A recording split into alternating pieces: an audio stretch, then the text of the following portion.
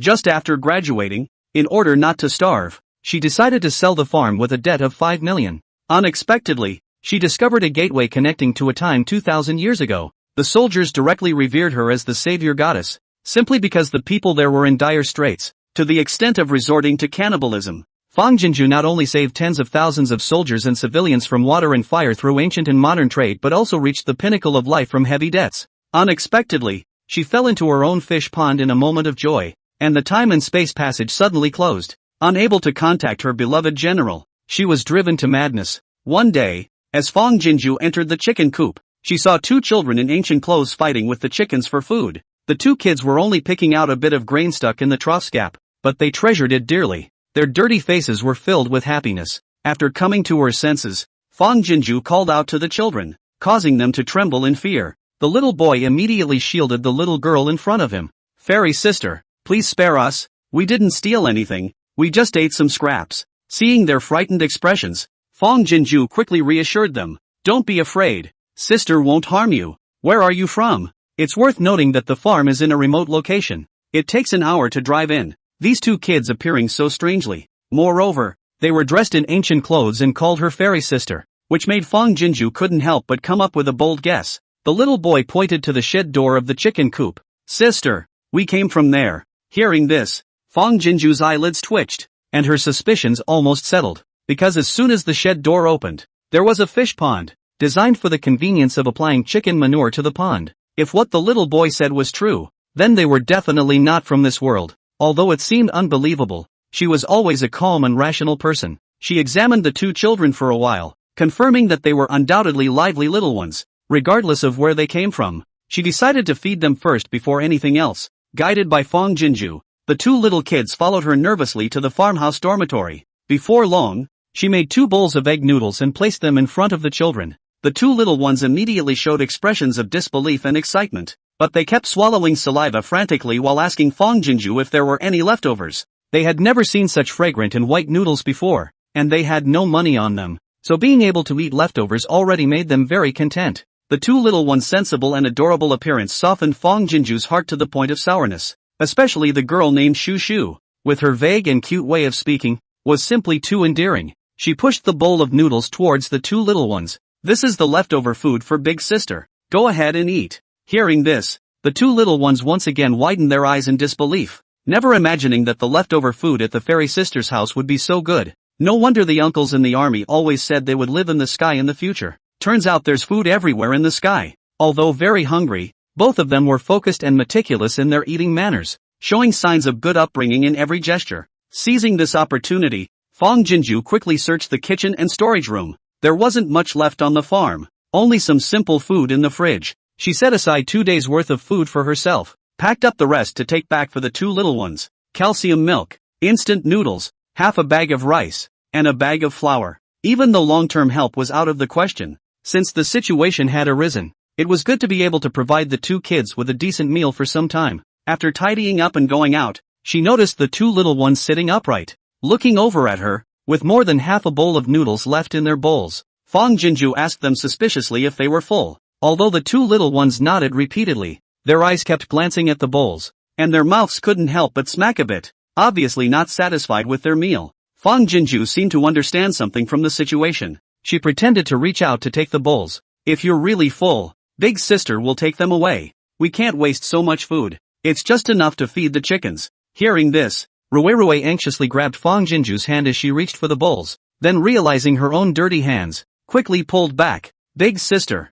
can Rue take this food home?" Shushu also looked nervous and expectant, afraid that the fairy sister would really feed the leftovers to the chickens. Fang Jinju couldn't bear to tease them anymore. Rue, are you planning to take the food back home to share with your family?" Rue nodded repeatedly. "Uncle and grandmother are hungry." "Sister, can Rue take it back?" Fang Jinju couldn't help but pat his head. "Of course you can, if your family treats you well. Sister naturally hopes they won't go hungry. But sister is worried that things here are very different from what you have there, so bringing it back might cause you trouble." As the words fell, Rue excitedly waved her little hands. It's okay.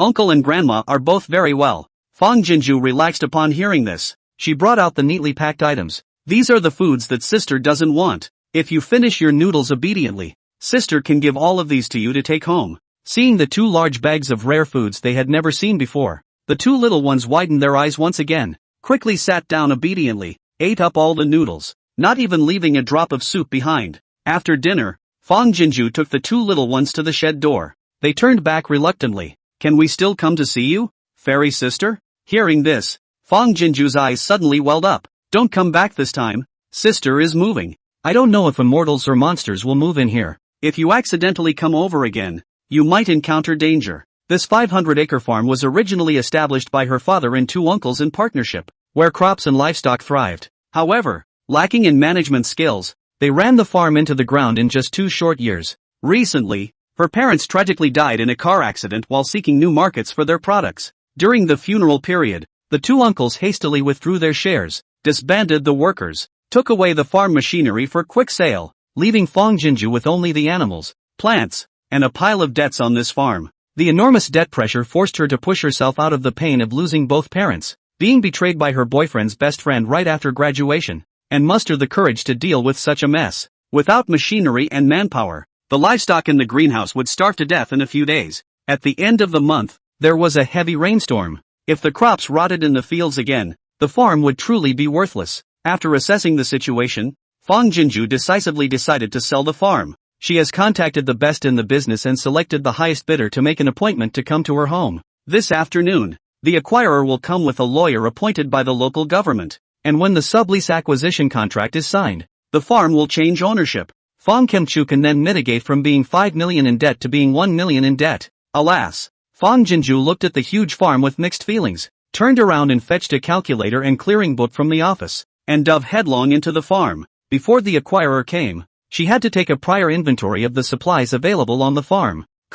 Dash. Cock-a-doodle-doo. Just entering the farm shed, Fang Jinju saw the chickens flying and jumping in fear. Through the fence, she could vaguely see what appeared to be 2 of the chickens. Children scurrying about? Fang Jinju was shocked in her heart and quickly stepped forward to check. Just found 2 kids dressed in hanbok ancient costumes, wandering around the chicken trough and grabbing food from the chickens. The 2 dolls looked to be 3 or 4 years old, with 2 little faces that looked exactly the same, and clothes that were so stained you couldn't tell the color. If it were not for the fact that one was wearing a double yacht grip and the other had her hair tied up at the top of her head, it would be impossible to tell the sexes. Sister, this is so delicious. Open your mouth. Brother feed. Brother also sub. 2 dolls skinny face jagged, loose clothes drooping in the small body. This is carefully in the gap in the trough, picking the grains of cereal and wheat grains, staring at the big bright eyes feeding each other. Dirty little face overflowing with happiness, but it is embedded in the food trough gap. The chickens cannot peck. Only a little bit of grain left.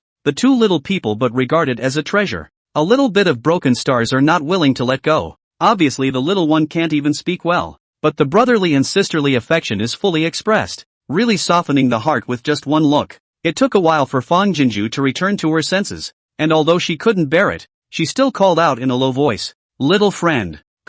Dash. The 2 dolls trembled with fear, and even the chickens behind him jumped and flew high in fear. Fairy sister, spare your life. The little boy child first time to stretch out the small short arm, tightly protect hold beside the little girl child. Panic looked to Fang Jinju. We did not steal. We just eat a little bit of crumbs. The little girl child cowered in her brother's arms and shivered, also looking terrified. Seeing this, Fang Jinju could not think of much and hurriedly opened the fence gate and crouched down in front of the 2 dolls. But I don't want the little boy child to close his eyes in fear, and he hasn't forgotten to cover the little girl child's eyes. Fairy sister, lighter, please. The frightened and trembling little appearance made Fang Jinju feel self-conscious, and hurriedly reached out and touched their heads to pacify them. Don't be afraid.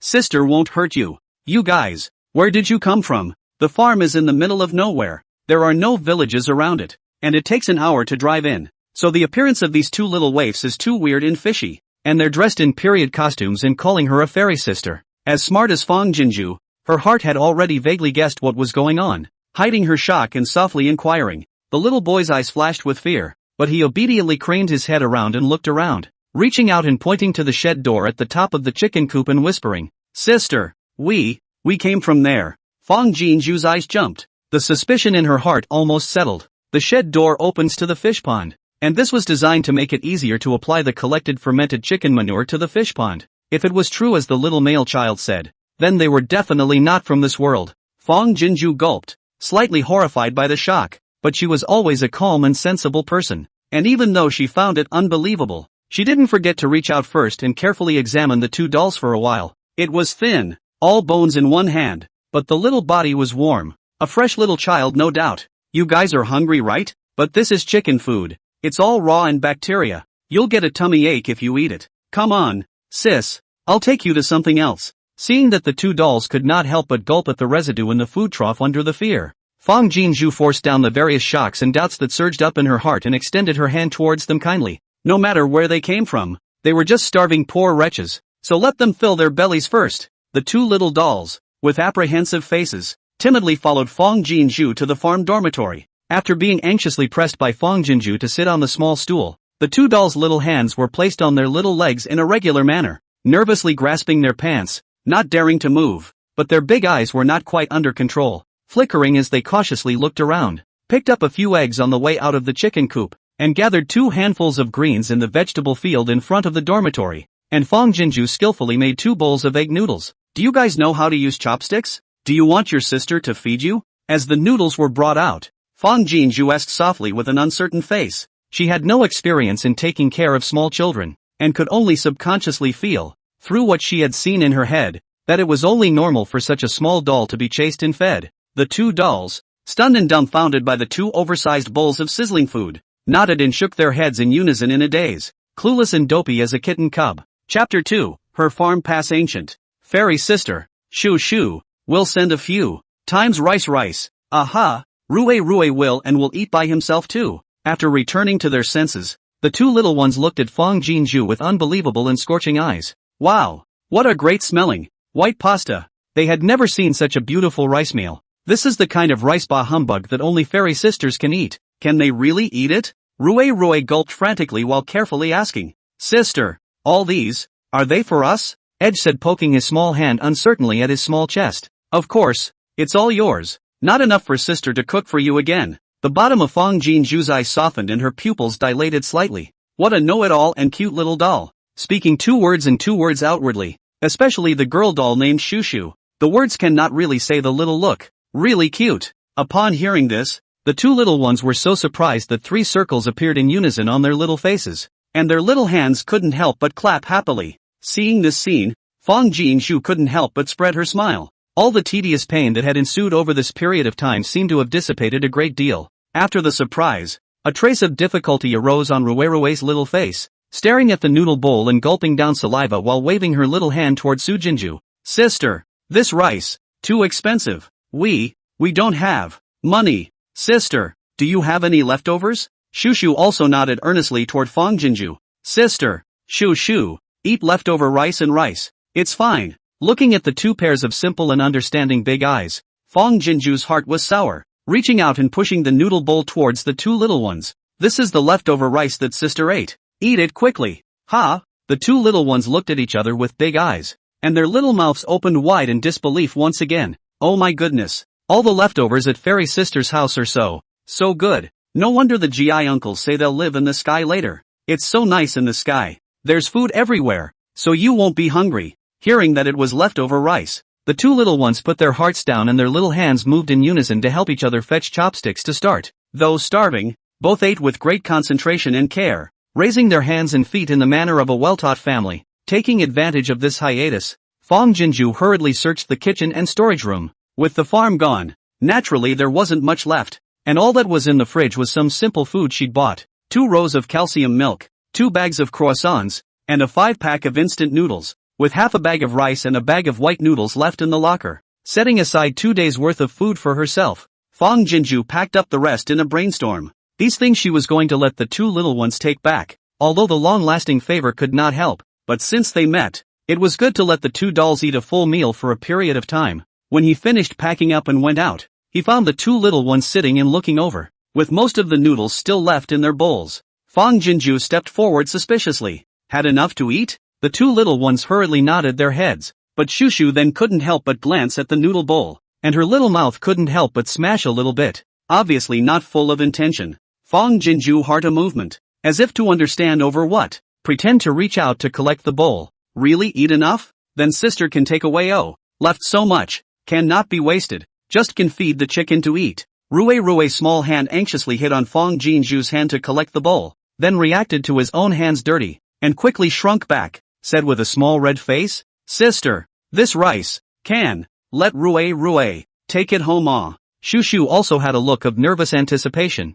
afraid that Fong Jinju would really feed the leftover rice to the chickens. Fong Jinju couldn't be bothered to tease them anymore and sat down facing each other, asking softly, Rui wanted to bring the rice back to his family, right? Hearing the words Rui's eyes light up, nodding repeatedly, aha, little uncle, hungry, grandmother, also hungry, sister, Rui, can I take it back? Fong Jinju couldn't help but touch his head. Of course, if your families are treating you well, of course sister hopes they won't go hungry either, but sister is worried that the things here are very different from what you have there, and if you bring them back with you, they will cause you trouble. No.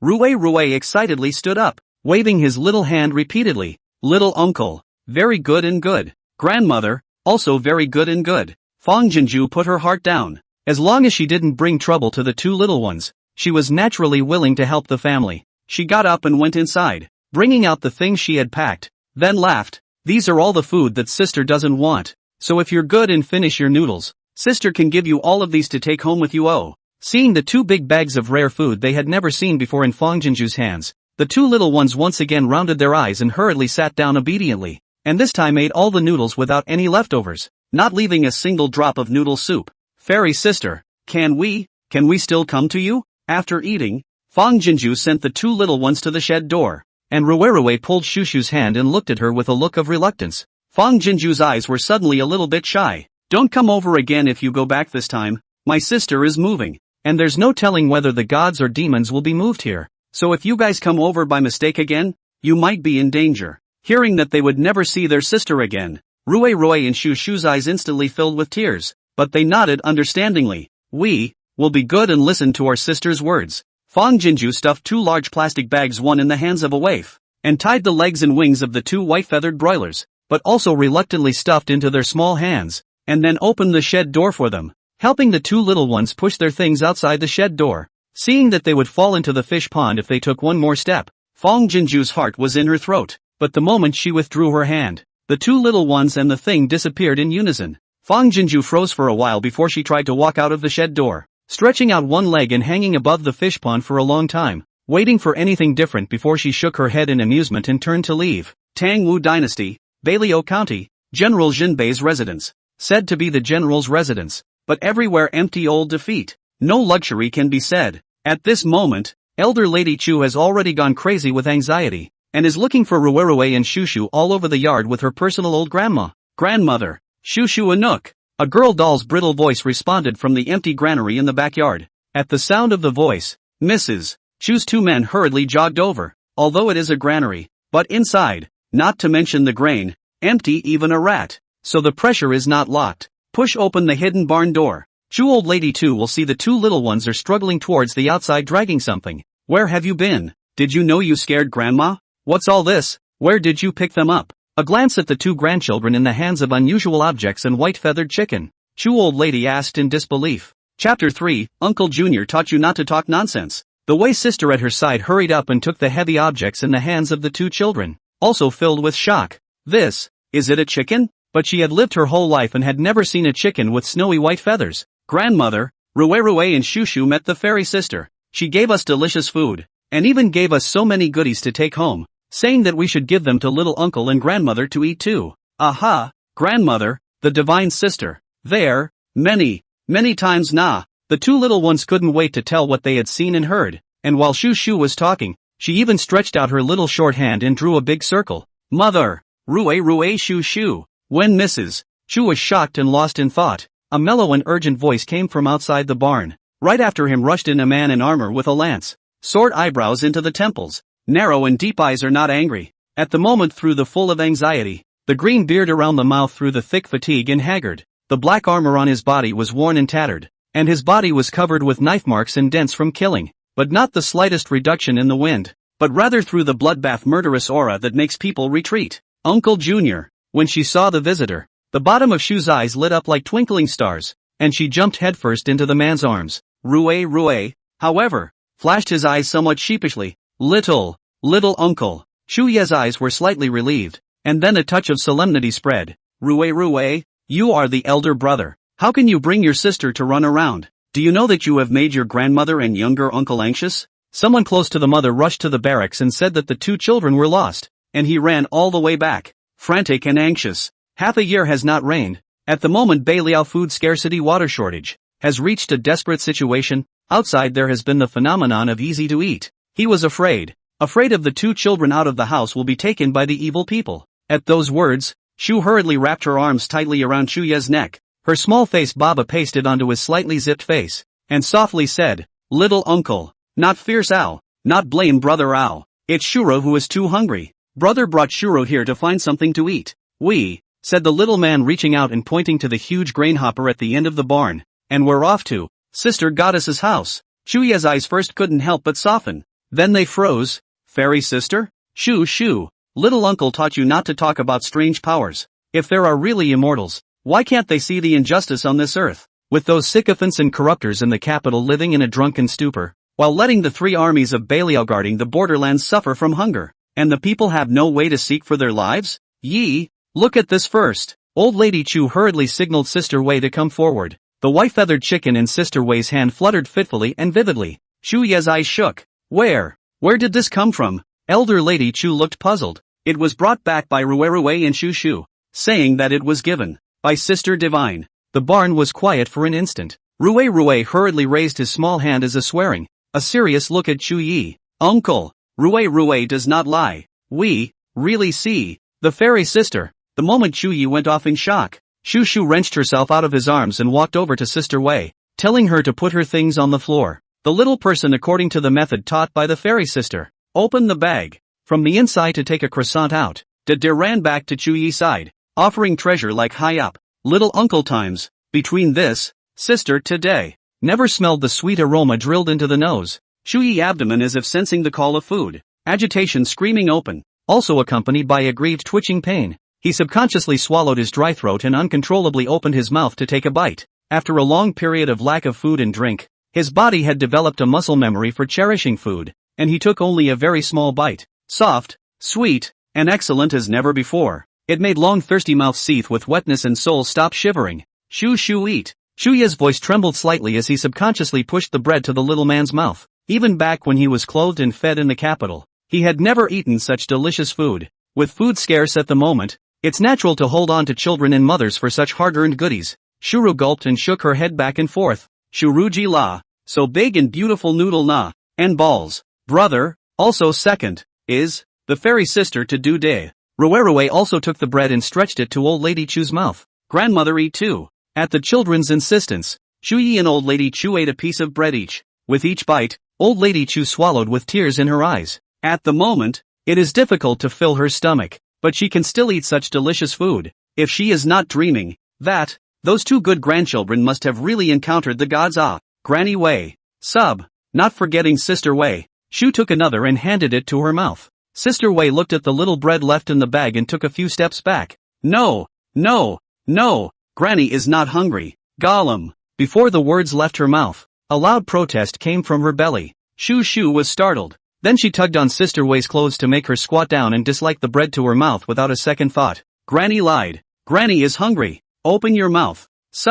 Sister Wei's eyes were red, holding a tear in her eye, and she opened her mouth to bite down. Until later in her mortal life, she had never forgotten the soul-stirring impact of the bite of food that Miss Shura had fed her. After eating, the two little ones couldn't wait to drag the adults by the hand to the Dukora. Shui. Three people looked at the bottom of the bucket bin, just enough for two children, and walked into the small door of the grain leakage. Incredibly asked, "This is the way to Sister Goddess's house?" The two little ones nodded their heads back and forth. Then, fearing that the adults wouldn't believe them, they held hands and dug in. Rue. Shu. The small door drilled in is the inside of the bucket warehouse. But Shui. Three people stared for an instant, watched the two children did not walk to the warehouse, but disappeared in thin air at the small door. Suddenly panicked, as if sensing the family's urgency, it was only 4 or 5 breaths before the two little ones came through the small door again. Seeing this miraculous scene with their own eyes, Shuya's three people were shocked and lost their words. "Uncle!" The fairy sister said that she was moving away,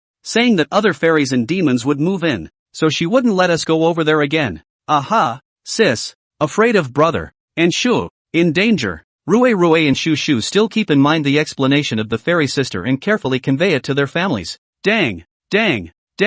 Shui only felt that his chest was like a thunderous tremor, and his heart felt like it was about to pop out. Sister fairy is moving out. Sister is afraid that brother and Shu are in danger now. Suddenly, Shui snapped his hands off his armor and dropped his spear. Chapter 4. She may be the last hope of Baliu. After stripping down to just his singlet, he crept to the ground and tried to get into the small door of the bucket barn. If it had been an ordinary time, he would not have been able to get in with his size, but he had not had a full meal in months, and had slimmed down just enough to fit through the small door. Elder Lady Chu and Sister Wei seemed to be aware of this and stared at him nervously, but they saw him climb straight through the small door into the bucket barn, raising his eyes as the inner wall of the bucket warehouse. Shuya's deep eyes were instantly covered by disappointment. It seemed that he couldn't get to the fairy residence in the same way as Rue Shu did. Old Lady Chu's eyes flickered slightly, and she also crept and drilled into the small door to try. Sure enough, she failed as well. At the end of the day, even Sister Wei drilled a trip like the cannon method, and it still didn't work.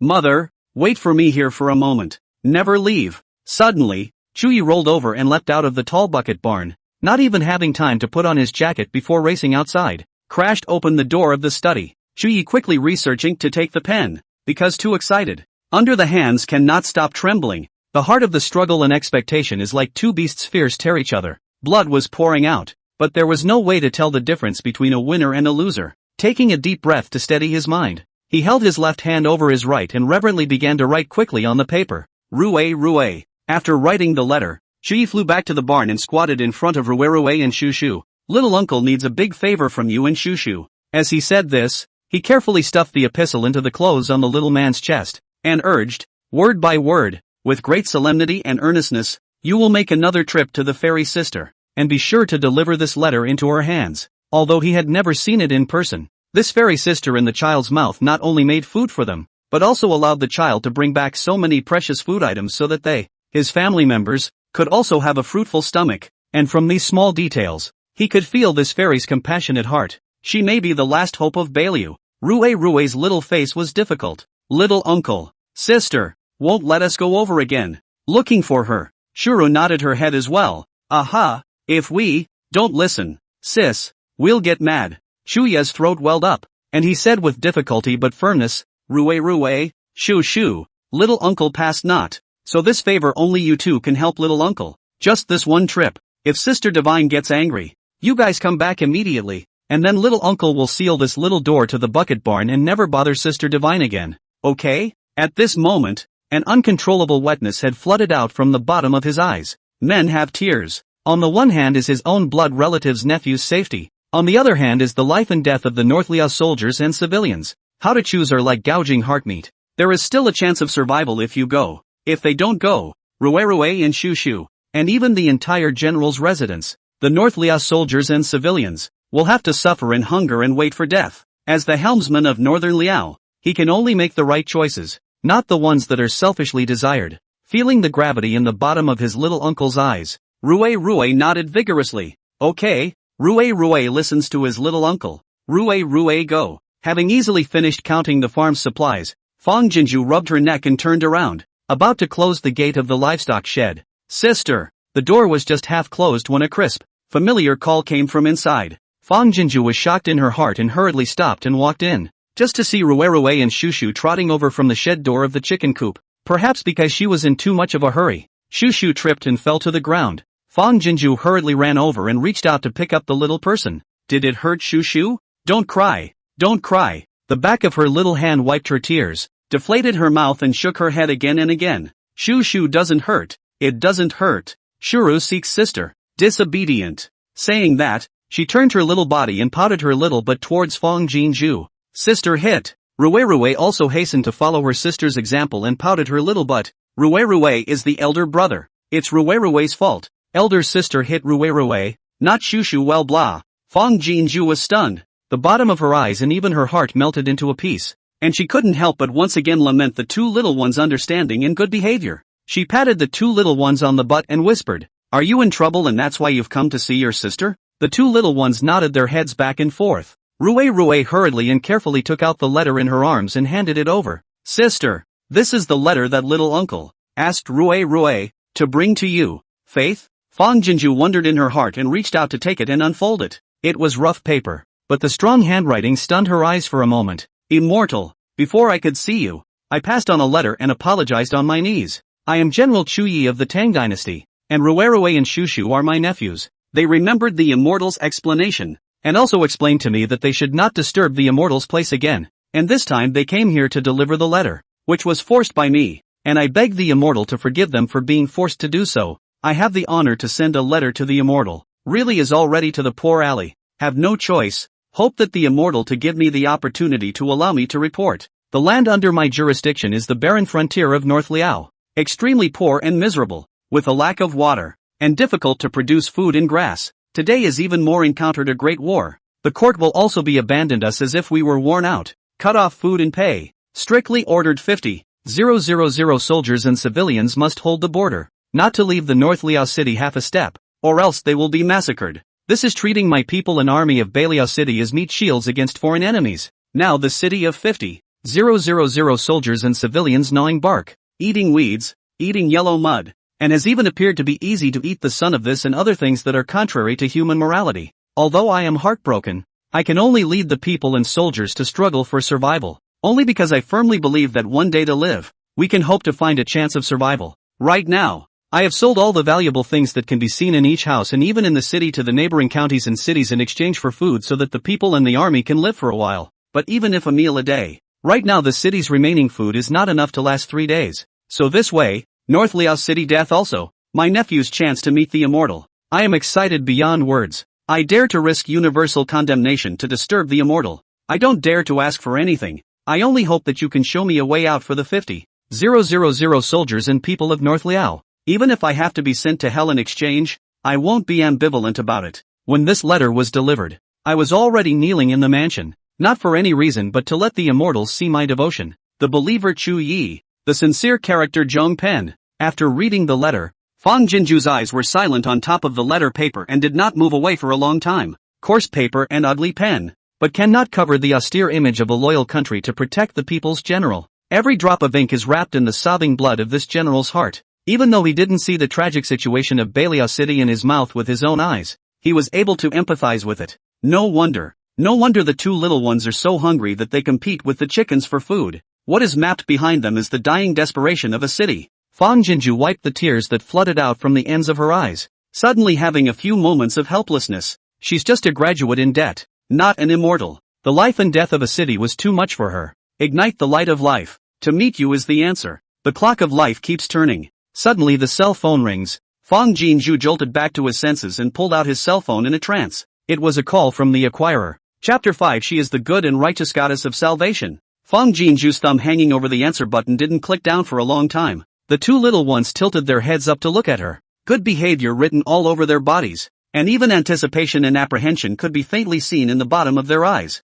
Faced with such two pairs of vivid eyes, two living, breathing people, there was no way she could dismiss the parallel time and space they were in as a vain illusion. Out of sight of himself. 50,000 soldiers and civilians are starving and waiting to die. If she took the supplies from the farm. Just thinking of this, Fang Jinshu slapped her face vigorously. Fang Kamchu, don't flatter yourself. Wake up. You're just an orphan girl who lost both her parents. Don't really think you're a fairy who turns stones into gold. Even if you give all the supplies from the farm to Beliao, you can only save them for a moment. Not a lifetime, but you'll be tied to the debt forever in your life. No way. Fang Jinju didn't dare to look at the two little ones' expectant eyes, turned around and pressed the answer button. Hey, Uncle Yang, little Fang do you think you can press the price for Uncle Yang again? This is the case. There is a farm in the north of the city and your current situation is the same. Is also poorly run, anxious to sublet. They opened the same price as you, but their scale is much larger than you are.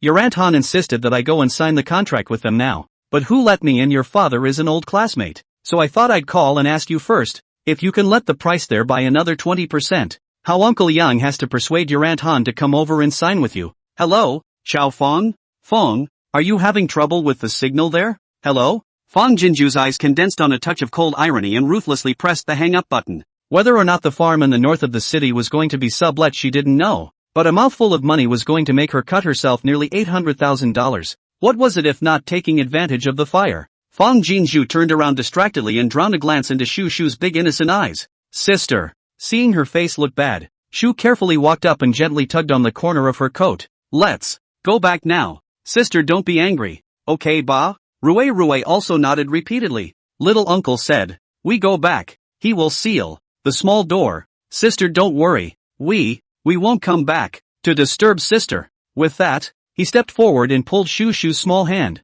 Sister, let's go. Watching the two little ones turn to leave, Fang Jinju's hand holding the cell phone tightened violently. Wait a minute. Rue and Shu Shu turned around, and both pairs of eyes lit up in unison. Fang Jinju's heart popped up in a messy way, one more violent than the other. To ease her panic, she couldn't help but start pacing. Fang Jinju, calm down, calm down. There must be a way. There must be a way for both. I have already sold all the valuable things that can be seen in the various mansions and even in the city to the neighboring counties and cities in exchange for food in order to allow the soldiers and civilians to survive. Things of value. In exchange for food. Fang Jinju's mind jolted, and then various visions were derived one after another. Rue, Shu Shu, wait for me here. Be good and wait for me. Sister will go and come. Fang Jinju anxiously explained towards the two little ones. Don't run around. Just wait for me at the same place, got it? The unknown two little ones nodded their heads in succession. Aha, be good and wait for your sister.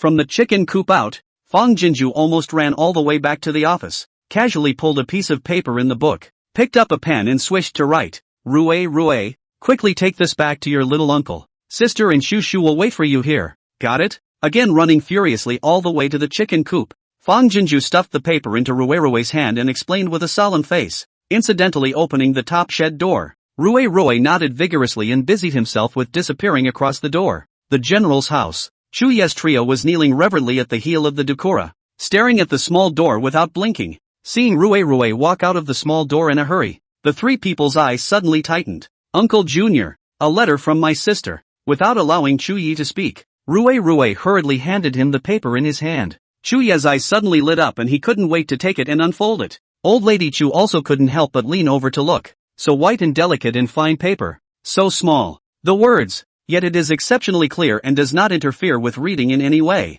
General Chu, I've read the letter you asked Rue and Shu Shu to pass on your behalf verbatim, and my heart is shaken. I'm not an immortal. I'm just an ordinary person in a different time and space from the general. I'm really terrified of the general's trust, although I am alone, but I cannot bear to see the people suffering. Starving corpses everywhere, so I thought of a method. If the operation is appropriate, may be able to help the general a hand. General's dynasty and my dynasty difference of thousands of years. The general where the things in our dynasty may be worth $1,000. If the general, believe me, can be in the house vase calligraphy and painting, or pots and pans and so on, by Rue to let it to bring me here. I will sell it for an equivalent amount of food for Rue to bring back. I may not stay here for long, but I would ask the general to decide as soon as possible. Fang Jinju left a message. Chuye's brows were slightly wrinkled and stretched at times along with the content of the letter, and when he saw it at the end, he swished up with only a moment's deliberation under his eyes. Rue, go and bring a message to your sister. Just say that I promised to let her wait for a moment. Mother, you stay here and guard Rue in case the immortal asks him to bring a letter back at any time. And Sister Wei, follow me quickly. Learning that Chu Yi had agreed to exchange supplies, Fang Jinju was relieved, and to show her sincerity, she took advantage of the wait to hurriedly catch a dozen or so chickens in the chicken coop and tie them up, so that Rue and Shu Shu could drag them back to the general's mansion. Almost all of the valuable things in the general's mansion were sold out, and Chuye's study was left with only two sparse and unusual paintings and drawings, and then the flower pots in the corners of the walls. Although he felt that he couldn't take it, but Byung picked the best things in the house to take. He pulled out as much soil as he could from several carved ceramic tile flower pots in the corners and stacked them on top of each other. And Sister Wei also picked out a few slightly better bowls and plates from the kitchen. Worried that these items would not sell, Chuyi decided to let the otherworldly Fang Jinju pass through before thinking of a way out. The master and servant duo didn't dare to delay a moment and hurried to the granary holding the selected items. As soon as she entered, Sister Wei was shocked by the chickens inside, and the flower pots and plates and bowls in her hands almost fell to the ground. Chuyi was also shocked. Whether one's own things can be sold out or not is not to be mentioned. Even before sending it over, Miss Jinju sent over so many meat and animals, so she must have taken out all of her own things at home. Although Jinju boasted that she was just an ordinary person, in his eyes, she was the kind and righteous goddess of salvation. Chapter 6. This time, she went out on a limb. Rui and Shu made several trips back and forth before they could carry all the things Chuyi had prepared back to the farm. Fong Jinju crouched down and took a cursory look. Paintings and calligraphy, flower pots and bowls and plates, are not exquisite, but all permeated with a strong flavor of ancient charm. Unfortunately, Fong Jinju didn't know anything about antiquities and didn't know if this never heard of Tangwu dynasty object was worth anything or not. However, she and the general's house are now in a desperate situation without choice. Even if their own law failed, the worst is to follow the status quo. She is burdened with a huge debt. North Liao City died just. Fong Jinju had always been. As long as there was still a breath, she would not resign herself to her fate. Rui, Shu, do you want to be fed day after day? Fong Jinju smoothed out her thoughts, and then looked at the two little ones. The bottom of her eyes was the momentum of breaking the boat. Do you want everyone in the general's residence in Bailiao to have a full meal? Although there was confusion in Rui and Shu's eyes, they understood the 3 words of eating a full meal and nodded their heads repeatedly. I want to. Well then, my sister has a daunting task for you. The bottom of Fong Jinju's eyes condensed with solemnity. Rui, Shu, only the 2 of you can freely go back and forth between your sister's home and the general's residence. So Shu stays with her sister for the time being, and Rui, you have to go back to the general's residence first. If I have any messages with your little uncle, I need you to deliver them on my behalf. Got it? When they heard that they had to separate, Rui and Shu looked at each other, and there was reluctance and fear for each other in their big eyes. But then Rui touched Shu's head. Sister isn't afraid. Oh, little uncle is a great general na. We, too, have to become as powerful as little uncle. Right. Aha. Shuru nodded her head vigorously. Shuru, also want to be a general. My sister is so good. We, listen to my sister. Listen to your sister. Seeing this scene, Fong Jinju's heart melted, and the conviction in her head grew stronger. It is in the hands of the people to plan things and in the hands of the people to make things happen. This time, she went out on a limb. After returning to the dormitory, Fong Jinju didn't rush for a moment, but turned on the shower to prepare to bathe and wash Shu's hair. The little man's clothes are thick and dirty, and although autumn has already begun, there is still a bit of heat left, so she is afraid that the little man will suffer from heatstroke. During the bathing process, Shu's big eyes stayed round and her little mouth let out wow exclamations of surprise from time to time. Wow! My sister has spells. She can make it rain, yeah. Wow. The bubbles that turned out of my sister's hand smelled so good acrid. Ooh-hoo. Shu became so clean and smelling so good AC. There were no children's clothes, so Fong Jinju put on Shu's own short sleeves. Don't tell me. It just reaches Shu's ankles and is worn as a casual dress. The cleaned and dressed Shu changed her appearance, although she was still so thin, and her small face still had some malnourished yellowish air. But her features were exquisite and doll-like,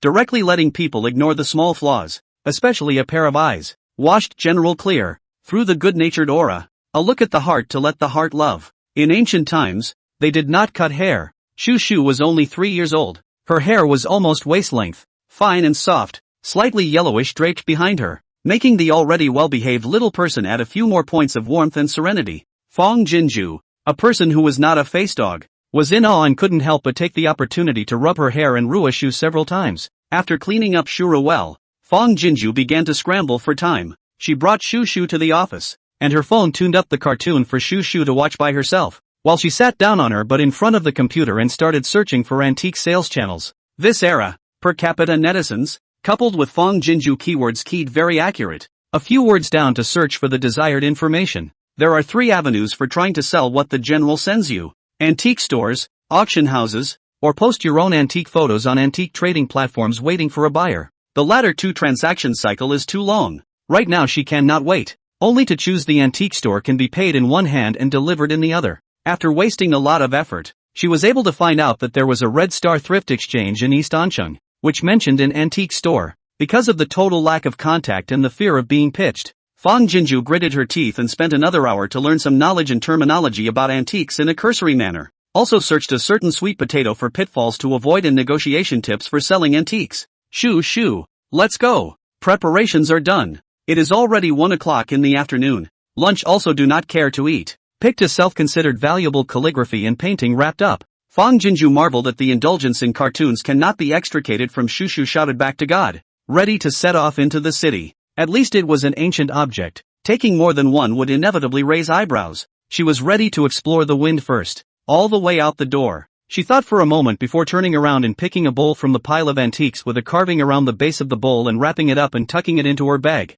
She wasn't sure which was more valuable, the painting or the carved bowl, so she just brought more. Sitting on the only property left behind by her parents, a woolly small truck that was so worn out that it would soon be scrapped, Fong Jinju only felt immensely contented. It was a good thing it was a four-wheeler that came and went, otherwise she would now have to walk a few kilometers to get to the bus. And she would have to transfer to a bus when she went into town. If this goes back and forth, the yellow flowers will be cold. On the way into the city, naturally, there was no shortage of Shuru's amazement. What a fast iron horse. Wow. A lot of iron horses. Wow wow wow wow. What a tall house. Wow wow wow wow wow wow wow wow. Fong Jinju drove for an hour and a half, and Shu marveled for an hour and a half. As the car drove close to the thrift market, she repeatedly instructed Shu that no matter what rare things she saw in a while, she had to hold back and not just talk. With such a fresh little antique, she was afraid that if Shu opened her mouth, she would invite further trouble. It wasn't that she minded that Shu would cause trouble,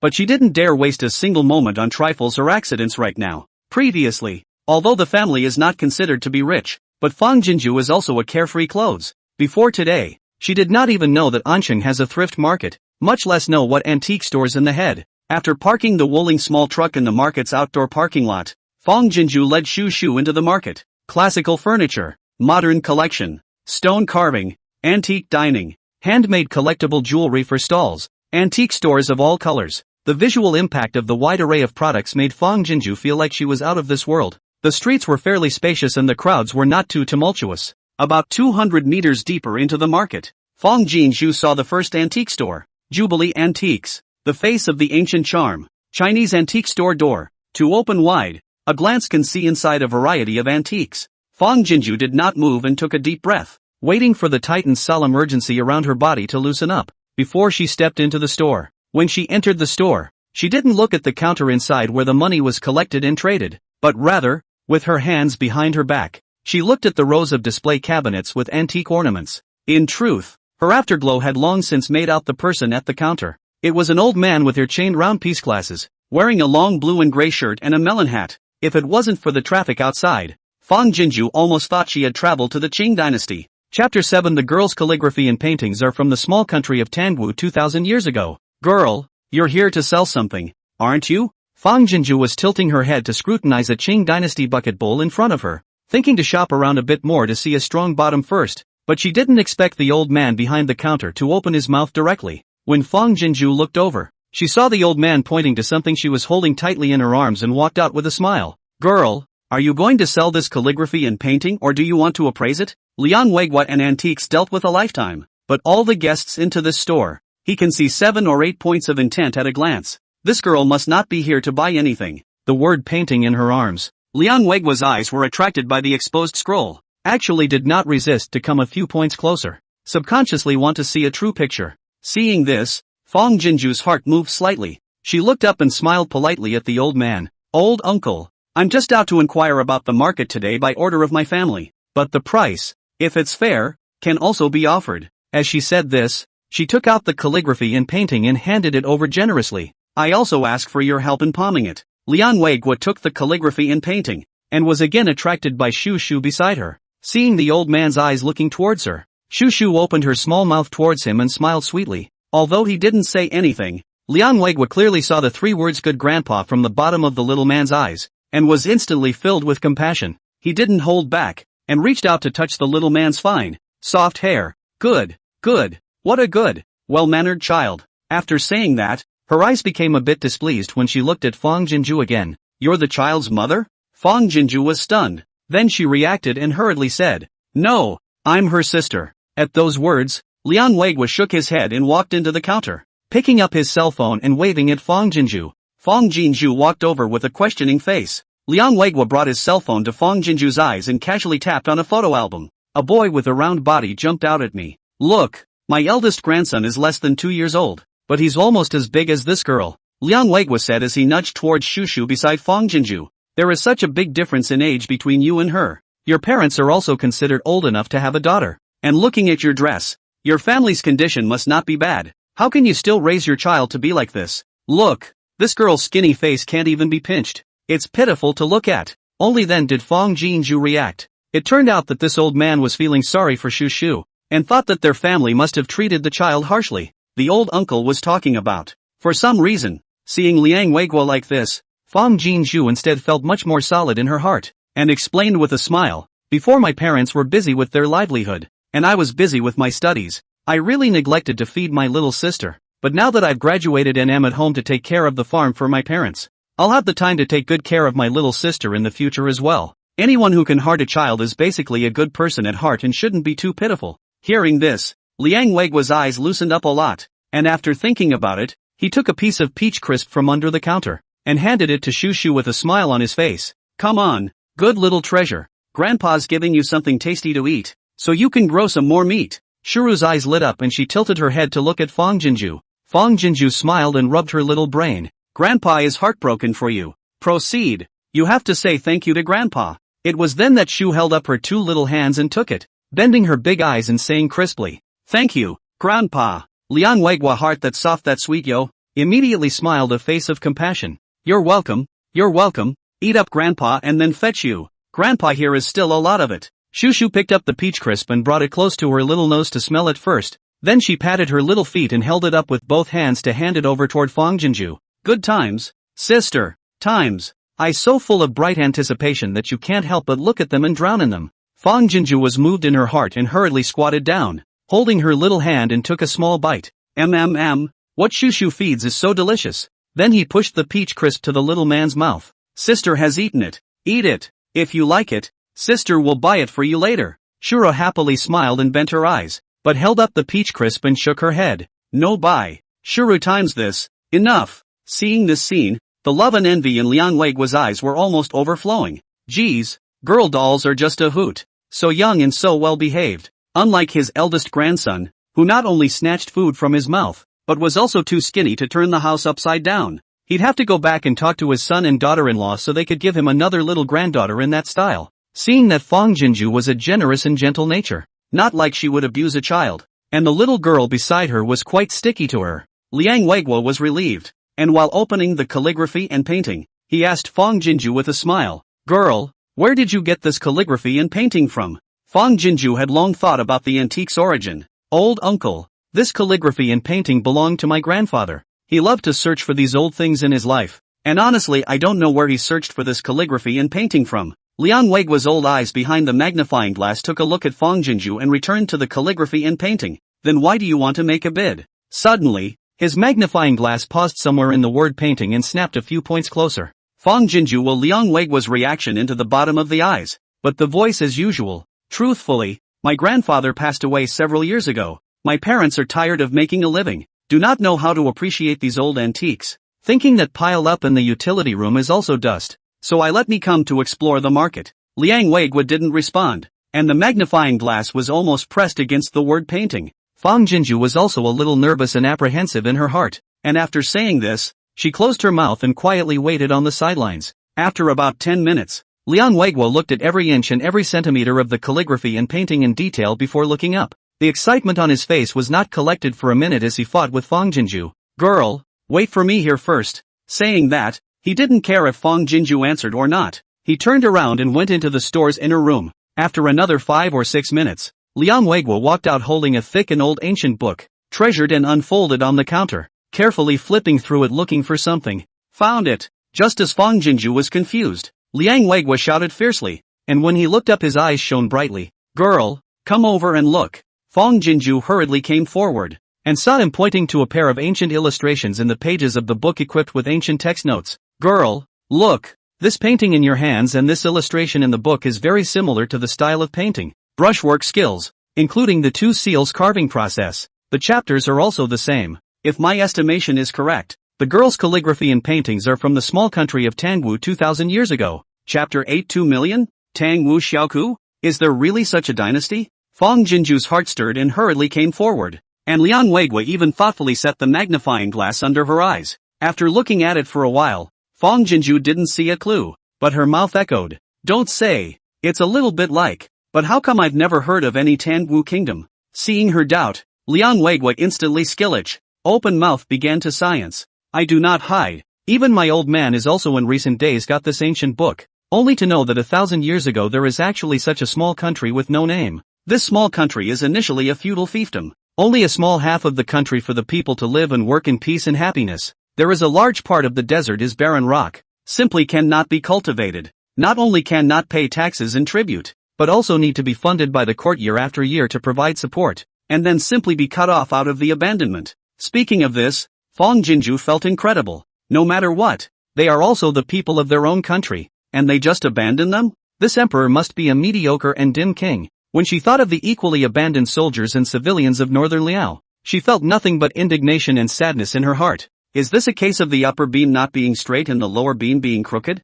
Ha ha ha. Liang Weiguo couldn't help but laugh. Who can say what was right or wrong thousands of years ago? Little girl, you are a person of nature, but it's a blessing in disguise. Although the small country of Tangwu was abandoned by the main country, but then the enemy country flattened the main country, but also because they did not look at his barren square corner of the land. They were unharmed and were able to keep alive. Later, however, this small country was still overthrown, but it seems that it was not because of enemy aggression, but because the generals stationed on the border rebelled and died from infighting. Rebellion? Fong Jinju was stunned. General Chu rebelled in the end? It's true. They are forced into a desperate situation. If they don't rebel, can't they just watch the soldiers and civilians under their command starve to death? I only hope that I could help Northern Liao tide over this time and avoid the deaths and injuries of a great war. Little girl. Seeing her lost in thought, Liang Weiguo's voice pulled up a bit. You are really good fortune, ah. Your grandfather left behind this painting and calligraphy, but a rare treasure, ah,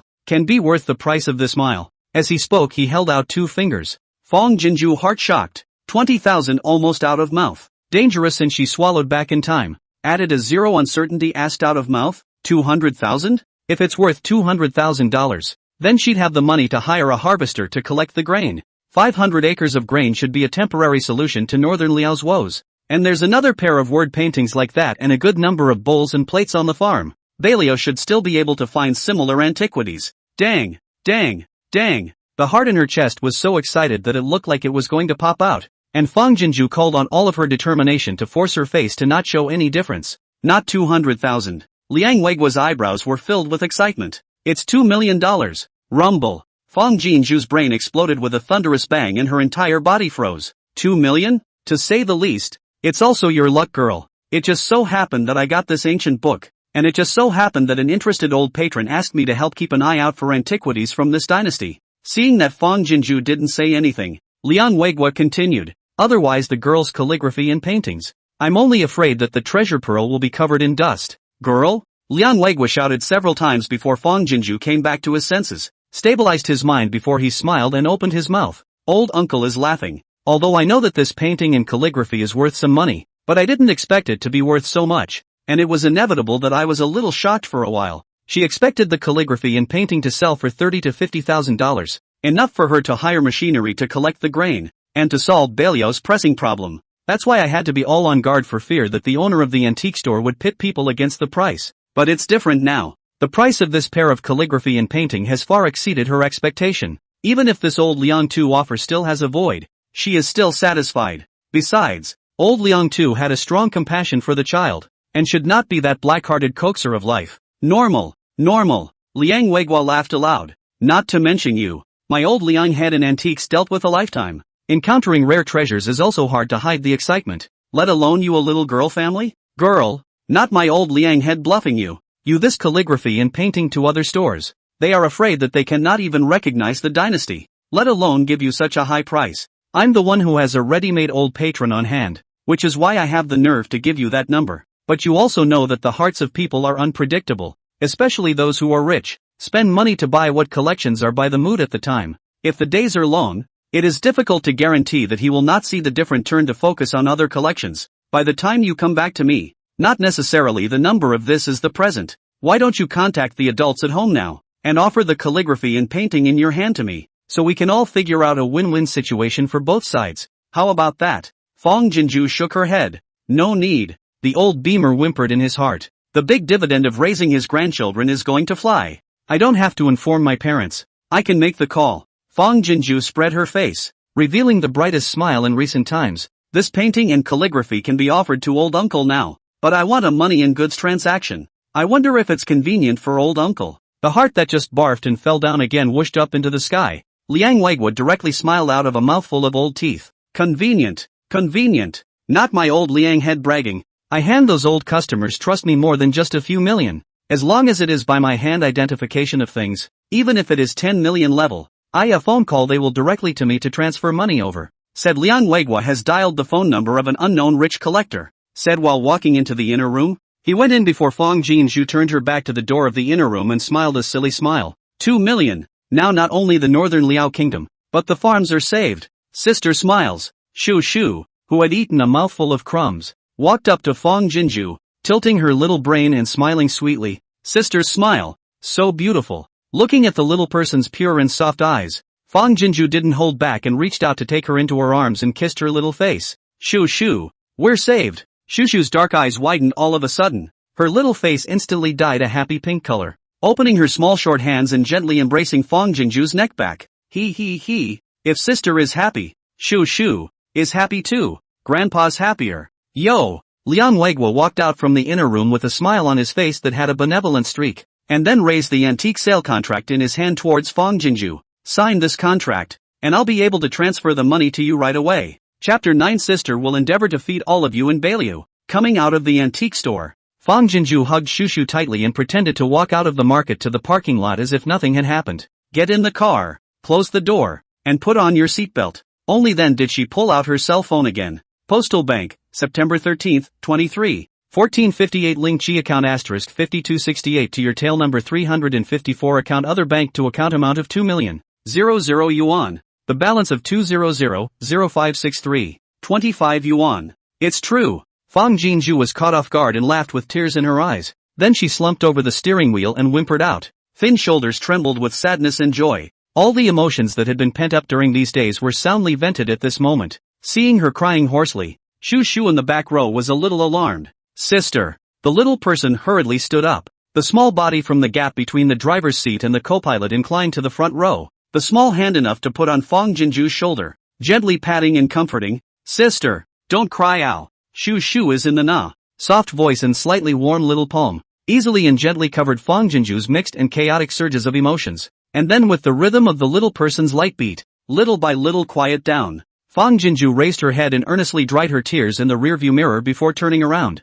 her arms crossing the gap to hold Shu Shu tightly in her arms. Shu Shu, from now on, you'll never have to go hungry again. Sister will endeavor to feed all of you in Bailu. Shuru's small short arms struggled to embrace Fang Jinzhu back, her large eyes glittering with a crystal bright light. Really? Well, really, sister. So powerful. More powerful than Uncle Junior. Fang Jinzhu smiled brightly and rang the Wuling small truck. Let's go. Shu Shu, let's do something big. After casually buying a steamed bun from a roadside stall to muddle through, Fang Jinzhu took Shu Shu and drove all the way to the agricultural machinery leasing company. Despite the arrival of a huge $2 million, but at the moment there is a need to open up resources and cut costs. The rental company has a full complement of harvesters and drivers, professional and save money, harvesting 1 acre of land for $80. Hearing that Fang Jinzhu was going to harvest 500 acres of farm, the leasing company's owner's mouth couldn't wait to grin to the back of his ears. When the boss's vision are long-term, in order to get the goodwill of the big patron,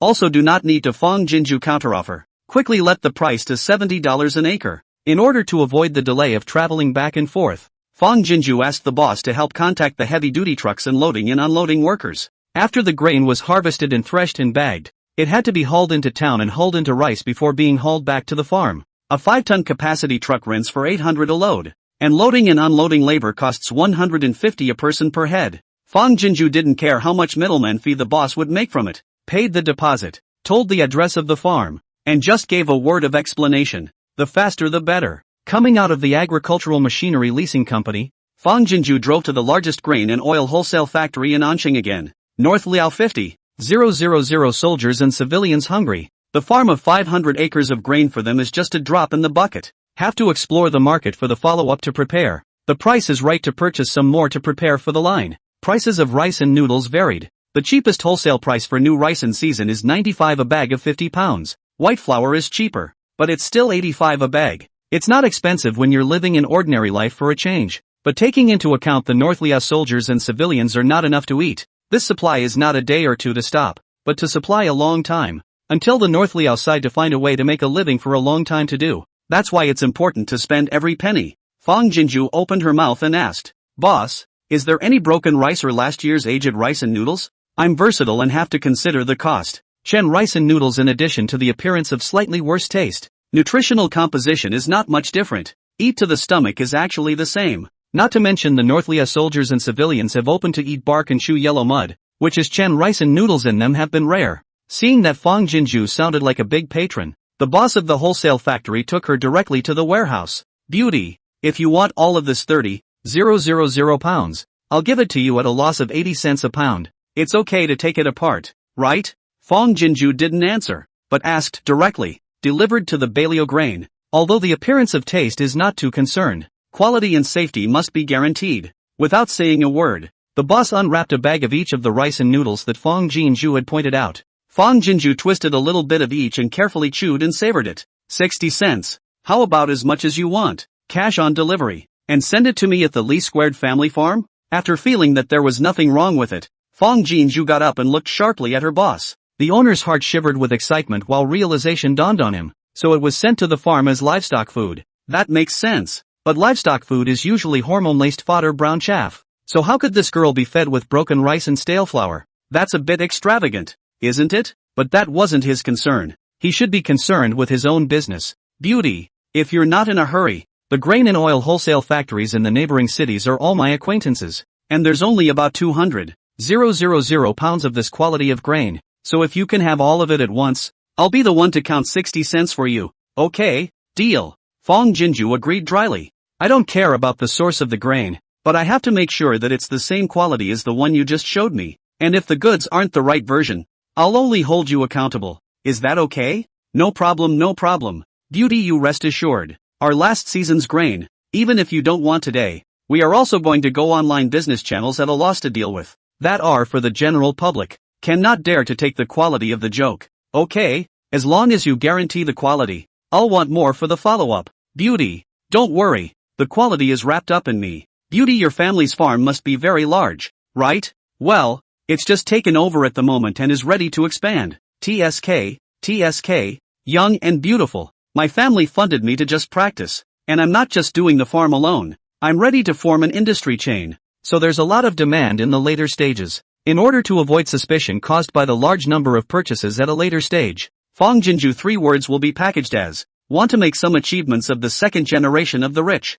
It wasn't that she hadn't thought of convenient online shopping, but with the huge number of online purchases and the fact that they would be captured by big data, who knew if the dots would be low enough to draw the attention of the cyber police to question her use? It's not the stuff of treachery, but it's such a large amount that it needs to be rationalized. Entity purchases are at best asked twice by the boss, and casually fobbed off with relatively low risk. Hearing this, the boss heart solid at the same time, naturally full of compliments. Beauty discerning. The future will be unlimited. Add a WeChat to leave a phone call at beautiful, and then again in the future. Remember to contact me. The price of quality you can rest assured. Good. After coming out of the wholesale grain and oil factory, Fang Jinju breathed a shallow sigh of relief and started working on the next thing. The farm's ability to pass through ancient times is something that should never be divulged. This meant that all of the food for the 500 acres would have to be teleported there by her and the 2 little ones. Chapter 10. Nearly 500,000 pounds of grain transmitted to northern Liao? Not to mention the fact that it was absolutely impossible for Rui and Shu Shu to move the grain.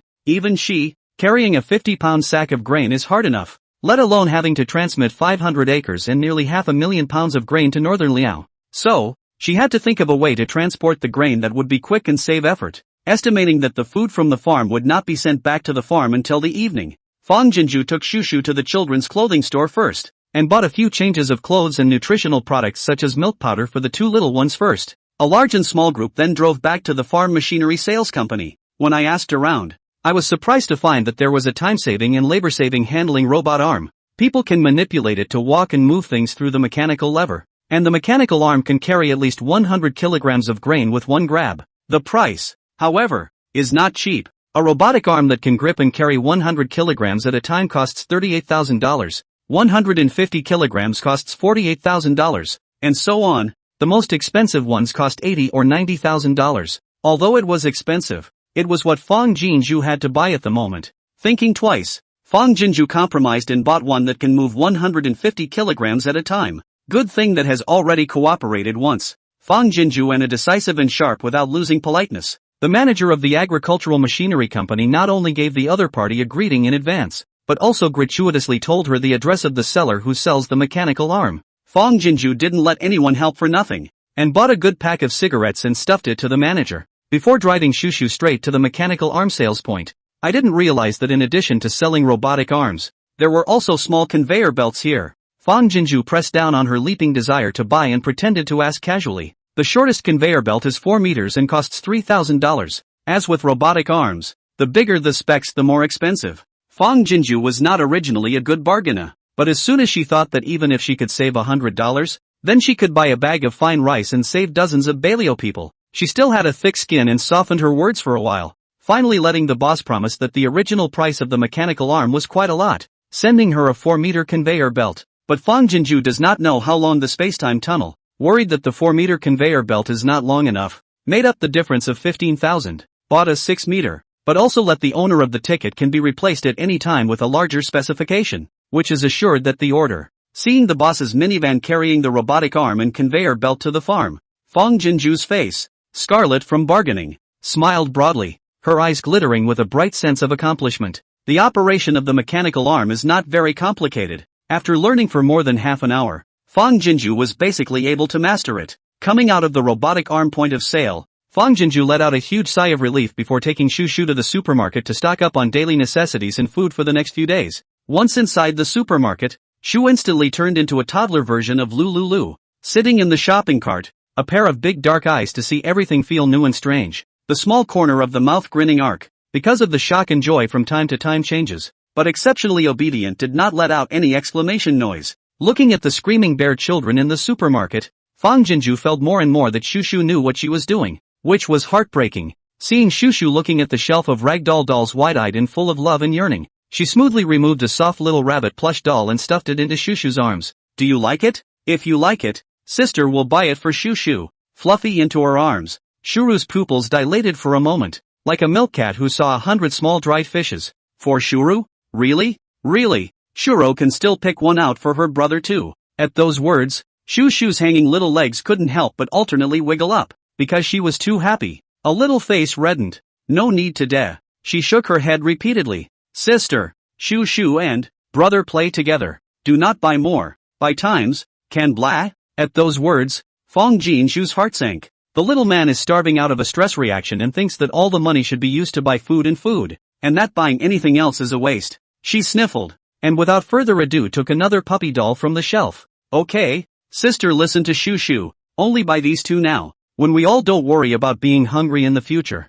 sister will buy all the dolls here for Shushu and brother. Okay? Fang Jinju didn't know that her casual promise had planted the seeds of splendor and predictability in the little man's heart, because her sister really did make her eat a full meal. Shu felt that if it was something her sister said, it could definitely come true. A large and small group returned to the farm with a trunk full of supplies. You basically don't have to buy vegetables. Late summer and early fall is the season for fruits and vegetables to flourish, and the farm has them all. Most of what Fang Jinju bought was food that was easy to cook. After all, she was only one person, and she was bound to be busy day and night for a few days. Noodles, instant noodles, ham and sausage are essential, and if you fry an egg and cook some vegetables, it's a tasty meal. On top of that, she cut several pounds of pork and bought a good number of easy-to-cook meat chicken legs. Steam a pot of rice, stir-fry any shredded vegetables and meat, or smother mushrooms with chicken thighs, also doubly flavorful and delicious. Why shell out for meat when there's plenty of meat and poultry on the farm? Because she's afraid to kill.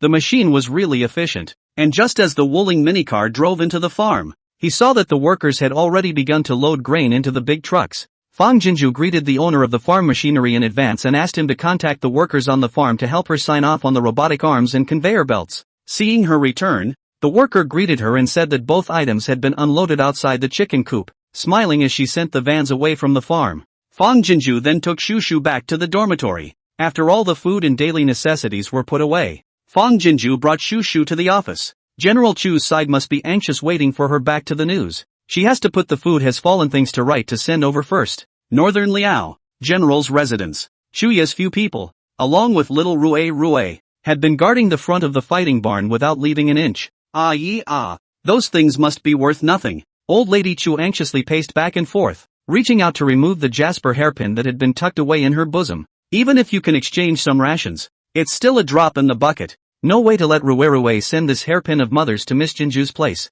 right? Shuyi shook his head, trying his best to stabilize his voice. Mother, don't be anxious, wait a little longer. This hairpin was the last piece of dowry given to mother by her grandmother, and must not be used until absolutely necessary. And even if the hairpin is worth more than the painting, the grain exchanged for it can only be used for a short time in Balia. The thought of leaving the livelihood of a city of soldiers and civilians on a girl he had never met made his heart feel guilty. The fist of Chuye's hand behind his back tightened slightly, and stern determination crossed the bottom of his eyes. If it doesn't work on Miss Jinju's side, he will immediately bring 50,000 soldiers and people to kill back to Kyoto. Even if he carries the reputation of a rebel for 10,000 years, he will not stand by and watch the people under his command starve to death alive. Uncle Junior. Suddenly, Shuru's voice came ethereally. Shuye's heart skipped a beat, and his eyes tightened abruptly as he stared at the small door. It was only after a few breaths that they saw Shu holding up the letter and running out of the small door. Chapter 11 Northern Liao is saved.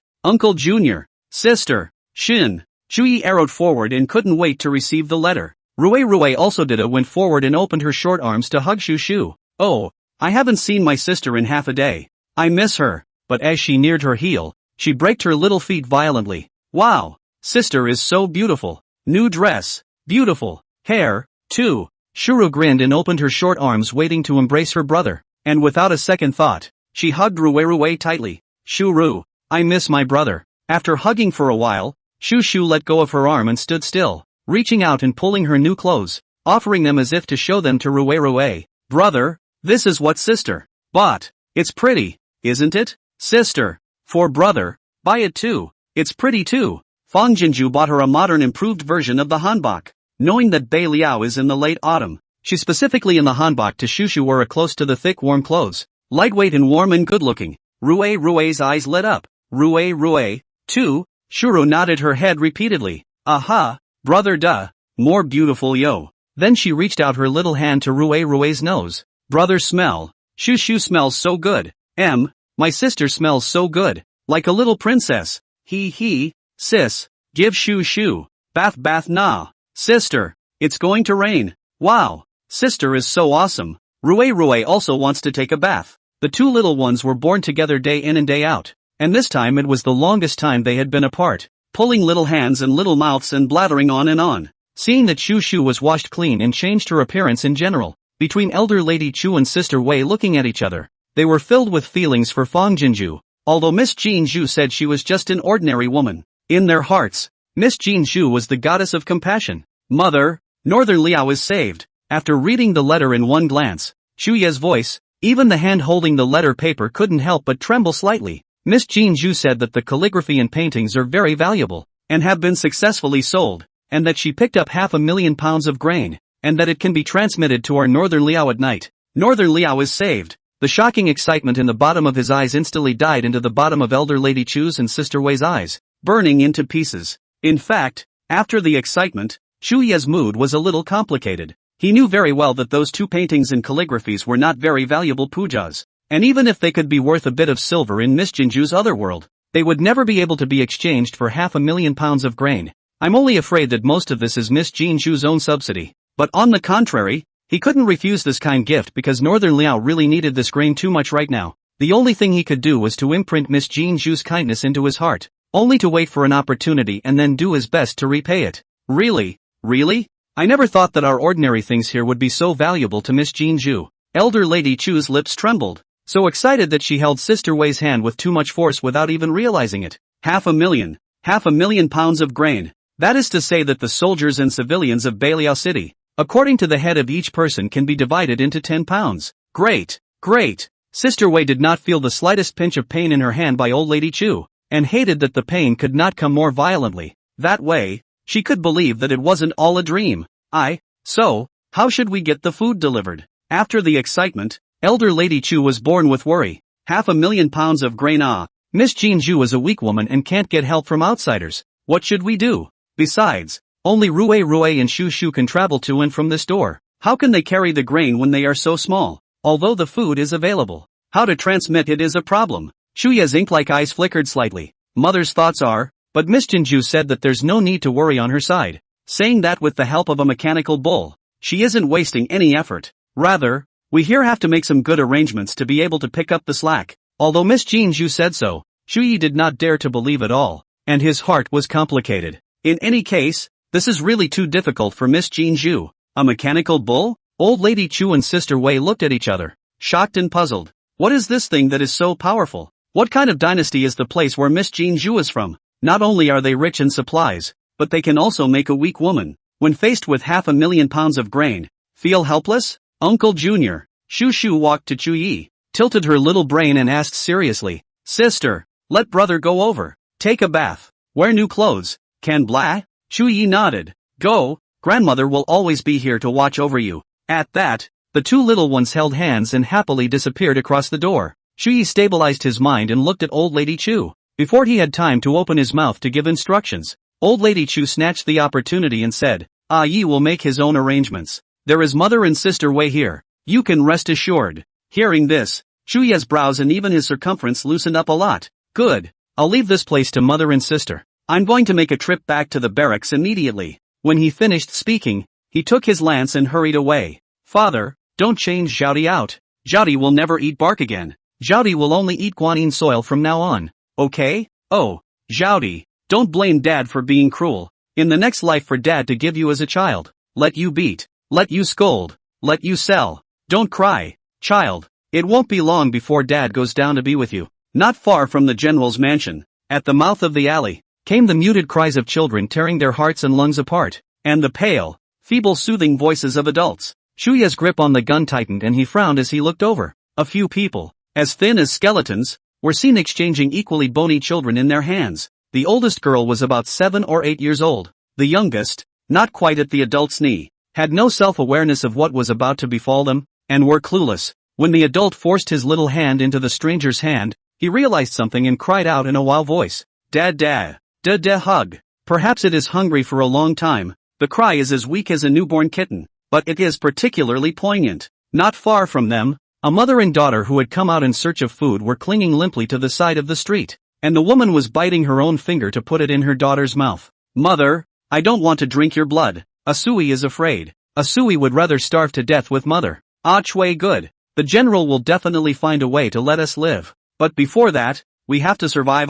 Mother has lived for so long and is contented. Ah Chui is still young. As long as we endure this difficult time, there will be long good days ahead. Don't. Although I know that the people have already begun to eat blood, but see with their own eyes. Still let Chu Yi heart suffocated. Open the long legs broad stride sprinted over. What are you guys doing? He swept past the mother and daughter, coming first to the few people who were ready to eat the easy child. His voice stern. When the people saw it was him, they pulled their children to their knees, and except for the reverence for him in their eyes, everyone's face was bitter and hopelessly dead. Chapter 12 All pull yourself together. I have found food reinforcements. General, since the general has bumped into us, kill us. The man choked and spoke. It's better than losing our humanity to hunger and becoming child-eating beasts. With that, he tilted his head back to show his neck with a look of desperation. Seeing this, the others did not make a sound to beg for mercy, and all looked at Chu Yi with dull and hopeless eyes. It was as if they were determined to seek death, and it was as if it didn't matter to them whether Chu Yi killed them or not. If you don't die today, you'll die tomorrow and the day after anyway. Seeing this, the anger between Chu Yi's brows dispersed for the most part at once. He instantly realized that these few people had been starved to the point of losing their sanity, but were unwilling to become easy beasts, which was why they chose to act and trade near the general's residence. Abominable, yet hopelessly sad. Chu Yi's eyes were sore, and he pounded the handle of his gun on the ground. All of you give this general a boost. This general has already found food reinforcements. The eyes of the people were first stunned for a moment, and then shock and disbelief exploded one after another in the bottom of their eyes. The man at the head of the group shuddered. Really? Really? The people on their knees held back from straightening up, and even the mother and daughter not far away rejected their breath and pricked up their ears, fearful that he was starving and hallucinating, and fearful that if he breathed a little heavier, it would change things. Really? Chu Yi solemnly said. Just endure one more night, and early tomorrow morning, this general will ensure that the entire population of Beliao City will be able to share life-saving rations. Rumble. His words were like a thunderbolt over the dry and dying hearts of the people, and instead of frightening them, they made them roar in ecstasy. For after the thunder comes the manna that saves lives. Snap dash. The man slapped himself hard twice, the kind that makes your eyes bleed. but then turned his head and giggled as he looked at the children around him and the people behind him. It hurts. It's not a dream. Zhaodi, did you hear that? The general said there's food. We're saved. Several of the people instantly reddened their eyes, knowing only to desperately kowtow toward Chu Yi, but unable to say a word. Not far away, the mother and daughter also embraced each other and wept with joy. Mother, you were right. The general really has a method. In fact, she did not want to hog the credit for saving Beiliao's girl Jinju, but after thinking about it for a while, he still accepted the people's excited worship in silence first. Let's not talk about whether or not the people would believe that there is another world other than the Tangwu Great Land where such divine metaphysical truths exist. Even he, from the time he got the response from the Jinju girl until now, had been having the inauthentic feeling of being in a dream world. There are variables in everything, not to mention that godly time and spacegate. Until the food was transmitted, he was not allowed to run any unknown risk of dishonoring the goodwill of the Jinju girl. When the people really have their share of grain and have enough to eat, he will be able to tell everyone about Miss Jinju's merits. It's a good thing this general stopped it in time, or you would have committed an evil deed against human decency. A moment later, Chu Yi's face recongealed on the stern color, pointing to the mother and daughter behind them, also on the verge of extinction. You only know how to satisfy your selfish desires by making your children easy to eat, but she makes her children drink her own blood in order to continue their lives. This is what parents should be like. Though it was an evil that was forced out of him on the verge of extinction, he would not allow it to take advantage of the opportunity to erode the human heart. Otherwise, what is the point of him giving up his glory and dying to defend Northern Liao? The few people who were kneeling on the ground hung their heads in shame, mindful of the fact that your evil deeds have not yet been accomplished. This will give you a chance to redeem your deeds. The silver gun is starting hand back and forth, instantly rebuke in Chu Yi behind. Awe-inspiring, this will make you will have raised the news of grain to run around, and to warn the crowd. From now on to honestly stay at home, shall not be free to walk around noisy, to wait for the grain to arrive. This will notify everyone to come over to collect. Besides, Chu Yi said in a deep voice, when you bring the news, convey this general's message. If anyone dares to eat their children again, or to do such evil deeds, this general will chop them off without mercy. Northern Liao wide land. The people of the village are scattered and fall, rely solely on a few people to run to tell the fixed is not, etc. We'll still have to arrange for the army to patrol to declare. But the evil behavior of these people, he cannot be lightly over. Have to let them suffer a little bit, at the same time borrowing them to warn those who will collapse, ready to commit murder and evil talent line. Thank you, General, for sparing us from death. Thank you, General. The few people who got the order, as if they were greatly released, clanked a few more heads towards Chu Yi, before scattering and leaving. Chu Yi turned and paused as he walked over to the mother and daughter. The silver spear rose and fell as he chipped a piece out of the end of his armor. You will keep this and give it to the soldier who distributes the grain tomorrow when you receive it, and he will give you an extra portion of grain. The things were stuffed into the hands of the mother and daughter. Chu Yi then arrowed away. The mother and daughter who came back to their senses had tears in their eyes and kowtowed 3 times heavily towards his back. Farm. Fang Jinju was directing the workers to unload the grain from the heavy truck towards the chicken shed house. 500,000 pounds of grain that had been hulled into rice were yards away in front of the shed, sparing the mechanical arms and conveyor belts. Fang Jinju couldn't help but feel furious in her heart. It looks like I'm not going to be able to sleep tonight. The general is back. General, are Rue and Shu Shu okay? Chu Yi had just entered the barracks when several vice-generals swarmed forward in unison, each with a vegetable color on their faces. But they couldn't cover up their concern for the 2 children, Ruishu and general blood lineage of the same family,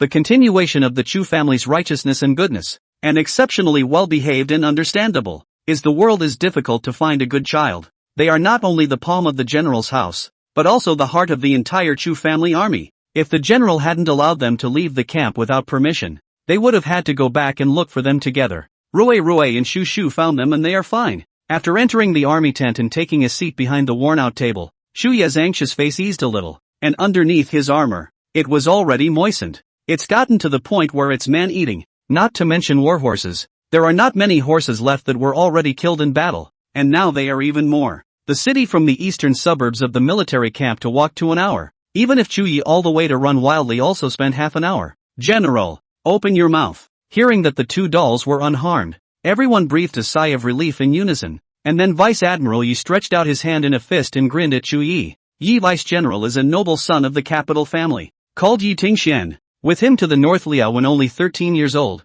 this year also just turned 16 years old. He could have chosen to go back to the capital, but cannot be rushed away. Have to stay in Chu Yi together with the defense of the North Liao. The Chu family army in the barracks right now are all brothers who have sworn to live and die with him. The teenage general's thin face was filled with excitement as if he had won a treasure, which made Chu Ye's eyes roam with a hint of sour smile. What good things have you found again? Only then did Vice Admiral Yi offer his hand as if he were a treasure. Between his two fingers, he was actually pinching a live grasshopper. General, I've been searching all day to find this. Come open your mouth. With it he reached out and handed the grasshopper to Chu Ye's mouth, his eyes shining and his throat rolling uncontrollably. General, I found something good too. I have them too, but not many. Not only Vice General Yi, but several other vice generals grinned widely and spread their hands towards Chu Yi. Grass roots, unidentified dried beans, and even in the palm of one of the lieutenants was a dozen black ants that had long since been crushed. Though they were all few and far between, they were the most precious things they had at the moment. Chu Ye's throat was sore and swollen, and he rolled several times before he spoke. We have food. Chapter 13. It's a heavenly dream. The faces of all the people were stunned in unison, and for a moment the military tent was as quiet as a pin. General, let's rebel. The bearded Dali suddenly opened his mouth in a deep voice. At nearly 9 feet, he was the biggest and strongest man in the barracks, but now he was so thin that he could almost fit 2 of him in his armor. I don't know what the general sold this time, but even if he got a handful of food in return, it was a drop in the bucket. North Liao soldiers and people suffering, but bitter but for the North Liao exhaustion of the general. He's been wanting to turn against the court for a long time. The court of the day. General, if Vigor were to say such reckless things on a normal day, I would have to refute him a few times, but this time I'm with him. After a moment of silence, the middle-aged Vice General Han Kangwu echoed. Now, in addition to the house, the city of North Liao, but all the valuable things are sold for food. Bark, hay, and even dirt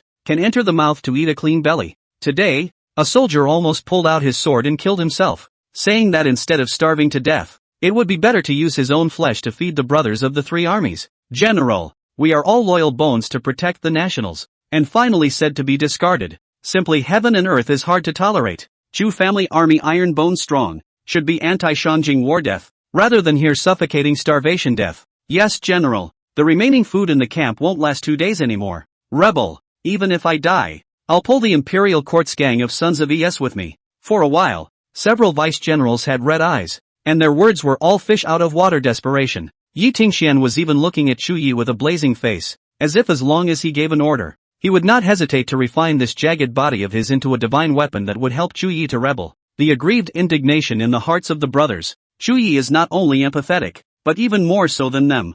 From the moment the court abandoned Beiliao, he was ready to rebel, but he knew very well that even if the 50,000 soldiers and people of Beiliao came out with all their might, they were no match for the court. Moreover, almost all of the families of the soldiers and generals of the Chu family army were in the Central Plains, and once they rebelled against going up to Kyoto, they would be pushing the heads of their families under the guillotine of the Imperial Court. At that time, when the Imperial Court did not give reinforcements and cut off the supply of military pay, he detected the bad intentions of the higher powers, and early arranged for his inner circle to sneak into the Central Plains, and deployed them closely, in order to minimize the harm to his own people at the time of the rebellion. But right now, the appearance of the Jin Zhu girl has brought a turnaround to Beiliao. Chu Yi got up, reached out and patted Yi Tingshuan's shoulder to pacify, and one by one, swept 2 others. This will know that you are a grieved indignation in your heart. But first listen to this will finish the words. By chance, the general's residence was connected to the other world, and with the help of the goddess,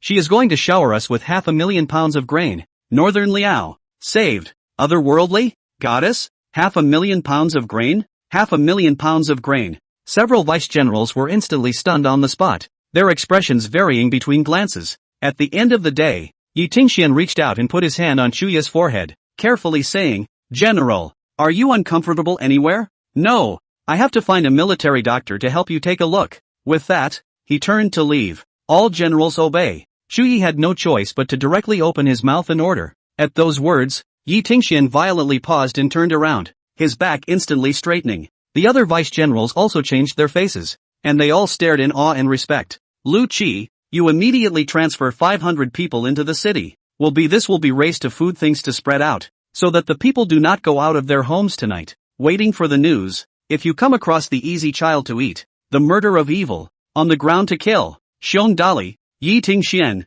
the 2 of you each transfer 100 elites, to be stronger and more tight-lipped. Follow me to the general's residence. Han Kangwu, you stay at the camp and stand by. I will obey. I will obey. The soldier's obedience to military orders is imprinted in his bones. Several military orders came down one after another. The 4 vice-generals didn't have the slightest hesitation when they received the orders, but everyone's face was either dumbfounded or shocked. What's the situation? Can it be that there really is some otherworldly goddess giving Northern Liao a snowball's welcome? This is unbelievable, alright. But they also knew very well that the general would never talk nonsense, let alone childish military orders. Although doubts rolled in their minds, the 4 of them immediately set about arranging for it to go. After another half hour, Chuyi returned to the general's residence with 200 soldiers and went straight to the barn. The barn was already empty, and it was thought that old lady Chu had already settled the livestock that Miss Jean Zhu had sent over. Only then did Chuyi open his mouth, informing a group of Chu family troops of the causes and consequences of the 2 little ones unintentionally trespassing into the other world and befriending the Jean Zhu girl,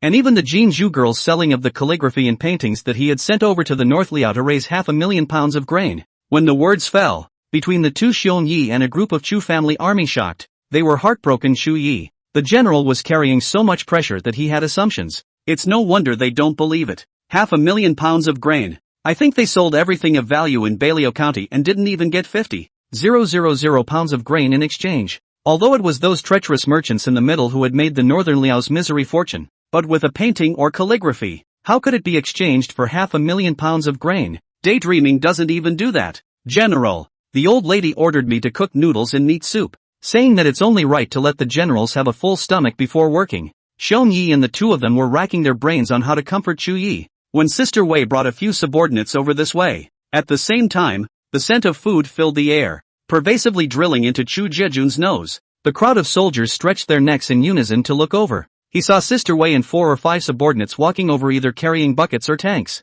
The bucket of noodles and the top of the tank were whistling hot, and the scent was wafting in from wherever it was. Uncle Bear, Ting Xian, brother, old lady Chu led Ruerue and Shushu also followed one after another. The 2 little ones, as soon as they saw the 2 Xiong Yi, they jumped up with joy. Xiong Dali was holding Ruerue, and Yi Tingxian was holding Shuru. On a normal day, they would have been sparing the 2 dolls for a while, but at the moment, their eyes looked uncontrollably into the barrels and tanks that had been planted in front of them. The white noodles were hidden in the thick broth, and you could even see quite a few chunks of meat. Rue, good boy, pinch me. Xiong vigorously held Rue's hand on his face, smacking his lips and urging, full of naive ignorance. Rue reached out and gently pinched him, then carefully rubbed his face again, puffing out his cheeks and huffing. Uncle hurt ba? Vice General Xiong looked at Rue and shook his head in a naive and confused manner. It doesn't hurt. It doesn't hurt at all. It's really a dream. Rueruishu is as clean and handsome as the children under the seat of Goddess of Mercy,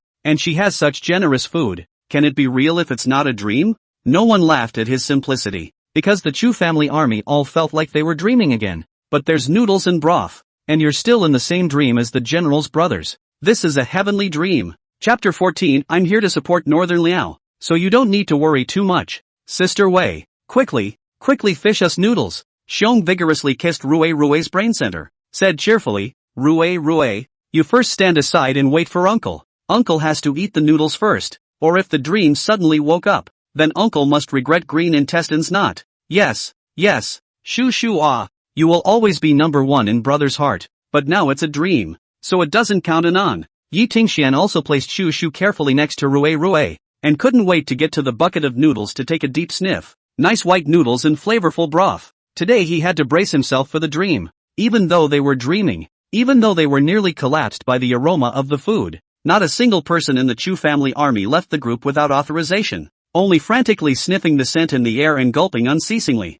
Seeing this scene, Chu Ye's heart soured and ordered in a mute voice, hurry up and line up in order to receive your food. As soon as he opened his mouth, the Chu family army clattered and dispersed into 4 teams in a neat and orderly manner. So fresh. It smells so good. So delicious. Noodle bowl to hand. Chu family army buried head to devour, eat up. Fresh and mellow food into the mouth. Everyone is satisfied with tears. They couldn't remember how long it had been since they'd had such a good meal. Even the most extravagant dream I've ever had. It was just a nest egg all to myself. Do you burn your mouth even when you dream? Didn't they say you can't taste it in your dreams? Between the real and the imaginary, a group of Chu's army will be the bottom of the barrel. The food in the tank are scraped, not the slightest left. Even the bottom of the bowl was licked clean, making sure that not a single drop of the soup was wasted before reluctantly putting down the chopsticks. A crowd of people looked at each other twice. all seeing insatiable satisfaction and happiness in each other's eyes. Xiong Dali smashed his mouth and said, "This dream, it's really energizing." Only then did Rui tug on his hand and said with a small grin, "Uncle, it's not a dream, it's real, between some good times. Our fairy sister sent yo." Xiong Dali heatedly laughed and teased smoothly. Well, Rui said it's true. Then it's true. Then let the fairy sister send some more over, okay? Uncle hasn't had a good time yet. Pop. Just as the words fell out of his mouth, the end of Chuya's gun swept across his body, hurting him so much that he clutched his arm and grimaced. "General, it hurts. It hurts. Why are you hitting me for a good reason?" "No, it hurts?" Chuyi gathered up the heartache under his eyes and said with a solemn face, "Then can you still feel that you are dreaming?" Bear vigorously rubbed his aching arm. "Instantly honest. Isn't this incredible?" Yi Tingxian and even the Chu family army followed suit and nodded in agreement. Yes, it is indeed incredible. Even when what they eat in their mouths is real, they can't believe it's reality. Whatever you may think, stabilize your minds now. You've had your fill, but the others are still hungry. And when the brothers in the camp and the people of Beliao City will have their bellies filled depends on how fast or slow we work. Time is short. Shuyi no longer dwell on the explanation. Directly arrange a crowd of busy work. Food was transmitted and had to be delivered in sufficient quantities to the camp before it could be distributed to the people. No one should be shortchanged. Not the soldiers of the three armies who fought for the people. Relying on 200 people to carry food on their backs to the barracks on foot is not only slow, but also easy to attract attention. Although the curfew order, but also specially sent people patrol. But people in the case of starvation, anything out, if encountered that Dizzy had routed into beasts, perhaps will cause riots is not certain. Food is precious and he wants to minimize the risk. There are 3 carriages in the mansion,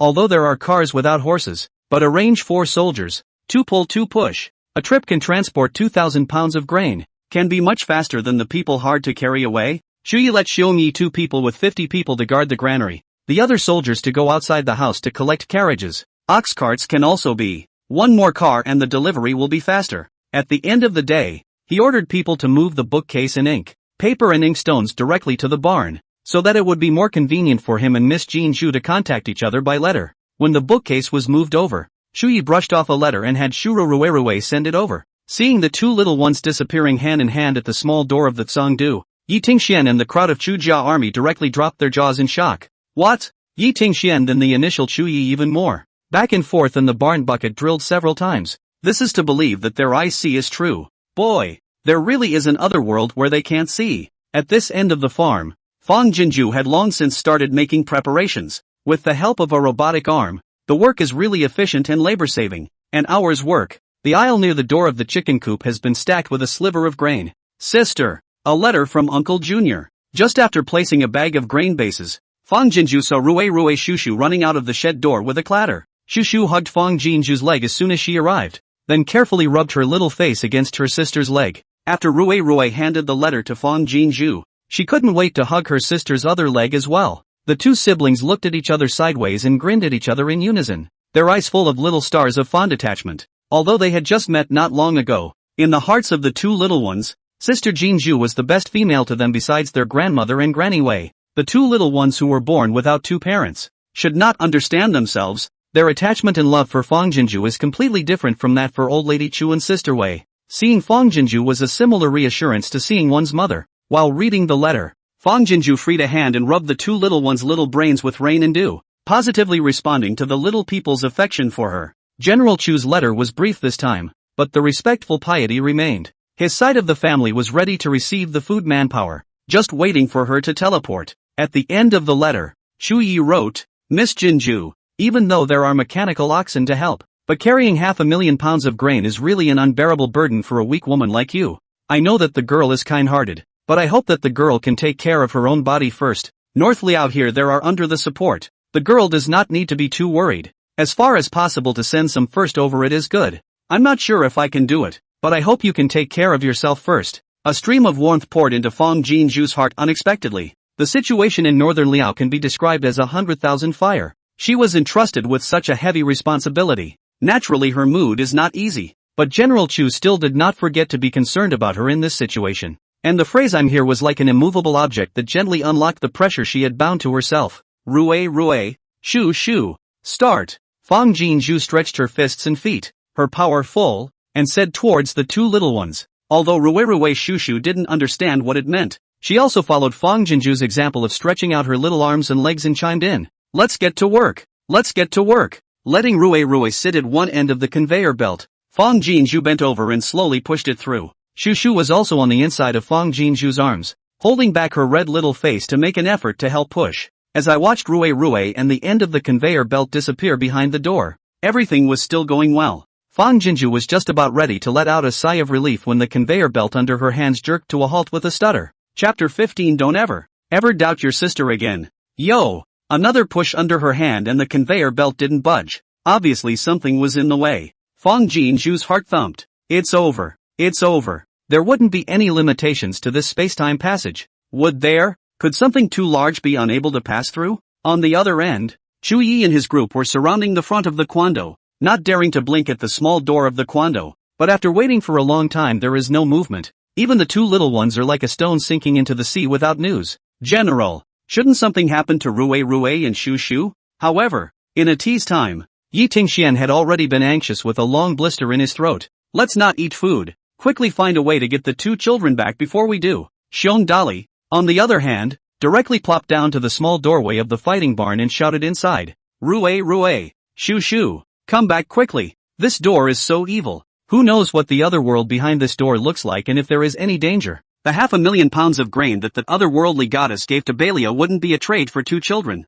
would it? A group of Chu's army is also in a hurry, not caring about the military rules. General, nothing will happen, will it? Yes, General. Is there any way to get the two boys back in a hurry? Anxious voices of concern in his ears rose one above the other, and Chu Ye's mind was slightly confused. Although he couldn't see the situation over there, he didn't think that Rui Shushu would meet with an untimely demise. Instead, he vaguely felt that it must be that Miss Jinju had encountered some kind of difficulty. Uncle Junior. Sure enough, not long after, Rui ran out from the small door holding a note. Letter, look at the letter. See Rui. Shown Yi two people in a group of Chu family army's heart, puffing fell back to its original position, hurriedly surrounded a good burst of warmth. Chu Yi couldn't wait to reach out and take the note. General Chu, I need to push one end of the mechanical bull to your side, linking the two worlds before I can transmit the grain. But halfway through the push it was blocked. I don't know if it's because there's a restriction on the time and space gate, or something else.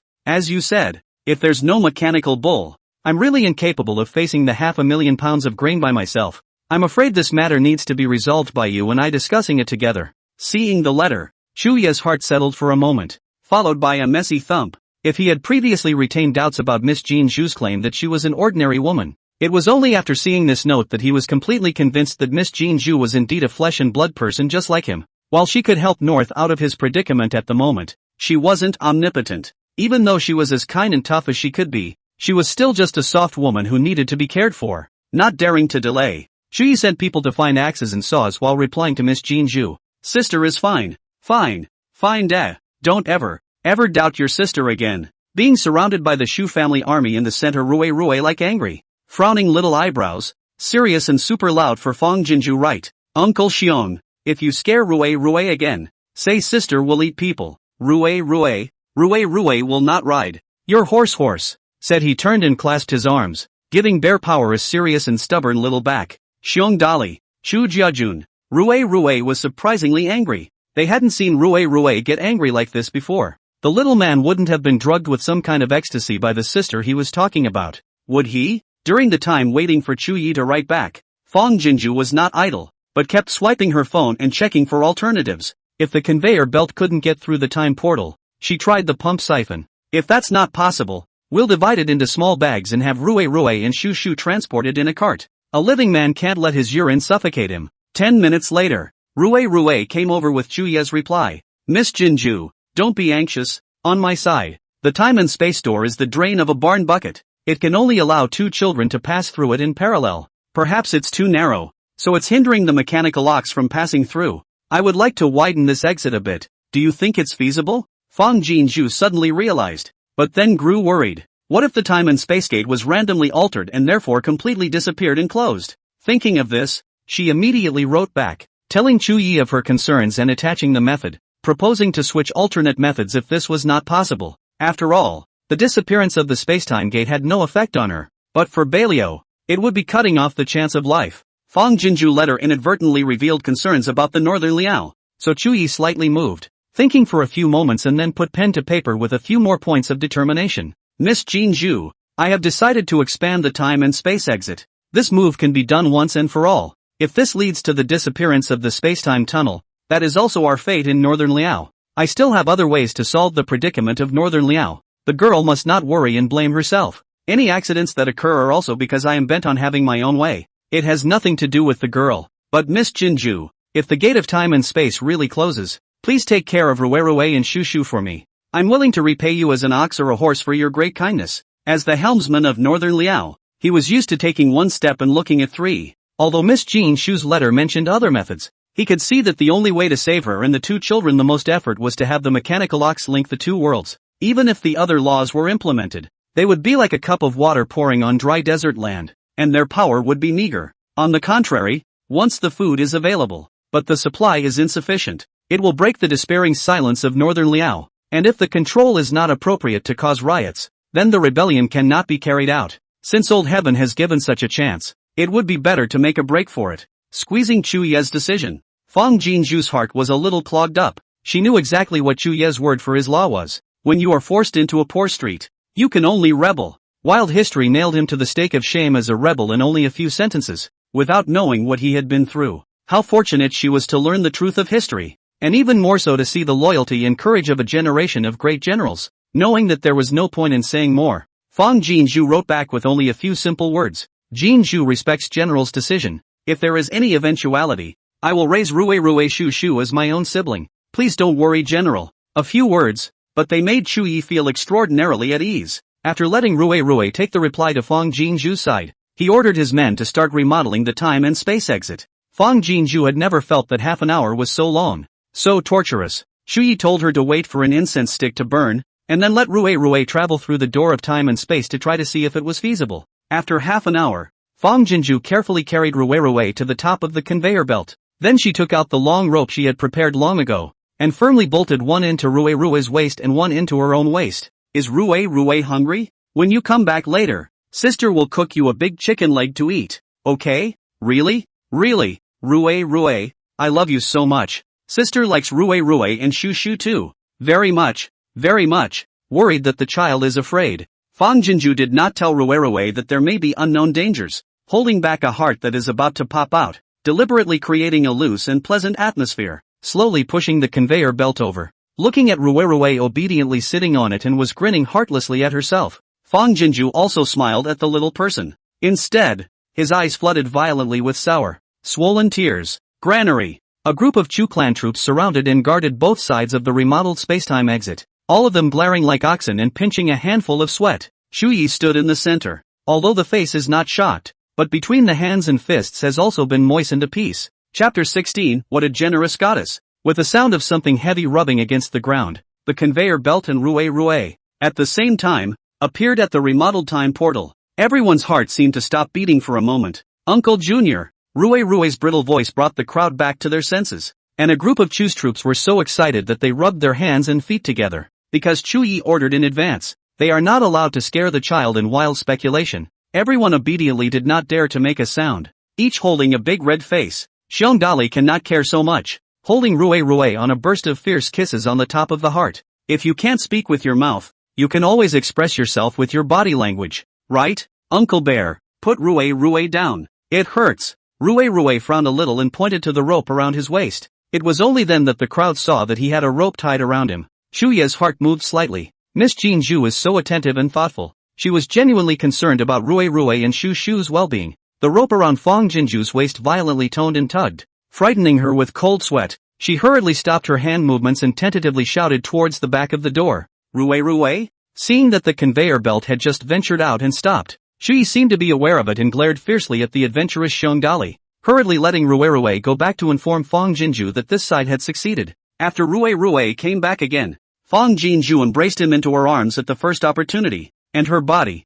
which had been tense for a while, instantly shook like a sieve. The unknown Rue smiled a toothless smile and stretched out her short arms to hug her sister back tightly. Wow, my sister really likes Rue so much. Knowing that the time gate was not affected by the transformation, Fang Jinju then pushed the conveyor belt into place at once. Then after asking Rue to bring a letter to Chuyi, he led the two little ones back to the dormitory first. General, I promised to make Rue chicken legs for him when he comes back. I can't go back on my word. I also need to trouble you guys to wait patiently for a while longer. I will be as quick as I can. After reading the note, the corners of Chuye's mouth curved up unknowingly. To be so faithful to a child, the Jinju girl was truly good beyond her expectations. Seeing this scene, Yi Dingxuan's eyes rounded and he couldn't help but poke Xiong Dali with his elbow, signaling him to hurry up and see the rarity. The general laughed. The general was already unsmiling, and since Northern Liao was in a difficult situation, there were few times when he even stretched his brows, but now he's actually looking at a note and smiling.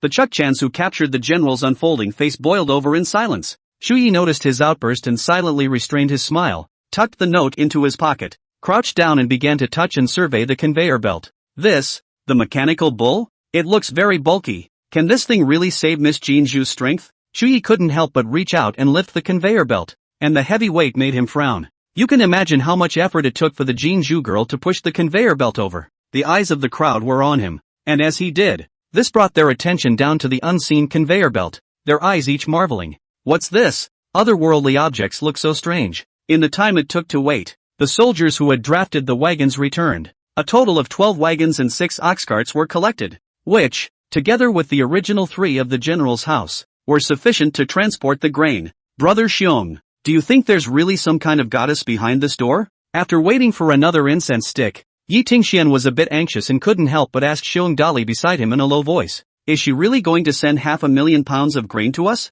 Xiong Dali sneaked a look at Chu Yi and whispered, without seeing it with my own eyes, who knows if it's a goddess or a demon? I don't think it's likely. 500,000 pounds of grain, TSK, impossible, absolutely impossible. I don't believe it either. But General, hush, don't say it. The General is dedicated to Northern Liao. No matter what, we just need to believe in the General. Just as Xiong Dali's words fell, Rue came over from bringing Fong Jinju's note. Shu Yi had almost completely sawed through this side of the bucket bin drain, and the time portal was now spacious enough to accommodate 3 or 4 adult men side by side. General, I'm going to start transmitting food. Looking at the slightly hurried handwriting, Shu Yi curved his lips and ordered, all cheer up. The goddess is about to transmit food. The Chu clan's troops were all shaken, rushing forward to stand on both sides of the conveyor belt, staring nervously and curiously. Fong Jinju pressed the switch and the conveyor belt howled with joy. The Chu family's army jumped in unison, staring at the suddenly flowing conveyor belt in shock and rarity.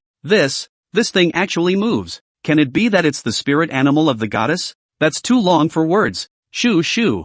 Don't forget to take little sips of water when you eat your little cookies. Fong Jinju pushed the mechanical arm and easily dropped a bag of rice onto the conveyor belt, not forgetting to twist her head to instruct Shushu, who was obediently sitting on a small bench and eating a small cookie. Shuru hurriedly bit the straw and took a sip of warm water, her smiling eyes curved. Aha, Shuru, listen to sister, with a little person as a companion. Fong Jinju was in a joyful mood and full of energy, and in the blink of an eye, she threw 7 or 8 packages of rice up. Dang! A heavy white snakeskin bag fell to the ground, so fast that the Chu family army did not react. What are you waiting for? Move it! Chu Yi was also secretly shocked and shaken, and hurriedly reminded to. Xiong Dali was excited and rushed forward to carry it. Boy, it's heavy, at least 80 or 90 pounds. There really are goddesses. There really is food. However, in 3 or 4 breaths, the conveyor belt of food was sent over one bag after another, and the Chu family troops who returned to their senses rushed forward to receive it.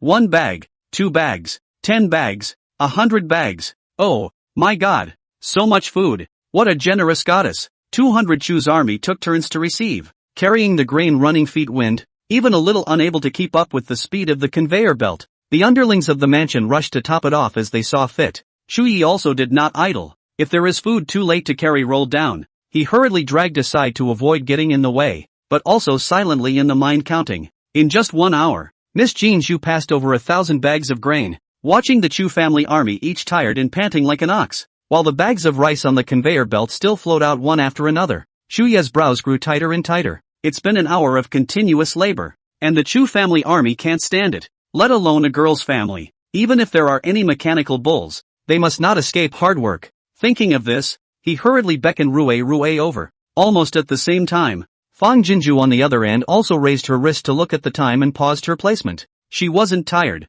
just a little sore and sleepy in her arms and legs from pushing the robotic arm back and forth. but teleporting another 1,000 packs wouldn't be a problem. But Fang Jinju thought that the head of the transport must rely entirely on manpower. Coupled with the soldiers and generals and long hunger, energy certainly cannot keep up. Now the labor time and intensity should already be their limit. Got to give them a break. The conveyor belt was still running at a high speed. Fang Jinju took the opportunity to write a note and put it on it, waiting for the note to flow to the doorway and disappear before she pressed the switch and stopped the conveyor belt. Sister! Almost instantly after the conveyor belt stopped, Rue appeared in the doorway holding a note. Fang Jinju was stunned, took it and unfolded it. The corners of her mouth couldn't help but bloom. Chapter 17. What has the general written that he can win a smile from the goddess? Miss Jinju, this side has received 1,051 packages of grain from you. I don't know the situation on your side. I'm really worried that your body can't handle it. The situation on the North Liao side can't be rushed for a while. Please don't work so hard.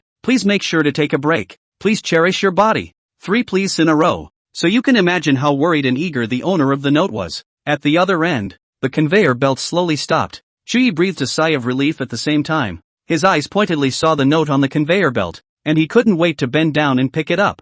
General Chu, it's been 2 hours of work. I think the generals are tired. Let's rest for a quarter of an hour before continuing the transmission. Chuyi's heart warmed and the corners of his mouth couldn't help but curl up. It turned out that 1 hour for them was equivalent to 2 hours on Miss Jinju's side. I didn't realize that Miss Jinju stopped teleporting, not because she was tired, but because she was worried about the general's hard work. What a silly girl who is too kind. Ouch. Xiong vigorously and ruthlessly crashed into Yi Tingxian, who suddenly stopped his pace. Yi Tingxian was already tired and a bit off his feet, and the rice bag on his shoulder snapped and fell to the ground. Under the heavy impact, the rice bag accidentally broke, and the white rice suddenly spilled all over the place. Everyone's eyes went wide, followed by a flurry of unbelievable and ecstatic fireworks. Days. Nice white round-grained rice. Not even a little cereal star to be seen. Even if you are as reserved as the emperor's nobility, I'm afraid you've never eaten grain that is so finely hulled and stripped. I didn't realize that the goddess not only gave them food, but also such good food.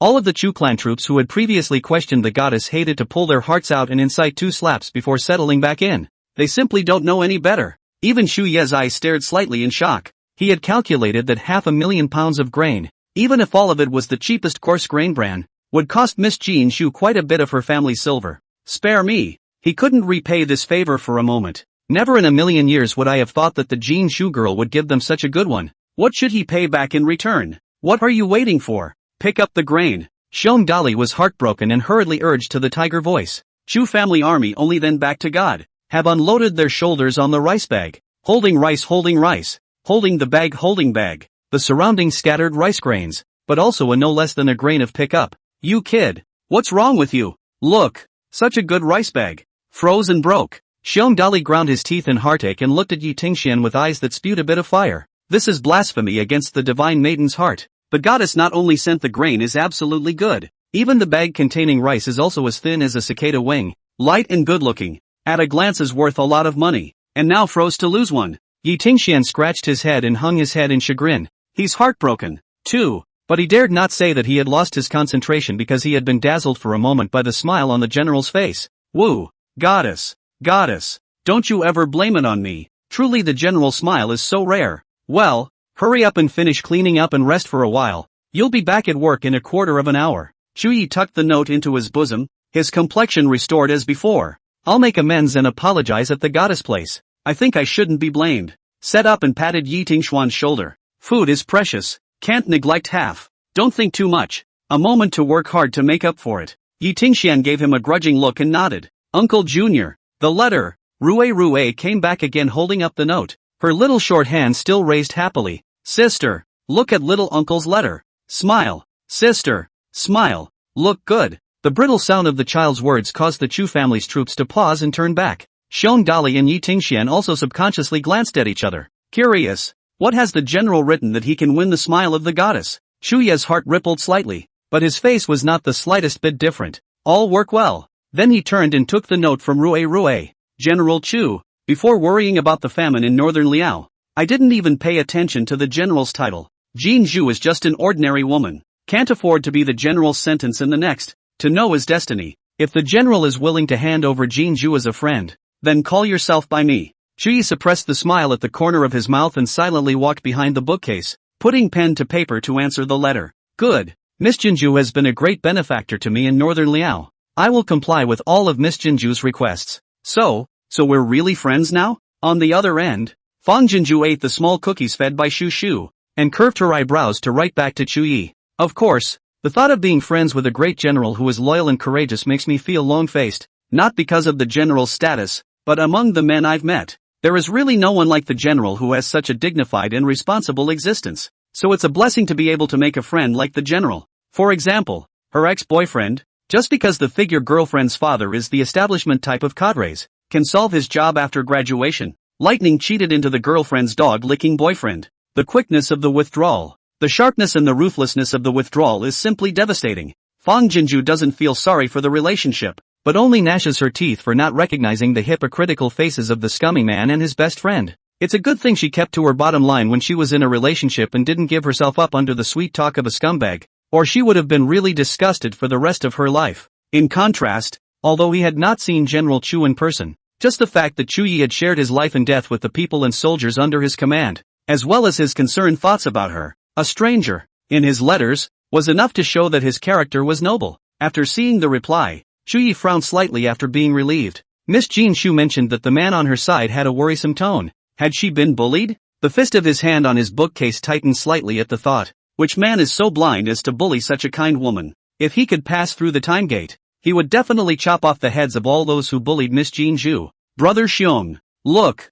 the general is frowning. Is the goddess blaming her? Hush, you kids speak pressure point okay, what is the hurry? And then look at the situation. Not far away, Xiong Dali and Yi Tingxian were closely watching Chu Yi, and when they saw the sudden change in his face, they couldn't help but tense up. After adjusting his breath, Chu Yi once again lifted his pen. Miss Jinju saved the people of northern Liao from the fire by herself. In comparison, I am really ashamed of the word general in Miss Jinju's mouth. And since you and I are already friends, in the future, you can just call me by my first name. On the other hand, a girl's virtue is worthy of the gods of heaven and earth, so those worldly men naturally can't fit into a girl's eyes, so there's no need to get upset about it. Fang Jinshu smiled, reaching out to casually tick away the wetness at the end of her eyes. When her ex-boyfriend cheated on her, he sneered at her for not having a family or education, and being worthy only of getting a job in a garbage dump. The two uncles withdrew their shares and tore their faces off, saying that she was an unfilial daughter who had killed her parents, and that her father's debt was not enough to atone for her parents' sins. Before my parents invested in the farm, my family was quite prosperous and surrounded by 1,000 good people, but when the benefits collapse, everyone rips off their masks and reveals their malice-ridden faces. Shuya's words made her faltering self-knowledge. Nirvana burst into power-filled light. Fang Jinju got up violently and said to Rue with a smile, Rue, go tell little uncle that time is precious. Keep working, even if she was a nobody in this world. To Bailio, she was the light that broke the darkness. Definitely can't internalize a bit and dry out yourself. Chapter 18. A girl's family alone from the beginning to the end. Can not be tired. Seeing that Rue didn't bring back a note this time, but only a message, Shuya's eyes tightened slightly. After pursuing several questions and hearing that Fang Jinju laughed happily when she read the letter, he was relieved and hurriedly ordered the crowd to continue working. The first 200,000 pounds of grain were delivered to the barracks in full, and yards filled all the granaries. Seeing this scene, 20,000 Chu's troops burst into tears, to wait for the head of the army according to the general's instructions. White rice into thick porridge, but also past the explanation. The general let everyone must be tight to eat. I don't know who first took the lead. Chu's army kneeled down one after another and kowtowed to the sky. Thanks a lot, general. Many thanks to the goddess. Thank you, goddess. Thank you, goddess. They are all hard men who can only fight, and they can't say magnificent words, but every sentence of many thanks is exported, and their lungs are shaken by it, and every kowtow is a deafening sound. The soldiers who had delivered the food first had long ago told all about what they had seen and heard at the general's residence. The general's house is connected to the other world, and with the gift of the goddess, they are now able to eat a full meal, and such good food. I am sure that the general and the people of North Liao are moving heaven and earth because they are able to obtain such a chance. Follow the general and die defending northern Liao. They have no regrets. The general's house, though busy and feverish, was in good order. Dry 2 hours to take a break. A few rounds down. Outside the sky is getting light. The last bag of grain was thrown onto the conveyor belt, and Fang Jinju sat on her but on the ground. Her arms and legs didn't seem to be her own, and her head was dizzy. Thanks for the high-tech help. How else would she have dared to take on such a tough job? This wave of food sent over. How can also let Bailio peacefully small half a month? she also have longer breathing time. After letting Rue bring the note over, Fang Jinzhu dragged her tired body and took Shu Shu back to the dormitory to fall asleep. So tired. Shu Yi, 500,000 pounds of grain have all been transmitted. I'm going to take Shu Shu home to catch up on some sleep. Rue also stayed up all night with him. It's bitter for such a small child. Hurry up and arrange for him to go to bed. Shu Yi looked at Fang Jinzhu's loose and feeble handwriting, and a touch of heartache creased his brows. 200 Chu family troops were paralyzed with exhaustion, and halfway through he ordered 300 men from the barracks to come and rotate. A girl's home alone from the beginning to the end cannot be tired. Heartache to heartache, but Chu Yi quickly gathered up all his thoughts and gathered his strength to arrange the next matters. 300,000 pounds of grain. Not only was the granary full of yards, but so were several rooms in the hearing court next door. Chu Yi ordered Xiong Dali to bring 500 troops to put the granary and hearing wind court under strict defense. Fear not. Fear not. Immediately after that, he ordered Yi Tingxian to lead his troops to inform the people to bring their household registration documents and come to the entrance of the general's residence to collect the food. The people have been waiting for it for a long time. Since we got the news last night, almost everyone has been up all night without closing their eyes. They revered Jen, but I can't believe there will be food. A great battle. 30,000 Chu family army against 100,000 Changwu enemy army. North Liao's grain and grass was Changwu looted. Changwu did not even think of taking over Northern Liao, but only wanted to use the absolute strength of the troops to seize Northern Liao's already small amount of grain and grass resources. This has been going on for 2 years. Changwu do not see the Northern Liao this piece of chicken ribs, but think of it will come up to bite. More or less can taste some meat flavor. The Tangwu kingdom, and even several neighboring countries around it, are mostly deserts, with very little land that can be cultivated. Although the land resources of Chengwu is slightly better than the Tangwu country, but the food produced is only just enough to satisfy the national hunger and food. If there is a big drought, it will not be able to catch up with the people's livelihood. That's why several countries have been at war with each other to plunder the resources of grain and arable land. North Liao is the most barren place. Not only year after year cannot pay the grain tax on time and in accordance with the amount, but from time to time on the need for the imperial court grain relief, coupled with the army pay is not a small amount of money. The court has long been born to give up the Northern Liao's mind. This time Chengwu cat play mouse provocative behavior, but also let the court feel that the existence of Northern Liao is Tang was great shame. Decisive order to cut. Redesignated Mangzhou County after Bailiao as a borderland and sent 50,000 troops to garrison it. This is treating the North Liao soldiers and civilians as enemies. It's a good thing the general didn't abandon them, and tried everything he could to save Northern Liao by exchanging grain with grain merchants in neighboring counties, but not to mention the general's residence. Now the entire city of North Liao. I'm afraid that they can no longer take a valuable thing. How can food appear out of thin air? Although the mood is complicated, but with the call of the Chu family army, the people are still 3 or 5 companions. The group rose towards the city general's residence convergence and gathering. Chu Yi had set up 10 distribution points at the entrance of the general's residence early in the morning. At each point there were 10 Chu family troops in charge of distributing food. Even more from the military camp mobilized 1,000 Chu family army to maintain the order of the people, so as to avoid a stampede. What's with all the Chu clan troops? There's grain. Seems like it's still stalked rice. After approaching the street in front of the general's residence, the people who walked in front of them saw at a glance the white rice in the open grain bag on the food distribution point. The general has really raised food. So much food. Good white terrier rice. Am I faint with hunger? Where did the general get so much of such good grain? Almost the instant they saw the grain, the deadliness on the faces of all the people dissipated, and their steps, which were weak from hunger, instantly gave birth to strength. All line up in an orderly fashion. No running and clamoring. To receive food, you must have a household registration document. Otherwise it will not be issued. Those who do not have a household registration hurry home to get it. The Chu clan troops who had long been ready had flashed the spears in their hands, but the tips of the spears were facing inward, and the end facing the people was the spear shaft. Seeing the food, all the people's hunger surged in an instant, wishing to turn into four-legged beasts rushing forward to grab food to eat, but they still have their sanity. Earlier, when food was scarce, the general would boil the food into porridge or soup to ensure that every citizen could have a bite, which was very fair. Today's battle looks like it's going to be a direct distribution of dry food, so that they can go home and steam it themselves. Food is plentiful, but if they can't control themselves to go up and grab the food, then they will definitely be forked out and maybe have nothing to do with food at all.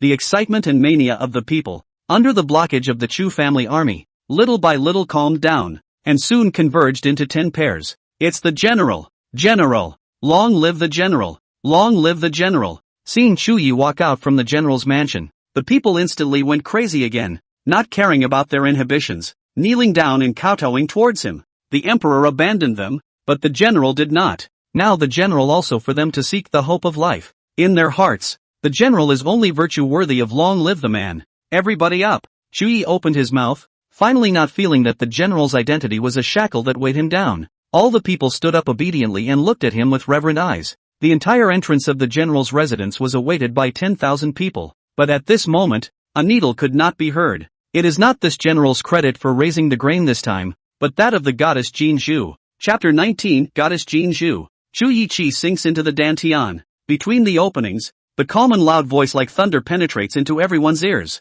It doesn't matter what Miss Jin Zhu is. In his eyes, she is the goddess of salvation. Kamju the goddess? The faces of the people were dumbfounded in unison. North Liao food has been cut off for a long time. The desperate situation has arrived. This general cannot sit still, cannot sleep at night, cannot help but question the heavens. Why let my North Liao people suffer such pain and aggression and death? Not allowing the people to react. Chu Yi opened his mouth again. Later, when taking a nap, the goddess Jin Zhu entered this general's dream. The people had pricked up their ears and stared with wide eyes, listening with reverence. The goddess remembers that this general stationed in Beiliao for these years to do his duty. The city of Beiliao governed by the road is not closed at night. There are few evildoers, so she is willing to help this general to solve the predicament of Beiliao at the moment. So the general's residence was given 300,000 pounds of grain. These words were like a boulder thrown into a lake, splashing a considerable wave.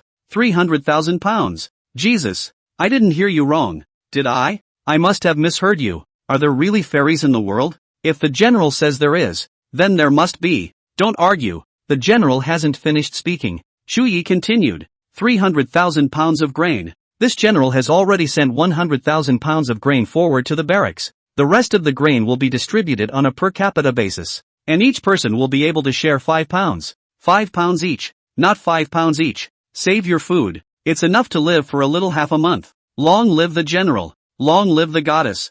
I don't know who started it, but the people once again suppressed their seizure and cheered with tears. The general is right. Northern Liao is desperate. In the case of no warning, out of nowhere out of 300,000 pounds of food, but also are fine rice such a good thing. Even the bag containing rice or through the immortal air floating, is not the gods to give what else can be. Goddess Jinju, Goddess Jinju, all hearts were transformed into temples and shrines, and the name was consecrated to them. Farm. Although Fang Jinju slept fitfully, the aches and pains all over her body made her feel lackluster even in her sleep, and her beautiful eyebrows were locked tightly. In a sudden instant, her brow snapped open, as if 10,000 invisible forces had feathered her body's fatigue and nourished her restless soul. The corners of Fang Jinju's lips rippled with a sweet smile, murmuring dreamily, "That's great, that's great." With that, he rolled over, wrapped his arms around the tiny human, and fell into a sweet slumber. But, as the crowd clamored, Chu Yi suddenly broke in a deep voice. Just one word silenced the waves of shock in the sea of people.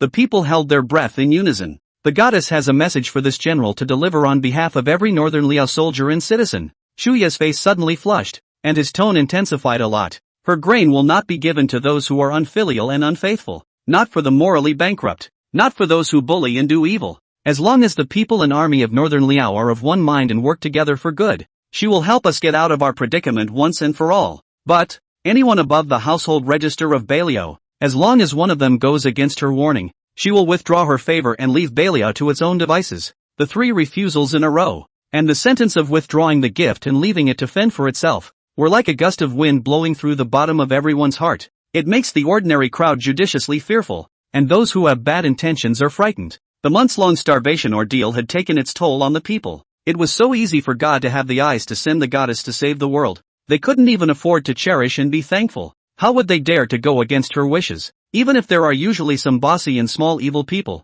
at this moment, they are all glared at by the people around them who are familiar with the heart of the weak and hang their heads, and they hate to put on their faces a few big words of obeying the God's order and reforming themselves. The words have been spoken, and we will all weigh the lesser of the two for ourselves. Chu Yi closed with a deep voice, the lance in his hand heavily pestled to the ground. Start releasing food. A release of grain, like Chinese New Year firecrackers, cheerfully exploded in every heart, and everyone was smiling. It was nearly curtain time when all the food for the 30,000 people and more than 900 families had been distributed. Shu Yi sighed in relief and turned around to go back to the house. When he came into the room, he stared at the bed and couch for a long time, but he didn't even lie down. Men, move this general's bedroll to the granary. When he had finished his instructions, he turned and left the room and went to the granary. Shu Yi had a few moments of impatience to sit down behind the bookcase and put pen to paper the situation of today's distribution of food. After writing the letter, the subordinate also placed the bed and couch next to the bookcase, and only then did he pinch the letter and fall into a sound sleep on the bed. Fang Jinju was awakened with a start. The first half of her sleep was exceptionally solid, and then, for some reason, she began to dream. In her dream Shu cried out, "Sister, I'm hungry," but she couldn't keep her eyes open. Finally she wiped her tears and went into the kitchen and began to fumble around, as if trying to turn on the gas stove as she had done. And she woke up scared. "Sister!" As soon as Fang Jinju raised her head, she saw Shu slipping down from the chair beside the bed with a joyful face and coming to the bedside, her big eyes shining like stars. "Sister! Awake! When did you wake up? Have you been sitting there?" Fang Jinju swept her eyes at the bright sky outside and reached out to rub the little man's head. Shu nodded her head obediently. The big rooster crows. Shu, wake up. Shu is good. Didn't run around yo." The soft and sticky voice made Fang Jinju's eyes roam with favor, and he couldn't help but reach out and put his arm around the little person, raising his wrist to look at the watch in the meantime. "I can't believe it's 8 o'clock. She slept all day and night. Shu, you're starving, aren't you?" Fang Jinju blamed herself and hurriedly put on her shoes and got out of bed to walk into the kitchen. "It's all my sister's fault for oversleeping. Sister will cook you dinner now." Shu followed into the kitchen like a little tail, her little head bobbing. "Sister is tired." Shu, I'm not hungry," growling dash. Just as she said it, her little tummy made a protesting noise. A pink flush of embarrassment appeared on the little man's face, hurriedly hanging his head. A serious touch of the little belly. "Belly good, we. Not hungry, right?" Fang Jinju was buddied, but she also blamed herself even more and quickly took out the noodles and eggs. "It's delicious." Soon, a large and a small group of people ate their meals. Shu ate with her little face buried into the bowl, not forgetting to raise her head from time to time, nodding her head earnestly towards Fang Jinju. "Sister, cooking, yummy, really yummy ACA." Fang Jinju couldn't help but laugh. "Wow, my sister's smile is so beautiful." The little man pulled Fang Jinju's emotional value right up to the fullest, allowing her to have a meal of noodles that froze with the satisfying taste of a full banquet. After dinner, Fang Jinju counted the time and estimated that Shu Yi should be awake, and hurriedly wrote a note to let Shu send it back. The general's granary. It's not just Shu Yi, old lady Chu and sister Wei, Rue. There was also the Xiong Yi duo, both of whom surrounded and guarded the spacetime gate. Everyone is holding something in their hands. There were even mountains of stuff on the floor. Chapter 20 Miss Jinju. Are you in trouble? Uncle Junior. Shuro lived up to her name and appeared in front of the waiting crowd. Shu Yi almost arrow-stepped forward and reached for the letter. "Shu Yi, I've slept for far too long this time. How is the situation on your side? Do you need any help?" Shu Yi's slightly buoyant heart instantly settled down, and hurriedly asked Shu to bring back the letter that had long been prepared. "Miss Jinju, the 500,000 pounds of grain you sent 200,000 pounds to the barracks, distributed 200,000 pounds to the people, and as a precautionary measure, I had reservations about concealing the amount of grain, and temporarily left 100,000 pounds in the general's residence. Also, I can't risk the girl's merit, so I told everyone that the grain was gifted to Northern Liao by the goddess. The people are very grateful to you, and the 20,000 soldiers and generals of the Chu clan army are also grateful to the girl, but now we all still don't have the power of gold and silver to repay your kindness, and it's really a shame to the girl, but today there are quite a few people in the Chu family army prepared a small token of appreciation to present to the girl. More objects. I wonder if this mechanical ox can pass things to the girl's side." This letter made Fang Jinju a bit surprised and bashful. What Shu Yi had given her far exceeded what she had given. A pair of calligraphy and paintings sold 2 million, and there are still a number of antiques have not been sold. These things sold out of the money. Even if the North Liao soldiers and civilians to feed a year and a half are not a problem. She didn't expect Shu Yi to be so open and honest. Not only was he honest with her about the whereabouts of the grain and the current situation in Beiliao, but he also felt guilty because he didn't feel like he could repay her. Thinking about this, Fang Jinju couldn't sit still. Shu Yi was defenseless against her, and she couldn't hide anything. "Shu Yi, truth be told, the calligraphy and paintings you sent us are worth a lot of money in our area, and one of them was sold for $2 million. The rice I sent over to you guys was grown on my own farm. It's only about $1 a pound if I sell it. A bag is 100 pounds, which is equivalent to $100 a bag. £500,000 of grain converted down, and it only cost about $500,000. So these grains are equivalent to you buying them with your own money. And the money paid to me for the grains is also a disguised solution to my current predicament. We are benefiting both ways in this matter. You should never feel guilty. Also, the thought that I was able to feed so many people with nothing more than a little effort makes me happy and proud. And this kind of emotional value that can nourish a person's body and mind is even more rare than a monetary gift. So I'd also appreciate it if you would tell everyone that they really don't need to bother sending me anything. Last time I didn't know the market. The calligraphy and painting was only sold for the time being. The rest of these days I will find the opportunity one after another to sell all the antiques you sent me. You don't have to worry about the supply of the northern Liao side. If there is any need you must also give me a timely word. I'll try my best to do it right. What did the goddess say? Will she think what we send is too cheap? These things the goddess must not look at. But now this is all we can get our hands on. Seeing Chu Yi read Fang Jinju's reply letter, Yi Tingshuan's group couldn't help but gather around and ask blearily. Chu Yi frowned. Don't presume to speculate on the goddess's mind. Don't worry, she will accept these things. With that, he turned to the bookcase and swished back the letter. Knowing that they couldn't pry anything out of Chu Yi, the Chu family army surrounded Shu Shu and Rui and asked the goddess about her temperament and preferences. What? The goddess can cook? The goddess also raises chickens? The goddess ride out of the house as an iron horse? The houses at goddess's place are so tall they can poke up into the sky? Farm. Fang Jinju paced in front of the shed door with some anxiety.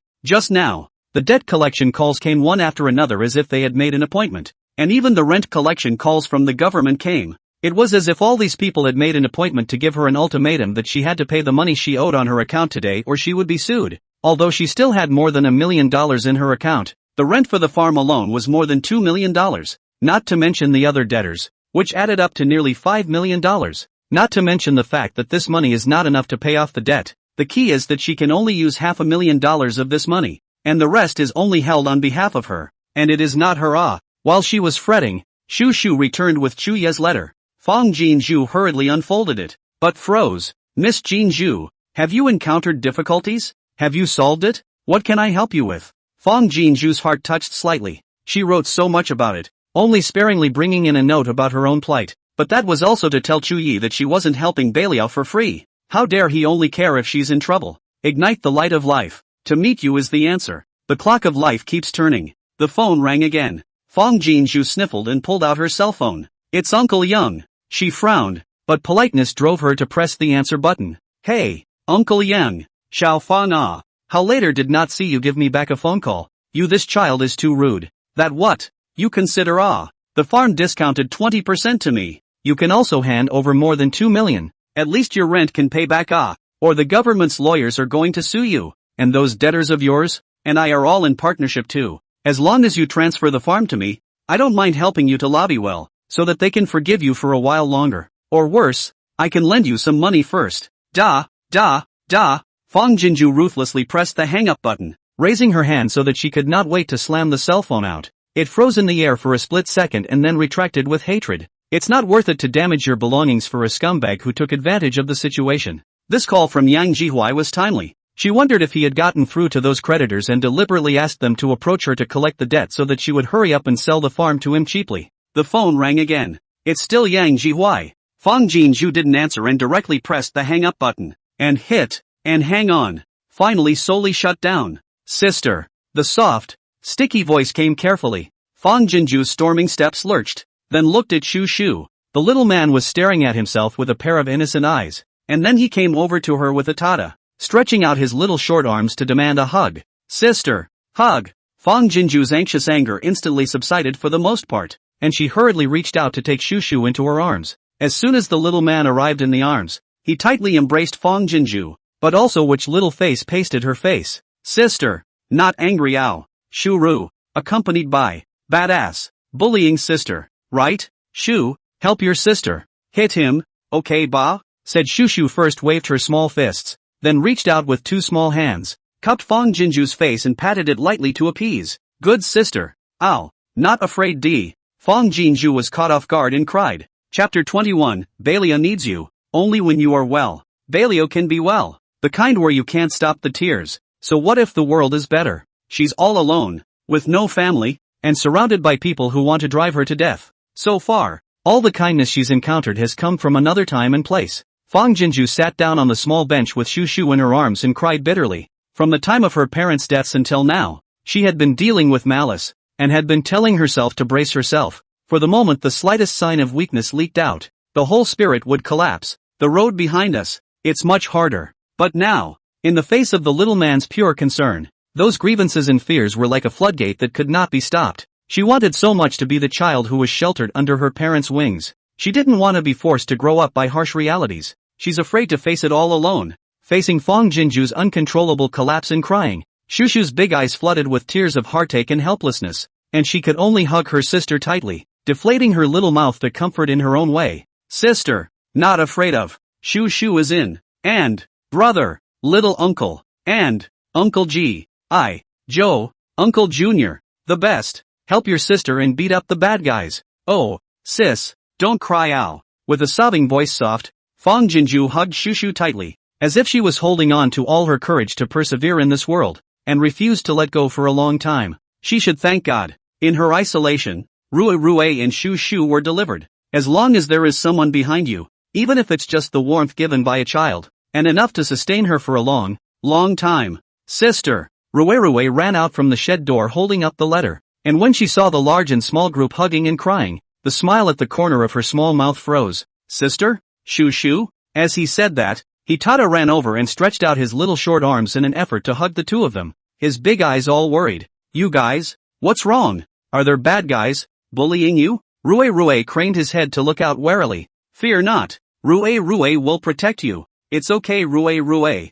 There are no bad guys. Fang Jinju sniffled to stop her crying, reached down and pulled out a tissue from her pants and roughly wiped the tears from her face. Then she gently pushed Rue Shu Shu away, blaming herself and heartbrokenly wiping the little person's tears. I'm sorry Shu Shu. Elder sister scared you, didn't she? Not forgetting to reach out and touch Rue's head. It's my sister's fault for not controlling her emotions for a moment. Shura shook her head repeatedly. No, Shuru. Heartbroken sister. Rue's little hand also held Fang Jinju's hand tightly, placing it by her face and sticking it. Sister is very good. Very good. Very good. Fang Jinju tried to hold back the tears that wanted to flood up again and pulled out a smile. Rue Shu Shu is also very good. Meeting you all. Sister feels very lucky. Did Uncle Junior ask you to send another letter? Rue hurriedly took out the letter. Miss Jinju, if you have any difficulties you must tell me, although I may not always have the ability to help you. One more person is one more idea. You said we're friends, and friends should have nothing to hide from each other, shouldn't they? Fang Jinju tilted her head, quickly hooked away the teardrops at the end of her eyes with her trailing fingers, and pursed out a small smile. She's not alone, except for Rue and Shu Shu. She also has a great general friend, and a city of soldiers and civilians. Adjusting her mind, Fang Jinju flew back a letter for Rue to take back. What's wrong? Seeing Rue return with a small frown and wilting, Shuya's heart tightened and hurriedly asked after him. Rue's little mouth was deflated, and tear beads flowed out. Oh, sister cried. It wasn't just Chu Yi. The crowd panicked. Rue, what happened? Is the goddess being bullied by a more powerful goddess? The crowd surrounded Rue for a while to ask questions, while Chu Yi quickly unfolded the letters. His chest was like thunder slamming. Chu Yi, thank you for giving me the courage to open my mouth and ask for help. In the letter, Fang Jinju tells the truth about her parents passing away in a car accident, her uncles turning their backs on her for profit,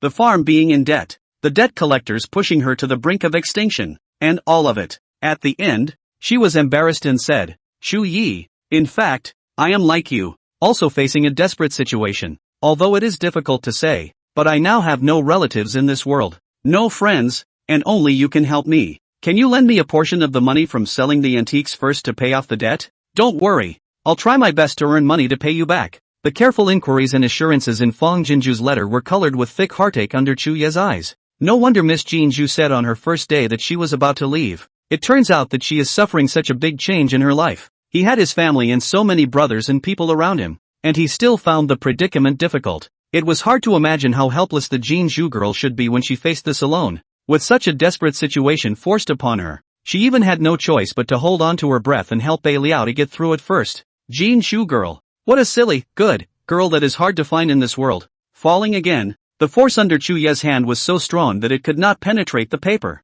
It was as if this would allow Fang Jinju to decipher his sincerity. Farm. Fong Jinju nervously unfolded the letter that Rui Rui had brought back. One opening to borrow $5 million. In the case of ordinary people, not directly spit in her face is good. Shuyi shouldn't think she's taking advantage of the fire, right? Miss Jinju, don't be afraid. I'm really happy to hear that I can help you. Those things are worthless in northern Liao. Even if they were to be exchanged for grain, they wouldn't be exchanged for much. It's the girl who gives them supreme value. The girl is the one who has the most right to dispose of them. If it's not enough, I'll collect more for you. In short, no matter what difficulties you encounter, you must inform me in a timely manner. And you must not be left alone to hold on foolishly. Belial needs you. Only when you are well will Belial be well. Barta. Fong Jinju's teardrops fell on the letter paper. This time, it was tears of relief at being entrusted with unreserved trust. She let out a long breath, wiped her tears hard with her back hand, and smiled like a flower towards the two little ones. Your little uncle. He's really a very good and powerful person. Rui Rui and Shu Shu looked at each other and followed suit with small grins. Shu Yi. Thank you. I'll do well. For myself and for Belial. The conveyor belt can be reversed. Come on. Slam the hearts of the passionate Belial soldiers and people onto me without mercy. Seeing the reply, Shu Yi smiled, smiling a mouthful of moon-white teeth, looked dumbfounded at Elder Lady Chu and Sister Wei, also looked dumbfounded a group of Chu's army. Chapter 22, Cass, how can you make a retirement mess at this time? Miss Jinju, I'm Aya's mother. Your great kindness is really beyond my wife's ability to express. This is the purse that Sister Wei and I sewed out overnight. Inside it is a peace talisman that I've carried with me for many years. I hope that it will bless Miss Jinju with peace and prosperity. Zhang Nianci left her words. Jinju goddess. I'm penniless. I really can't take anything good. But this short sword was given to me by my father. It's the most precious thing to me. Today I'm giving it to you. Thanking you for saving Belial City. Yi Tingxian left a message. Jinju goddess. I can't read. This letter of thanks is written by the general on behalf of me. My name is Xiong Dali. I can't say anything nice, but you saved Belial. You are the person I respect the most besides the general. I'll do whatever I have to do. This is the big sword that has followed me since I started in the army. I've killed countless enemies and built up a great reputation. I'm now giving it to you. If you meet a demon or devil or a monster, and if you are more powerful than you, use it to cut him. Gods and immortals, whoever dares to bully you, you can use it to cut him. Reading the letters sent by the soldiers and civilians of Belial, caressing and scrutinizing the gifts they sent, Fong Jinju's heart was filled with a stream of warmth. Most of these gifts were from the Chu family army, so there were either great swords or spears, and even bows and shields, and some from the people. There are old scarred wooden pots, tile pots of unknown use, and unusually well-worn vegetable bowls. They were all very ordinary things, but Fong Jinju knew that they were the most precious things under the eyes of the people. With the purse carefully tied to her phone as a cell phone charm and the handy short blade in her carry-on pouch, she organized and stored the rest of the gifts in her dormitory storage room. After making a mushroom and chicken leg casserole for the two little ones and using the computer to play Peppa Pig for them, Fong Jinju turned on her cell phone while she was picking at her rice. Ding ding ding ding dash. Several text messages popped up one after the other. Fong Jinju clicked on it. Fong Jinju, you ungrateful little. I wanted to reward you with a way out. How dare you hang up on me? Old Fong, a goon who doesn't carry things, even raised you to be such a hardcore. I'd like to see how hard your bones are. Those debtors of yours are all partners of my old man. One phone call from my old man and they can sue you to death. I advise you to obediently transfer the farm to me according to my demands, or else my old man will make you suffer. Fong Jinju's face sank, instantly losing her appetite for eating. She subconsciously glanced at the two little ones. Luckily they were concentrating on eating and watching cartoons and didn't notice her change. She got up and walked out of the dormitory and dialed Yang Zhuai's number, hitting the record button in the process. Oh, you've done this the hard way. Now you know to call back? I'm telling you, it's too late. In the receiver, Yang Zhuai's voice was distinctly smug. Originally, if you had been more sensible and agreed to me earlier, this farm could still be sold for more money. But now, you've made me very unhappy, so I've decided to drop the acquisition fee by another 10%. It's also a lesson for you to learn how to conduct yourself and respect your elders. Fong Jinju said in a deep voice. No wonder the calls from the debt collectors today are all like an appointment. It's you who made a mess out of it, right? Yang Zhuai on the other end of the phone laughed. I'm not afraid of you knowing. Yes, I'm the one who notified them. What can you do with me? I'm telling you, no one but me is looking at that crappy farm of yours right now, and I advise you to get out while you can, or it'll rot in your hands completely. Fong Jinju's anger surged and sneered. Rotting in your hands is better than selling it to a scum like you who took advantage of the fire. Said snapped and hung up the phone. Goo goo, moo dash. Over at the corral, the cries of the animals grew more and more mournful and pitiful. Fong Jinju's anger instantly went out, and hurriedly went back to fill her stomach with rice in 3 tries. Then she made several phone calls in a row. Pity the livestock, she hadn't gotten around to feeding them until now. I'm afraid it's not the right time to send these animals to Baliao. They still need to be raised for a while before they can be used. A little over an hour later, the feed mill pulled in a couple of truckloads of feed and brought a group of extras with them. The workers were the ones that Fong Jinju had entrusted them to find to feed the livestock, and one person was paid $150 for their work, and an additional amount was paid to the company. There was no way. Fong Jinju still had important things to do today, and it would be too much of a delay if she finished feeding the livestock in the 5 barns by herself. The money that needs to be spent, still needs to be spent. With the efficiency of many people and the help of the robotic arm, in less than an hour, all the livestock had their first full meal in days, just as they had hoped. While the workers were busy, Fong Jinju was not idle. She put up a job posting on an online platform. The salary offered by Fong Jinju is not low, 5,000 per month for one person, and you only need to feed the livestock 2 times a day, and take care of the vegetable garden in the meantime. At that labor intensity and wage ratio, it's considered a good job with little work and lots of money. So within a few minutes of putting it up, she had a dozen people at her asking for jobs, and surprisingly many of them were recent college graduates. Thinking of everything that happened to her right out of school, Fong Jinju had a natural empathy for college students, and after some conversations to get to know them, she picked 2 female college students from among these job seekers. It was not safe for her to look for male labor alone on this farm in the middle of nowhere, with 2 young children. A female college student who was fresh out of school and has not yet been baptized by the hookups of the workplace, and whose vision of society is positively full, and with whom she can still share a common language, is the best choice. Of course, Fong Jinju also gave the 2 female workers an advance explanation of the work requirements of the farm. First of all, accommodation is not included. You have to come to work before 9 o'clock every day. You can cook and rest in the farm dormitory by yourself at noon, and you have to leave the farm at 4 o'clock in the afternoon after feeding the livestock. You can drive your own transportation to work or take a taxi. The former is subsidized by an additional 500 per month for transportation, and the latter is reported in real terms as an invoiced amount with the salary. If the workload increases in the future, the salary will be adjusted upwards in line with the workload. Apart from the fact that the place of work was a bit remote and it was a bit of a hassle to have to fight back and forth every day, the other conditions could be said to be very favorable, and the 2 girls gratefully assured that they would work hard. After solving the problem of the survival of the farm animals, and watching Rui go back to the general side, Fong Jinju then began to pack up to go into the city. This time, she brought the calligraphy and painting in several carved bowls, ready to go to Lao Liang's place to try her luck again. If they fetched a good price, then she'd have money to pay off her debts. On top of that, Fong Jinju had to go on a more important errand. Sister, are we going to see Grandpa Sugar? Just after sitting in the iron horse Molly, Shu Shu asked with a leap of faith.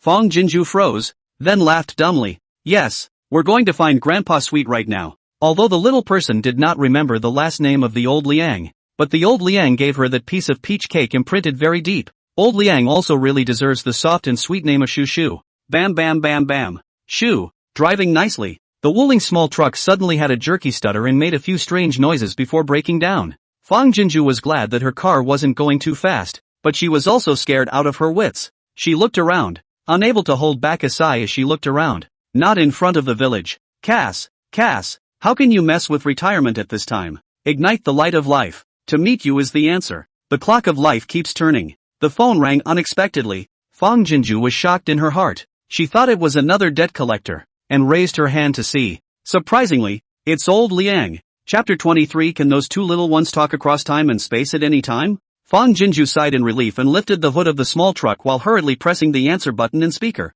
Hello, Uncle Liang? Hey Fong, last time I heard you say that your grandfather collected a lot of antiques. I want to ask you, are there any more antiques from the Tangwu dynasty? The old Liang on the other end of the phone. His voice was filled with a few points of excitement and eagerness. It's like this. The Mr. Ling who received your calligraphy and painting last time. He's particularly interested in the antiques of the Tangwu dynasty. Not only that, several of his old friends are also interested in the antiques of this dynasty. So he asked me to ask you if you still have any antiques of this dynasty in your hands. How many there are and how many he wants. Fong Jinju was so excited that she almost didn't drop her cell phone. She covered the transmitter and took a deep breath to calm down first before she let go and replied. Uncle Liang, I was just about to go look for you. This time I brought several antiques. If this Mr. Ling offered a reasonable price, I could have offered it at any time. And anyway, I'm also, gee whiz great. Before Fong Jinju could finish her sentence, old Liang interrupted excitedly. You are simply my god of fortune. That way, did you drive? If you're driving, you come to the Red Star Market and give me a lift. I'll take you directly to Mr. Ling's house to talk about it. It just so happens that he and a few of his old friends are enjoying and discussing that painting and calligraphy of yours. Fong Jinju looked at the Wuling small truck with a smoky engine, and said with some chagrin, I'm driving, but I just broke down halfway. Old Liang on the other end of the phone gave a start, then asked sharply, then where are you now? Fong Jinju honestly told the address. I'm halfway to the Fong family farm in Zhomyo village, Shangli Ping town, south of the city. Fine. Then stay where you are and don't move. Make a rescue call to have the car towed first, and I'll be right there to pick you up. This is too much trouble for you, Uncle Liang. Can something as good as picking up the god of wealth be trouble? Well, without further ado, I'm coming to pick you up now. After hanging up the phone, Fong Jinju drifted a bit unrealistically. Originally, I thought that if I brought so many antiques to go, Uncle Liang couldn't eat them, but I didn't realize that there were so many rich giants behind them. Sister, I hear, sweet grandpa, voices. Shoo shoo, who was beside her? Asked curiously, where is he? ACA? The little brain also couldn't help but look from side to side. Fong Jinju shook her cell phone and smiled like a flower. Sweet grandpa is not here. It's this cell phone. It allows us to talk and chat with people from far away. Oh, Shuru's eyes were wide with surprise. Wow, that's awesome. Then Shuru can talk to brother too. It made Fong Jinju freeze. Then an impossible thought leapt up in her heart. She knew very well how much the two little ones would miss each other when they had to be temporarily separated in order to communicate with Balio. If you buy a children's watch for each of the two little ones, will the two little ones be able to talk across time and space at any time? Or, if she gave Chuyi a cell phone, they could contact each other by phone at any time, which would be convenient and fast, and they wouldn't have to keep the two little ones apart too often for too long? For a moment, Fong Jinju felt as if Shushu's words had opened up the two chakras, and many impossible thoughts popped up one after another. But right now was not the time to worry about that. And even if you have a cell phone, but no communication base station, it's impossible to make an off-site call. What's more, they're otherworldly. Shoo, it's not possible for now, because brother doesn't have a cell phone there, and it needs something else to help to talk. Watching Shushu's expectant eyes suddenly darken, Fong Jinju was a little distressed, and turned her words around. But you give your sister a little time, and she'll try to make it so that you and your brother can talk and chat without seeing each other. Okay? Upon hearing this, Shuru Digday came forward and hugged Fong Jinju's leg, tilting her face up and smiling openly. Well, Shuru, Sister Xin. Fong Jinju sighed in relief and stroked Shushu's head in relief. She wasn't being perfunctory. Shuru, after calling a rescue tow truck to tow away the Wuling small truck, Fong Jinju pulled Shushu to find a rock by the side of the road and sat down to start checking the information. I didn't think it would lead her to a couple of spells she could try, but there was no time to delve deeper. As a cab pulled up sharply in front of them, old Liang then poked his head out of the car window. Xiao Feng. The line of sight landed on Shushu's head. He instantly revealed a kind smile. Little girl, I knew you were there too. Get in the car. Grandpa brought you something good. The cabbie was a good driver. And with a jerk, the car turned around. Lao Liang sat in the back row, and Fong Jinju sent Shushu into the back row and got herself into the passenger seat. Sweet grandpa. As soon as she got into the car, Shushu smiled sweetly at old Liang. Old Liang froze and hurriedly explained with a smile. Good boy. Grandpa's surname is Liang, not Tian. Uncle Liang. The one in Shushu's mouth is not the Tian you said. It's sweet. Fong Jinju hurriedly looked at the back row and explained with a smile. Didn't you give her a piece of peach crisp last time? Shushu didn't know your last name, and just now asked you sweet grandpa. I guess the sweetness of the peach crisp you gave her made her memorize it, and I thought the name was particularly cute. So I didn't correct her. If you mind, I'll have her change her tune. No. Upon hearing this, old Liang smiled with his face full of folds and hurriedly interrupted. I think this name is special. Just follow Shushu's and don't change your name. Come Shushu. Grandpa Sweet doesn't fail to live up to your name. Look what I've brought you. Will Hawthorne Lollipop Dash. Looking at the pink package, Shushu's eyes suddenly became pink and crystalline as well. Wow. However, he did not directly reach out to receive it, but looked at Fong Jinju expectantly. Fong Jinshu smiled and nodded. Only then did Shushu joyfully accept the lollipop, smiling toothlessly at old Liang. Thank you, sweet grandpa. That's so nice. That boy knows his stuff. Seeing Shushu's well-behaved and polite driver from the rearview mirror, the driver couldn't help but speak. What a good family education. Fang Jinju smiled and graciously responded to the driver's favorable comment. Our Shushu is here to repay the favor. Shu understood the driver's compliment, tilted her head for a moment, and said seriously, Uncle, can drive a car. That's awesome. Uncle Junior always says that we should do to others what they do to us. It's only right for Shushu to praise Uncle when Uncle praises Shushu. Well, Shushu did the right thing. Awesome ACA. The carload of people were first stunned in unison, and reacted by letting out pleasant and bright laughter. Shu knows what she's doing and is sweet-talking, so the atmosphere in the car was very lively and harmonious on the way. Before the crowd realized it, the cab had already driven to the most luxurious neighborhood in City, North Mountain Villa. Here are all detached villas, and there are only a few 28. Each villa covers a large area, can be described as an inch of gold. The price of Beijing, Shanghai and Guangdong, such as first-tier cities. Chapter 24 turns out to be such a ho-hum patron. The tall, handsome security guy confirms it and releases the cab. The garden can be described as luxurious everywhere, and every scene is characterized by elegance and nobility. Fang Jinju's grip on the bag strap tightened slightly, and even the cab driver straightened his spine as if he was on the verge of an attack, surreptitiously surveying the few people in the car from time to time. What level of VIP is he pulling today? After getting out of the car, Fang Jinju was a bit dazed by the shock of the luxurious scene in front of her. Mr. Ling's villa was at the end of the park, the largest one in the entire villa area, covering an area of 700 to 800 square feet, not to mention that it was separated from the other villa clusters by a considerable distance. Proximity to life, yet just the right amount of separation from the hustle and bustle, silently highlights the strength of the villa owner. Here, there should be no doubt that this is the king of the building in the entire villa area. No wonder the $2 million of calligraphy and painting said to buy,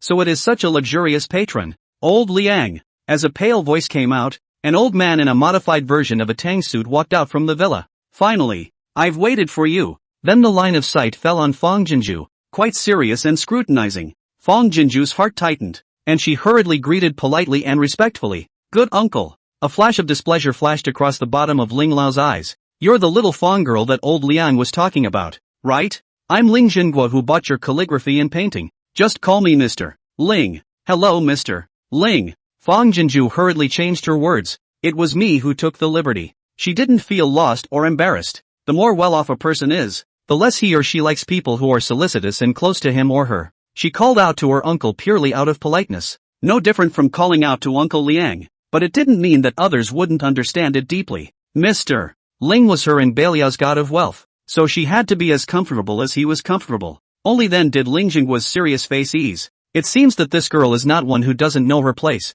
Hello Grandpa Ling. Without being taught, Shu graciously greeted Ling Jinghua. The milky and sweet voice made Ling Jinghua stunned, and when his eyes fell on Shu, a flash of love flew by, but it passed in an instant and was covered by the color of despondency and sadness. Come in with me. Instead of responding to Shuru, he simply turned around and greeted a few people as they entered the house. Fang Jinju touched the ignorant Shushu and whispered encouragingly. Shushu doesn't need to be taught by her sister to know how to take the initiative to greet the elders. That's great. She then looked at old Liang suspiciously. Old Liang shook his head and reached out for silence, guessing that there should be an inside story. Fang Jinju wisely kept her mouth shut. Looking at Ling Jinghua slightly stiffened back. Shushu's big eyes flashed with plausible perception. Ling Jinghua directly took them up to the third floor. There are only 2 room doors on the third floor, a single door and an atmospheric folio door. Ling Jinghua pushed open the opposite door, and the sight inside shook Fang Jinju to a halt. Oh, my god. Paintings, porcelain, jewelry, swords, fossils. To say it's a mini museum behind this door is an understatement. Old Liang is here. That's Fang next to you, isn't it? Got your stuff with you, right? Get it out and let's see it. As soon as he opened the door, 3 old men not dissimilar in age to Ling Jinghua greeted him, dressing in the same style as Ling Jinghua. But the smileable look was a world away from Ling Jinghua's seriousness. Hello Grandpa. When the old men closed their voices, Shu greeted them politely as usual, her big eyes not flashing and her little grin making people follow her with joy just by looking at her. Goo, this little girl really understands things. Bold and not afraid of being born. My family Yu is 5 years old, and now when I see Lao Ling, I still cry. It's a generous and good boy. Just a bit thin. Looks a bit malnourished. Come on. Give your hand to Grandpa. Grandpa will take your pulse. You old Han too. Your occupational disease is at it again. What kind of person meets people and gives them medical treatment? A few old men. You touched their heads and I pulled their little hands. All of them were not stingy with their love for Shu Shu. Fong Jinju quietly glanced at Ling Jinghua, found that his face suddenly became very bad, and hurriedly digressed. Mr. Ling, elders, I casually brought a few antiques today. You helped to palm the eyes to see if it is the Tangwu dynasty. Old Liang also hurriedly agreed. Right. Don't delay the main event. The person Xiaofang's car broke down halfway. Finished but also to go to the garage. The attention of a few old men immediately shifted and hurriedly brought Fong Jinju to a wide round table. The group of people dispersed too quickly, and for a while, only Ling Jinghua and Shu Shu were left standing in the same place. Grandpa, here. Ling Jinghua was a little uncomfortable being stared at by Shu Shu's clear and friendly big eyes, and was just about to pull out his legs when the little person suddenly stretched out her hand towards him. It's a hawthorn lollipop. When Grandpa eats candy, he'll be, like, happy. Seeing that Ling Jinghua was unmoved, Shuradida stepped forward and carefully reached out her small hand to take his hand and shoved the lollipop into his hand, then flashed him a sweet smile. Grandpa, be happy ack. After saying that, he turned around and ran to Fong Jinju's side, not making any noise and being exceptionally well behaved. Looking at the lollipop in his hand that still had a residual warmth, Ling Jinghua was a bit frustrated. I'm pretty sure these are from the Tangwu dynasty. Old Ling, you already have a pair of calligraphy and paintings. Don't fight us this time. I want this painting. And this carved bowl. No way. I saw the calligraphy and painting first. You have a bunch of paintings at home. This one will be given to me first. No. A few old men gathered around the antique appraisal for more than an hour, and after determining that it was something from the Tangwu dynasty, they even argued with red faces and thick necks, like a few old children earning candy. At the end, several people looked at Fong Jinju in unison. Fong, do you have any more paintings or calligraphy at home? Or something better? Yes. How are we going to divide such a small amount? Fong Jinju was so excited that her breathing was slightly messy, and after thinking about it, she tried to say, Grandpa has too many antiques in his collection, and there should still be paintings and calligraphy, but I have to go back and look for them, and I will bring them over next time. Do the elders only want paintings and calligraphy? Grandpa has quite a few swords, spears, shields, arrows and the like in his collection. I wonder if the elders like them. Hearing this, a few old men looked at each other for a while, and then their faces were filled with excitement. Like it. I've been buying all my knife racks for years. I've never been able to find an ancient knife to my liking. Such a good thing. Feel free to bring it over. Yes. We old bones and your grandfather the same. Hard work all his life. Late in life just a little hobby. How can you lose yourself? Even if we go later, these things are quite a precious heritage, is not it? Fong Jinju had a bottom in her heart and answered in a loud voice, learning that she still had quite a few good things in her hands. The few old men didn't let me and you go like they did just now, and each selected their favorite antiques during the discussion. This time, the calligraphy and paintings were given to $2,200,000, 3 carved bowls $1,800,000, and 1 carved pottery basin $1,500,000. Because it was a bit big, Fong Jinju only brought 2 of them. The old men transferred money especially painfully and neatly, and looking at the numbers rubbing up in the bank card, Fong Jinju felt that she urgently needed to take a breath of oxygen before she could do so. Chapter 25. This is for Shu Shu. Courtesy, no refusal allowed. Now, not only will she be able to completely pay off her debts and keep her farm produce, but she won't have to worry about Bai Lao's supply for the next period of time.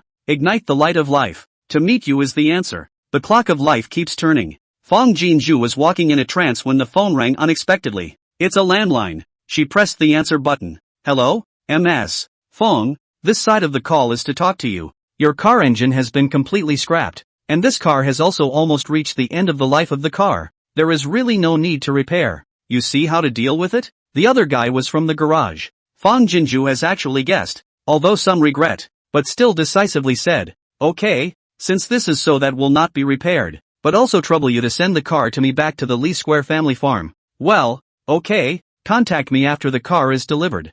I'll transfer the money to you. Hanging up the phone, Han Jiangwo couldn't help but open his mouth and ask, Little Fong, the car is scrapped. What are you still pulling it back for? Han Jiangwo was a short old man with a rich physique and a round face that always carries an easygoing smile. The bottom of Fong Jinju's eyes flickered slightly, her voice unknowingly colored with a few points of sadness. This is one of the few relics that my parents left me, although it's scrapped, but it's also a reminder to keep it. Said an embarrassed look at a shocked Lao Liang. Uncle Liang, I'm sorry. In fact, My parents died in a car accident not long ago. They opened a farm before. Because of poor management owes a huge amount of debt. I just graduated from college. I really do not know how to save the tide. Had no choice but to take out these legacies left behind by my grandfather to sell. Last time I didn't understand the market and was worried that people would rip me off and swindle me if they knew I was an orphan girl. So I lied to you. But through these 2 encounters I've come to see that you're a good person. And I shouldn't keep it from you anymore. She realized that since she met Shu Shu and Rue, although she was still surrounded by all sorts of malice, she had also begun to turn her luck around, encountering noble people and goodwill. She should be sincere in the face of trustworthy people, especially those who pulled her through difficult times, whether knowingly or unknowingly, in order to extend this good fortune and blessing. At these words, the old Liang was shocked and his eyes reddened. The girl he suddenly felt a little gag in his throat. You were right to do that before. How can you just trust a stranger when the heart is in the right place? I didn't know that you and Shu Shu suffered such a big change. Last time I said that to you. Don't take it to heart. I was really heartbroken for the child before I didn't hold back for a moment. I know, Uncle Liang. Fang Jinju held back her slightly sour tears and laughed. If it weren't for your natural outpouring of fondness and concern for Shu Shu, I wouldn't have dared to put my trust in you so quickly and readily agree to give you the antique. And I wouldn't have had this opportunity to tell you these things today. Speaking of which, I really have to thank you, and these elders you introduced me to. If it wasn't for your discerning eyes to buy these antiques, I really don't know how I'd be able to face the huge debt. A few old men looked at each other with shock and intolerance on their faces. Even the unsmiling Mr. Ling's eyes couldn't help but soften when he looked at Shu Shu again. That little party. Han Jiangwo opened his mouth, his voice filled with kindness. Your family farm is far away from the city. It is really inconvenient to not have a car. And now that you also have money, you still need to buy a car again. It's also a coincidence that the owners of all the forest stores in Anshengsi are my acquaintances. I'll give you a business card. If you go to buy a car, show them this business card and they'll definitely give you the cheapest price. Saying this, he felt around in his arms for a while and pulled out a business card and handed it to Fang Jinju. Looked at the front of the do not know with what material to do. But a look is very expensive business card. Fang Jinju even waved his hand. Uncle Han, your good intentions I appreciate, but really do not have to. Is a substitute for the car. I'm ready to buy the cheapest on it. Guilty of letting you carry a personal favor. Upon hearing this, a trace of scorn flew across the bottom of Ling Jinggua's eyes. This girl, she has good character. Han Jiangwo shoved the business card into Fang Jinju's hand without saying a word. If I tell you to take it, you take it. Those people can't wait to give me favors. You don't have to have any psychological burden. But just remember to bring more good things next time. The other 2 old men also echoed. Right.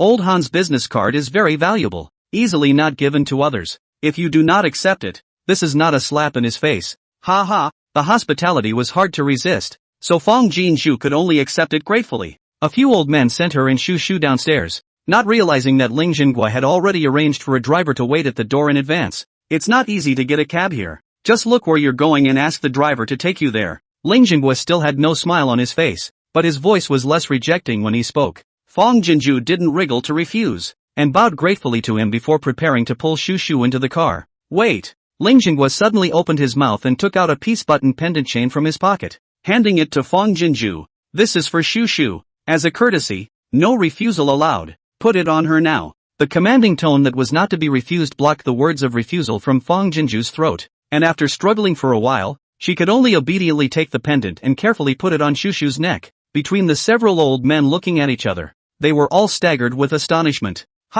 This isn't. Shu Shu touched the peace button on her neck and said seriously toward Ling Jinggua. Grandpa, between the expensive, said the pocket Lao Liang gave her all the delicious takeout stuffed him. Between some, all send Grandpa. Next time, delicious, also send Grandpa. Unprecedentedly, Ling Jinggua didn't refuse and silently pocketed it. Not only a few old men, but Fang Jinju was a bit incredulous and a lot of pride was born. It's true, kids who know what they're doing are loved everywhere they go. Her Shura was a real credit to her family. With money in her pocket and no panic in her heart, Fang Jinju asked the driver to send her directly to Anqing West Science and Technology Innovation Road. It is a gathering place for 4S stores of various car brands. She'll have to buy a mobility scooter first, because the Wuling small truck has worked diligently for so many years without any mistakes. Fang Jinju is ready to directly buy another improved version of its offspring. The main one is affordable and packable. With a clear purpose, Fang Jinju led Shu Shu directly to start looking for the Wuling 4S store along the road. Fang Jinju?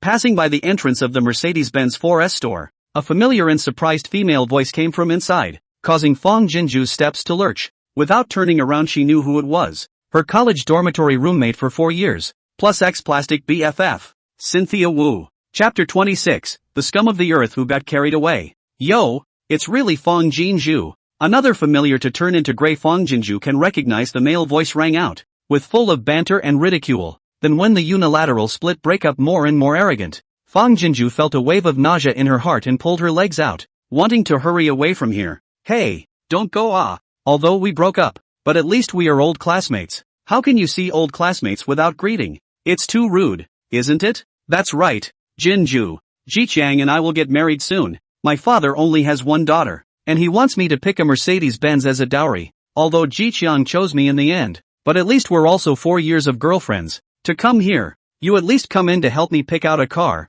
right? Fong Jinju is disgusted and wants to stay away, but the scummy man and thinks she hasn't come out of it and wants to escape, and they chase her out in unison to show off. The salesperson who received Wu Chanxian and Fong Jiqiang, hearing the 3 words Fong Jinju, was shaken and hurriedly followed suit. Early 20s, clean and soft-looking, with a sweet and skinny little girl, also known as Fong Jinju. It's the customer that the boss just explained that he's going to focus on for the next few days without a doubt. Female sales sold more than 10 years of cars. What people have not seen. As soon as listening to Fong Jiqiang couple gunpowder full of words, will be their relationship with Fong Jinju guessed as 7 or 8. Holy, not only did she get to bump into a key client today, but she also got to bump into the main event of the key client being double-crossed by her ex-boyfriend and her best friend. Thinking of this, the female sales feel that things are not simple. Hurriedly shouted colleagues to focus on the customer. He flew upstairs to inform the boss for advice to go. Fong Jinju's eyes were stern, stopped and turned around, coldly looking at the complacent scummy man and,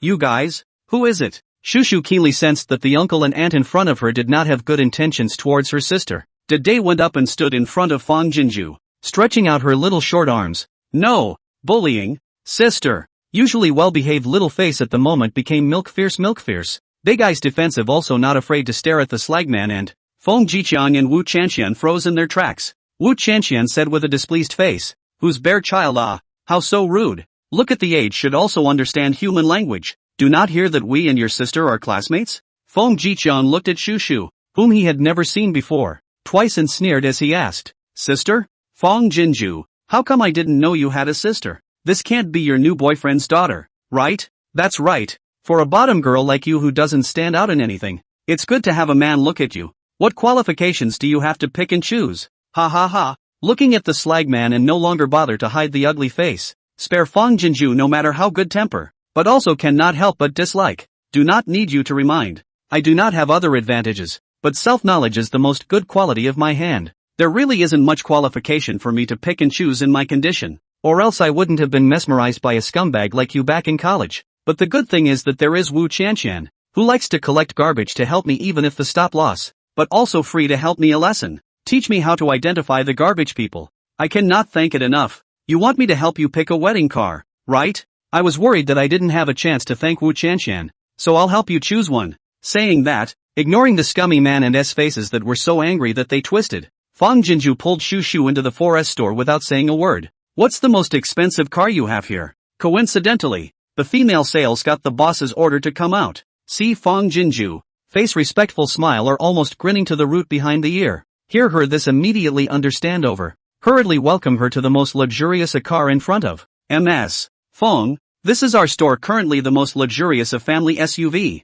The price is 1,390,000, said while the scummy man and woman had not yet approached. The female salesman went over to the ear and whispered to Fong Jinju. MS. Fong, Han has already greeted. The boss has also explained to me. As long as I can make you relieved of your anger, I will cooperate with you with all my might. Fong Jinju was stunned. How did Elder Han just happen to know that she came to the Mercedes-Benz store and just happen to know that she was disgusted by the scumbag? It's not like he's accounted for all the 4S stores in this area, is it? The moment she reacted, Fong Jinju felt the power of capital while her heart was moved straight to the clouds. Woohoo! If that's true, then Han is too good. The point is, the owner and saleswoman here are so good at what they do. Fong Jinju nodded gratefully toward the saleswoman and whispered, thank you. Female sales heart a burst of excitement. See, the slag man woman came in, immediately face on the act. MS. Fong, what do you think of this car? With the backbone given by Han Lao, Fong Jinju's spine straightened even more,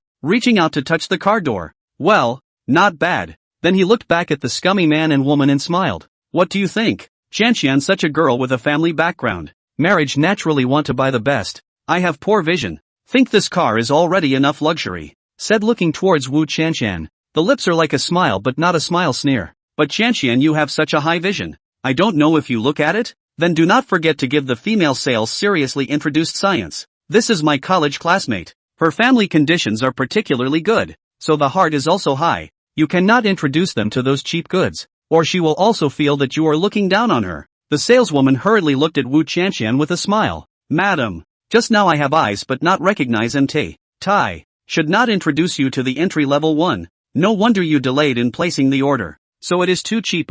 What do you think of this one? This is the best and most expensive model in our store. If you think it still doesn't match your status, we can also customize a pure imported one here. Just a little longer waiting period. I don't know if it will delay your wedding? Watching the scum man and scum woman's faces go green for a while, Fong Jinju almost couldn't hold back her laughter, and silently gave a nod to the saleswoman in her heart. It looks respectful, but it's full of dark sarcasm, and it's forcing people to make a fool of themselves at every turn. Before I ask, what are you doing here? Seeing Wu Qianqian's bad face, Fong Jiqiang's eyes rolled, and hurriedly digressed, with a scrutinizing and sneering Fong Jinju's expression. What? You're here to buy a car too? No, I heard that your parents lost a lot of money by opening a farm. It's only strange that you have money to buy a car. When Wu Qianqian heard it, she was instantly energized again. You wouldn't be applying for a luxury car sales job, right? Also right, with your education can find what high-pay jobs, even if you find. For your parents owed a huge debt that is also a drop in the bucket.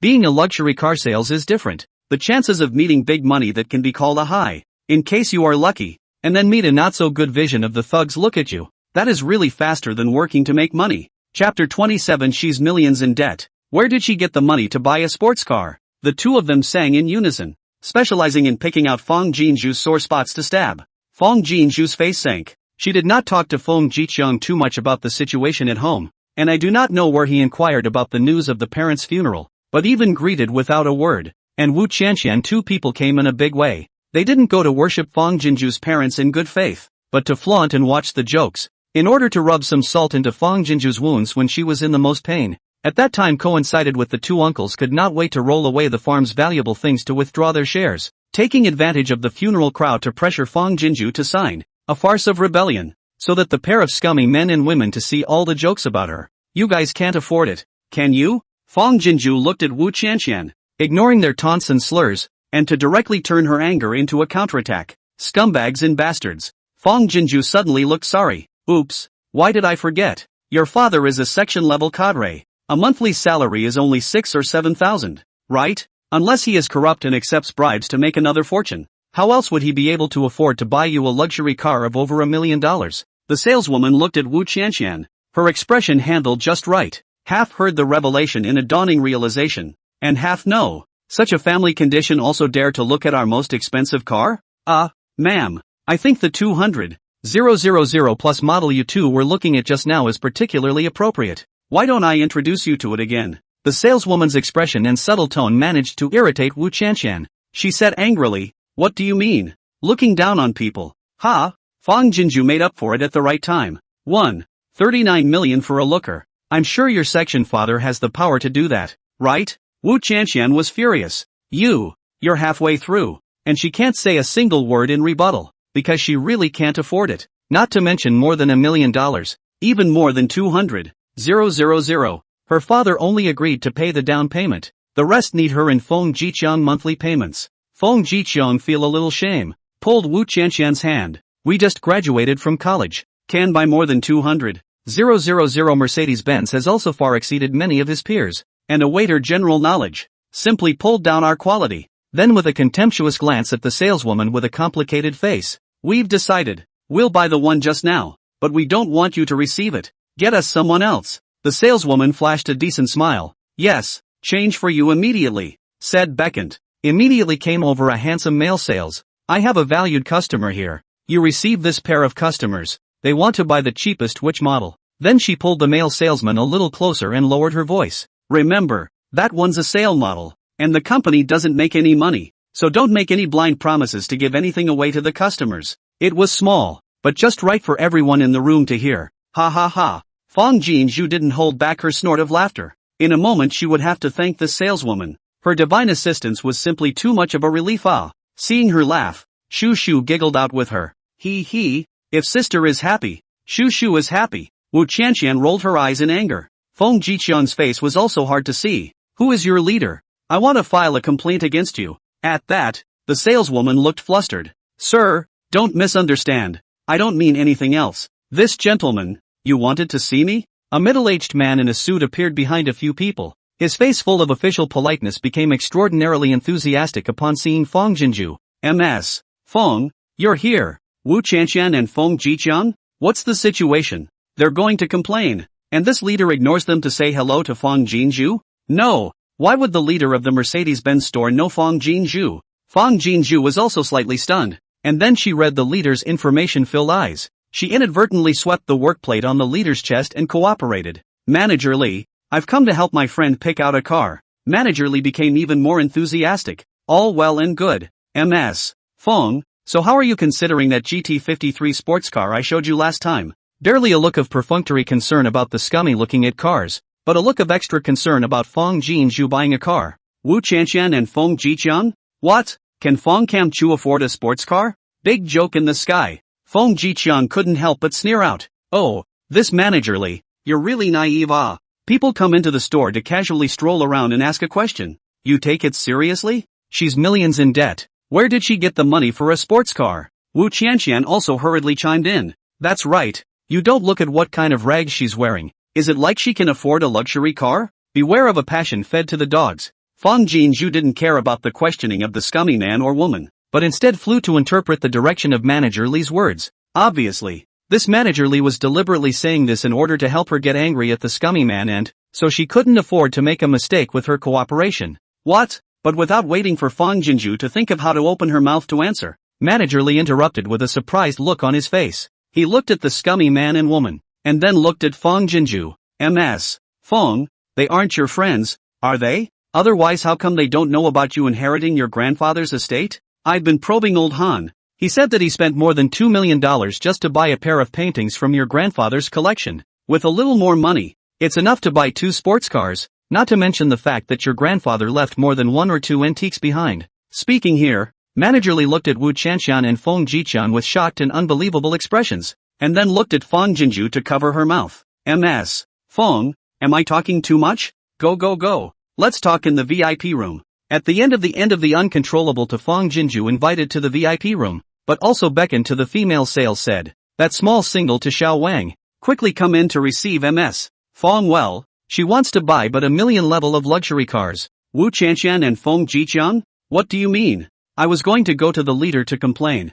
but the leader was also a snob? No. Feng Jinju even has a grandfather who loves collecting antiques? No way. Absolutely not. Ms. Feng, sorry. Closing the door of his office, Manager Li changed his face to a normal one, but the respect and enthusiasm didn't fade. We don't have the intention of divulging your personal information. It's just that I couldn't look at it from upstairs just now, so I took the initiative to report what you encountered with Elder Han. Elder Han was also furious, which is why he told me something about your family, saying that if we don't help you out, he's going to raise the rent for our boss. Even without Elder Han, we're not used to seeing this kind of person's face. Not to mention, it's about my job, so please don't take offense. Chapter 28, Feng Jinju. Have you watched too many revenge skits? Feng Jinju said repeatedly. I can't wait to thank you guys. Where would I see blame? Saying this, she looked at the saleswoman with some embarrassment, because my personal grudge is bothering Elder Han so much, and making you suffer along with it. I'm really sorry. The saleswoman hurriedly shook her head. Ms. Feng, it has nothing to do with you. I received them for more than an hour before you came, and I have seen a few of their virtues, only I didn't realize that they were still scummy little brats with no moral bottom line. Don't know how to cover up when you've done something wrong, but still strut around showing off and poking people's scars. It's simply hateful. Manager Li pulled open the blinds and looked downstairs, said in a good humor, those 2 people have not left yet. It is estimated that they do not believe it. He looked at Feng Jinju. Ms. Feng, don't worry. I'll make sure to give you a hard time today. After he said that he made a phone call and asked his boss for permission, The three of them went downstairs with a smile on their faces. Yo, what a make-out session. As soon as she saw the three of them going downstairs, Wu Qianqian couldn't help but start to look gloomy. Fong Jinju, this manager Li wouldn't be your new boyfriend, would he? Otherwise why is he helping you make things up? If you can afford a luxury car, I, Wu Qianqian, will take your surname. Fong Jiqiang also laughed sarcastically. Fong Jinju, you've watched too many revenge skits, right? Surprisingly staging such a lame drama. You and these two are acquaintances, right? You sent them WeChat when you entered just now, right? Acting really like that. Qianqian is right. If you can afford a luxury car, both of us will take your last name. Rao Li manager has seen countless people in a day, has long practiced a body of endurance. This will also almost did not tense. Ma'am, sir, if spraying manure, please move outside. Do not affect our service to other customers. Saying that, he also did not look at the scummy man or woman who was so angry that she went crazy and twisted her expression, and seriously arranged to the female sales. Immediately prepare the purchase contract and the card machine. Don't let Ms. Fong wait for a long time. The saleswoman trotted away in response. Manager Li guided Fong Jinju to sit in the negotiation not far from the slagman and a serious introduction to the maintenance of sports cars and driving precautions. Wu Qianqian and Fong looked at each other. For real? See, the female sales really brought the purchase contract and card machine. A face to open a large order of excitement. Slag men and women cannot sit down. The sense of theft is very heavy. Towards the back of the Fong Jinju leaned over. Fong Jinju calmly took out her wallet from her bag and then drew out her bank card. The saleswoman pressed the payment amount with an excited face. The jagoffs stretched their necks in unison and peeked over with wide eyes. 168, 8888, 88. Fong Jinju smiled and looked at Manager Li. Thank you for helping me apply for such an auspicious number. Manager Li responded enthusiastically. It is my job to make your guests happy. Then Fong Jinju handed the card. The saleswoman swiped the card, and Fong Jinju covered the keyboard to enter the password. At the end of the printout, the numbers 168, 8888, 88 were bolded and blacked out. Wu Qianqian and Fong Jiqiang's complexions were instantly shocked to the point of chafing. Fong Jinju really bought a sports car. Fong Jinju got up and turned around, looking at the scummy man and woman behind her who were acting like thieves.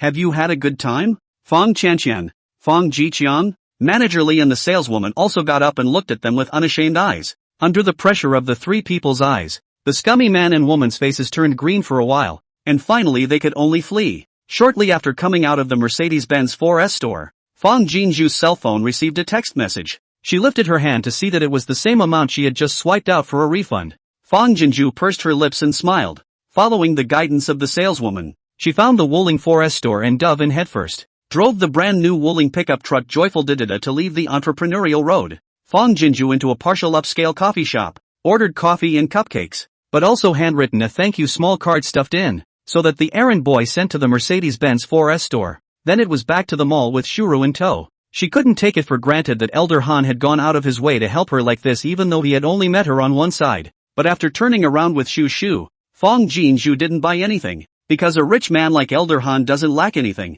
Sending ordinary mundane things would seem too insincere. At the end, Fong Jinju squatted down and asked Shu, who was eating the cupcake with a satisfied face. Shu, Grandpa Han and the others have been so kind to us. What should we send them to thank them for? Shu pursed down the sweet taste in her mouth, and her big eyes were also full of sweet colors. Yummy Acme, eat good food and be happy. Fong Jinju's heart fluttered. Yes, the people are what they eat. Even the richest people can't live without 3 meals a day. What good things haven't Han and the others seen? It would be better to send those Huawei, rather than organic vegetables from the farm, and organic livestock. Fong Jinju kissed Shu fiercely. Shu is great. After you're done, sister will take you to buy something nice. Money in your pocket, not in your heart. Fong Jinju first went to the bank to pay the farm rent to the government account, and then called those who owed the debt one by one to pay off the account. Coming out of the bank, Fong Jinju felt like she had unloaded 1,000 gold burdens and felt that the air tasted sweet. After leaving the bank,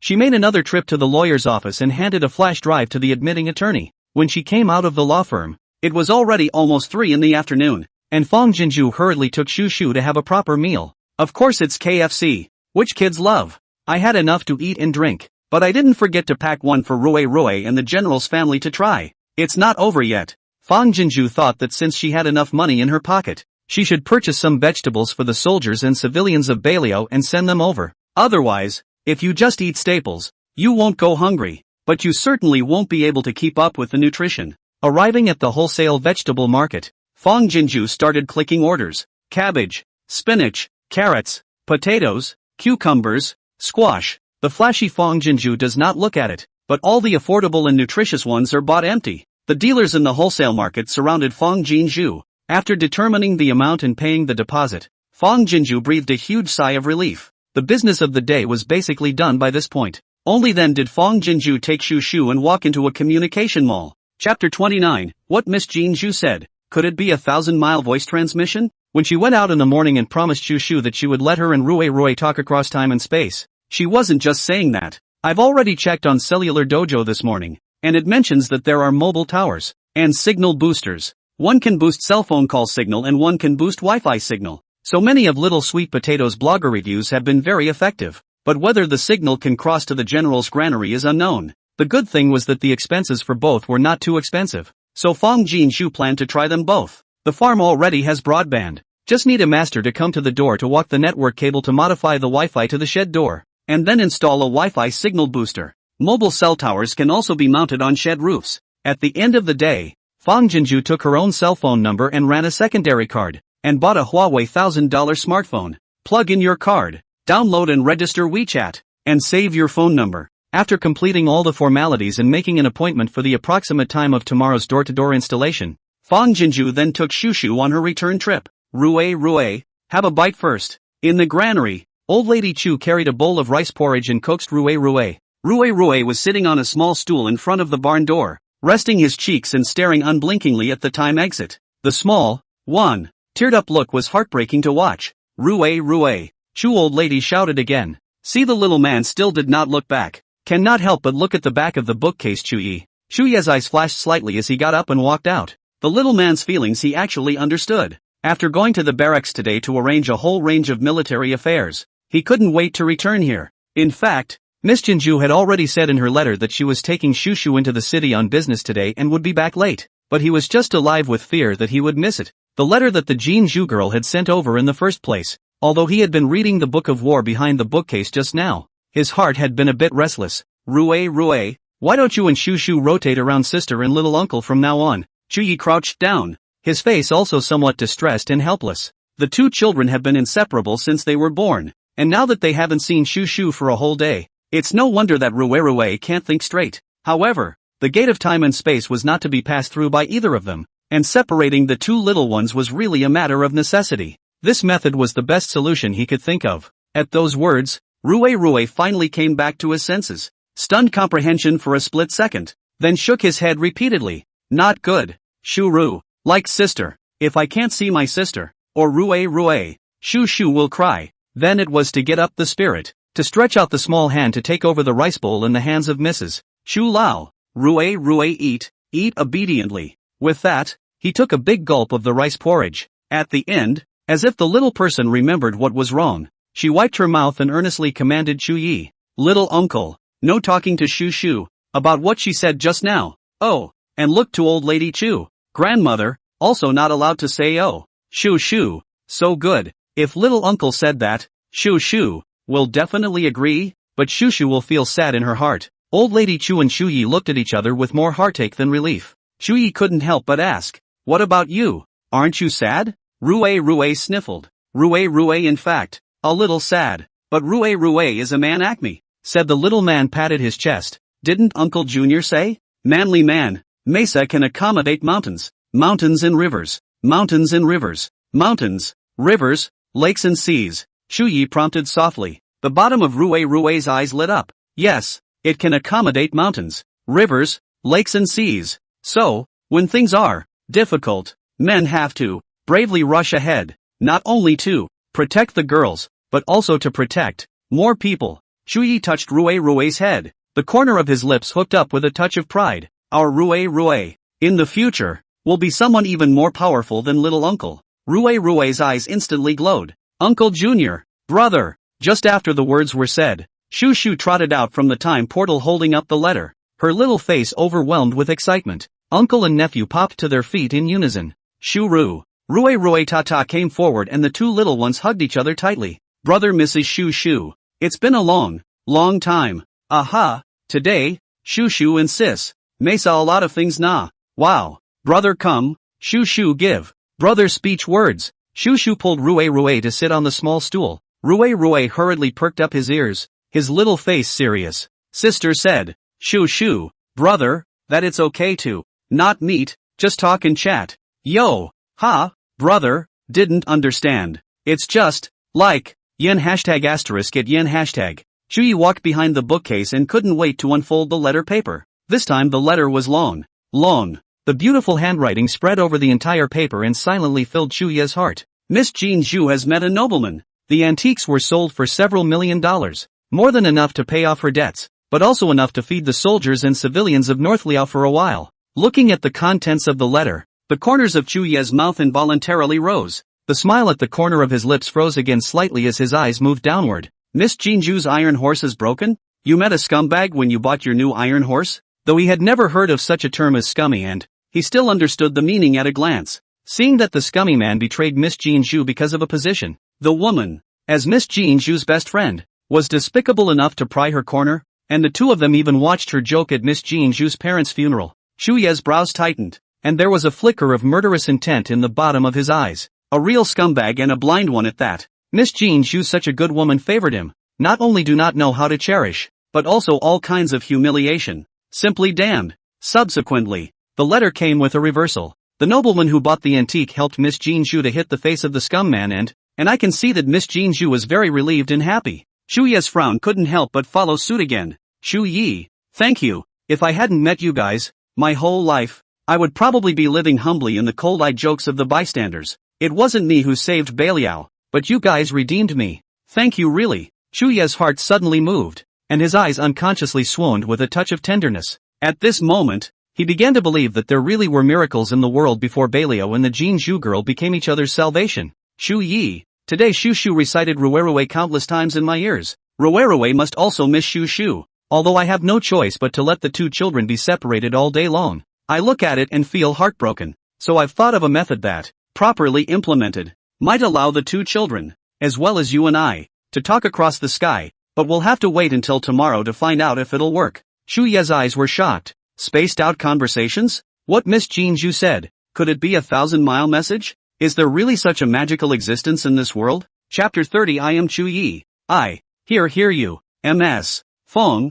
It's installed. I'll debug it for you. If you think it's qualified you can accept it. The next day, the communications installer came to the farm as promised, and installed all the equipment in place according to Fang Jinju's requirements. Although the debugger showed a pass, Fang Jinju was still a little apprehensive in her heart. After sending the installer away, she asked Shu Shu to operate the $1,000 smartphone to show herself. Old Lady Chu was from a scholarly family and taught her two children to read and write early on, so at a young age, Shu Shu could already read a lot of words. Moreover, Shu Shu was very smart and had a good memory, and after Fang Jinju taught her for a few hours last night, she was already able to use her cell phone very smoothly. Turn on, turn off, increase or decrease volume. Find the 3 words Fang Jinju in the phone book and call her. Hearing her sister's voice on the receiver, the little man had lightened up a lot more than yesterday, but there was still a twinkle of surprise in his big eyes. Fang Jinju asked her to open WeChat again, tapping the dialog box, sending her voice and video. Seeing her face and her sister's face appearing in the cell phone at the same time,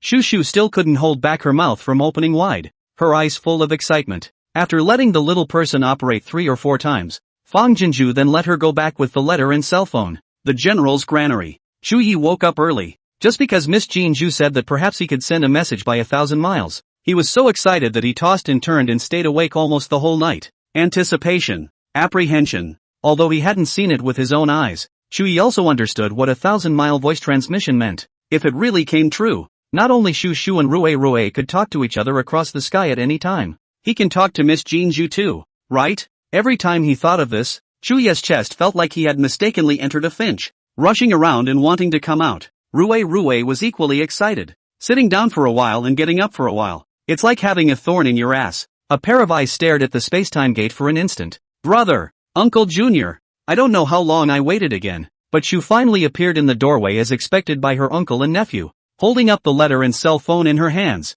Cell phone. Cell phone. Chu Yi arrowed forward. Rue jumped straight up with joy. Brother look. MES is. Cell phone. Just getting together. Shu Shu couldn't wait to show off her newly learned skills with Rue. Give sister. Call. On the other end, Fang Jinju sat motionless at the closest part of the shed door, staring nervously at the cell phone screen. Shu Yi couldn't help but look at the novelty little square in Shu Shu's hand while reading the letter. And just after reading the letter at the beginning, he heard a strange sound from the little square, igniting the light of life. Even though Fang Jinju was prepared, she still bounced up in excitement when her cell phone rang and pressed the answer button at the first opportunity. Hello, Shu Shu? Have you already gone over there? Can you hear your sister? Are Uncle Junior and Rui next to you? Fang Jinju nervously asked 3 questions in a row. Her cell phone pressed tightly against her ear. A warm and clear voice came out from the small square, and Shu Yi was shaken. Is that Miss Jinju's voice? She really does know how to send a message 1,000 miles.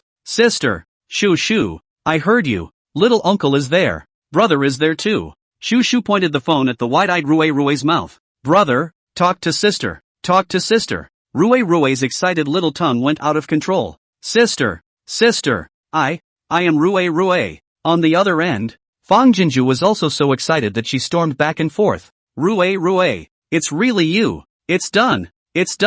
Aha. God loves me so much. Shu Shu. Rui, quickly give your cell phone to little uncle. The corners of Fang Jinju's mouth grinned widely in excitement, pacing back and forth like the wind. Shura held her cell phone high in the air and tugged at Shu Yi, who hadn't regained his senses from the shock. Uncle Junior, pick up the phone. Shu Yi returned to his senses, trembling and reaching out his hands, carefully catching and cupping the cell phone in his hands, his stoic face full of helplessness. Shu Yi? General Chu? Fang Jinju's excited voice came through the receiver. Can you hear me? I'm Fang Jinju. Shu Yi's chest thumped like thunder, his throat surging, his voice slightly hoarse. Miss Jinju, I'm Chu Yi. I heard you. Fang Jinju's feet snapped to a halt, and her eyes were awestruck. The male voice in the earpiece came like a high mountain avalanche of snow sweeping through the sand, clean and powerful, but also through the vicissitudes of life sharpened out of the calm and dark. At this moment, the 4 words, ear pregnancy, materialized here in Fang Jinju.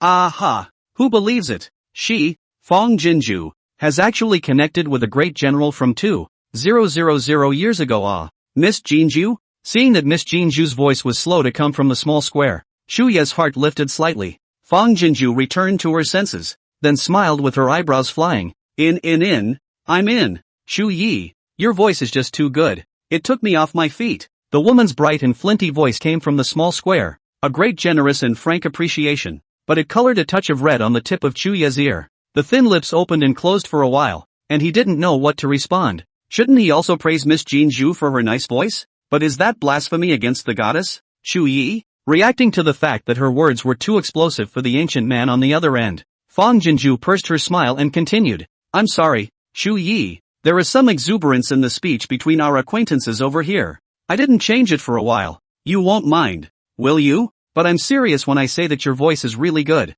Shu Yi's ears turned even redder. He stabilized his mind and seriously came closer to the small square. I won't mind whatever Miss Jinju says. Miss Jinju, you have a nice voice too. Fang Jinju was stunned for a moment, then smiled brightly. She could almost imagine the devotion on Shu Yi's face on the other end of the phone. Shu Yi, let's try a video call. Fang Jinju couldn't wait to see the majestic style of this ancient general. You give your cell phone to Shu Shu. Shu Shu will send the video. I've taught her. Shu Yi was stunned and hurriedly handed the small cube to Shu carefully, then leaned over and watched how Shu manipulated it. Shuru, what is a video call? Seeing Shu Shu's little fingers flexibly jumping on the small square screen, Shu Yi couldn't help but ask. Shu grinned a little and said, that is, sister, can see Uncle Junior. Uncle Junior, too, can see sis. Yo, Shu Yi was shaken. Ha, Miss Jinju can actually see herself through this little square? Shu Yi subconsciously wiped on his beard, which he had not shaved for many days,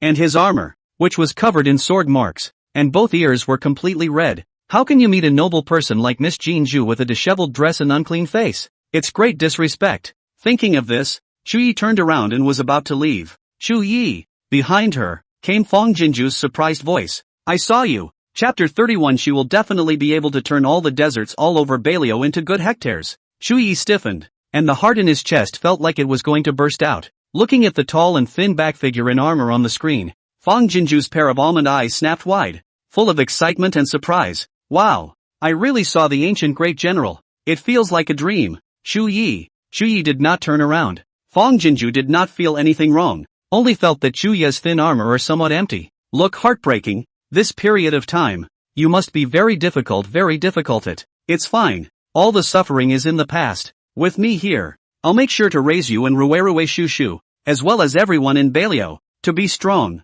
The voice behind him was pure to the extreme concern. Chuya's eyes were flooded with a layer of wetness, stabilized his mind, and only then slowly turned around. In the small square, Fang Jinju's face was joyful, waving her hand at him with a bright smile like a flower. Chuyi. Although Chuyi was still a bit overwhelmed, the corners of his mouth grinned along with him and waved his hand at the small square following Fang Jinju's example. Miss Jinju, the woman in the small square with bright eyes and white teeth, is not considered beautiful and stunning, but the clear face and warm smile to see people's hearts bright. A head of black hair casually draped over the shoulders, wearing a pure white shirt. The elation of personally seeing a goddess silently swept Chuya's circumference, and then his eyes hastily retracted as if they had been scalded, and then he violently turned his back. Miss Jinju, I didn't mean to. As he spoke, his face, too, burned. Fang Jinju was stunned, then looked down at herself and instantly came to a realization. She wore a slightly slim round neckline with short sleeves, leaving her collarbone and arms bare.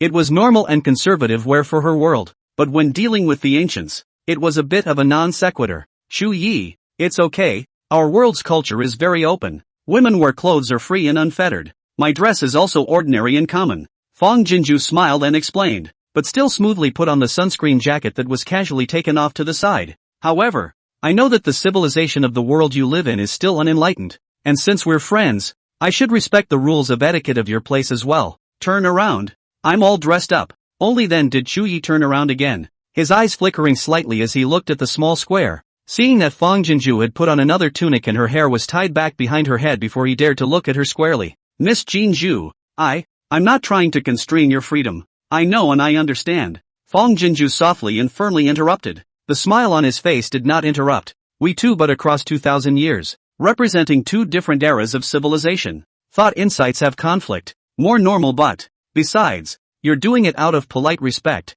How could I misinterpret it when I admire it? Chuya's heart was relieved, and when he met Fang Jinju's eyes again, he was much more open. Miss Jinju, this 1,000-mile voice transmission and video calls, does it harm you? In the small square, every subtle expression on Fang Jinju's face was incomparably clear to him, as if it was right in front of his eyes. On top of that, he could see himself, albeit in a very small square, 100 times clearer than if he were looking in a brass mirror. Everything in front of him had completely exceeded his perception. He had heard that it took a great deal of divine energy just to send a voice over 1,000 miles, not to mention that this kind of spell that could see each other through the air must be very injurious to one's body. Fang Jinju's heart warmed up and shook her head repeatedly. Shu Yi, the thing you're holding in your hand is called a cell phone. In my world, almost everyone has one. It can see each other anytime, anywhere, and it doesn't hurt me in any way, but it needs something called a signal to support in order to be able to use it. A signal? What is it? It's the satellites in the sky and the towers on the ground that transmit data to and from cell phones. When he first heard these novel words, Shu Yi carefully took the cell phone from Shu Shu's hand with an inquisitive face. Satellite? Is it the stars in the sky? Fang Jinju smiled and explained patiently. Sort of, but this star was created by humans and then launched into the sky so that it could serve humans. It's very powerful. It can navigate and point the way for people. It can survey the weather. Unconsciously, Chuyi slowly walked to the back of the bookcase and sat down, listening to the intoxicated, cold pool-like eyes, as if by Fang Jinju infused a vast ocean. From time to time was set off by the shock waves. The world of the Jinju girl is so powerful, but it wasn't so powerful to begin with. Her country had endured even more arduous hardships than Northern Liao, and from the beginning when people could be bullied to the end when it became a powerful country that no one dared to offend. It was the accumulation of nearly 100 years of thick and thin growth. Miss Jinju said that the sword sharpens from sharpening, and the fragrance of plum blossoms comes from bitter cold. That is why later on, there was Grandpa Yuan who made a moo of land produce 1,000 pounds of grain,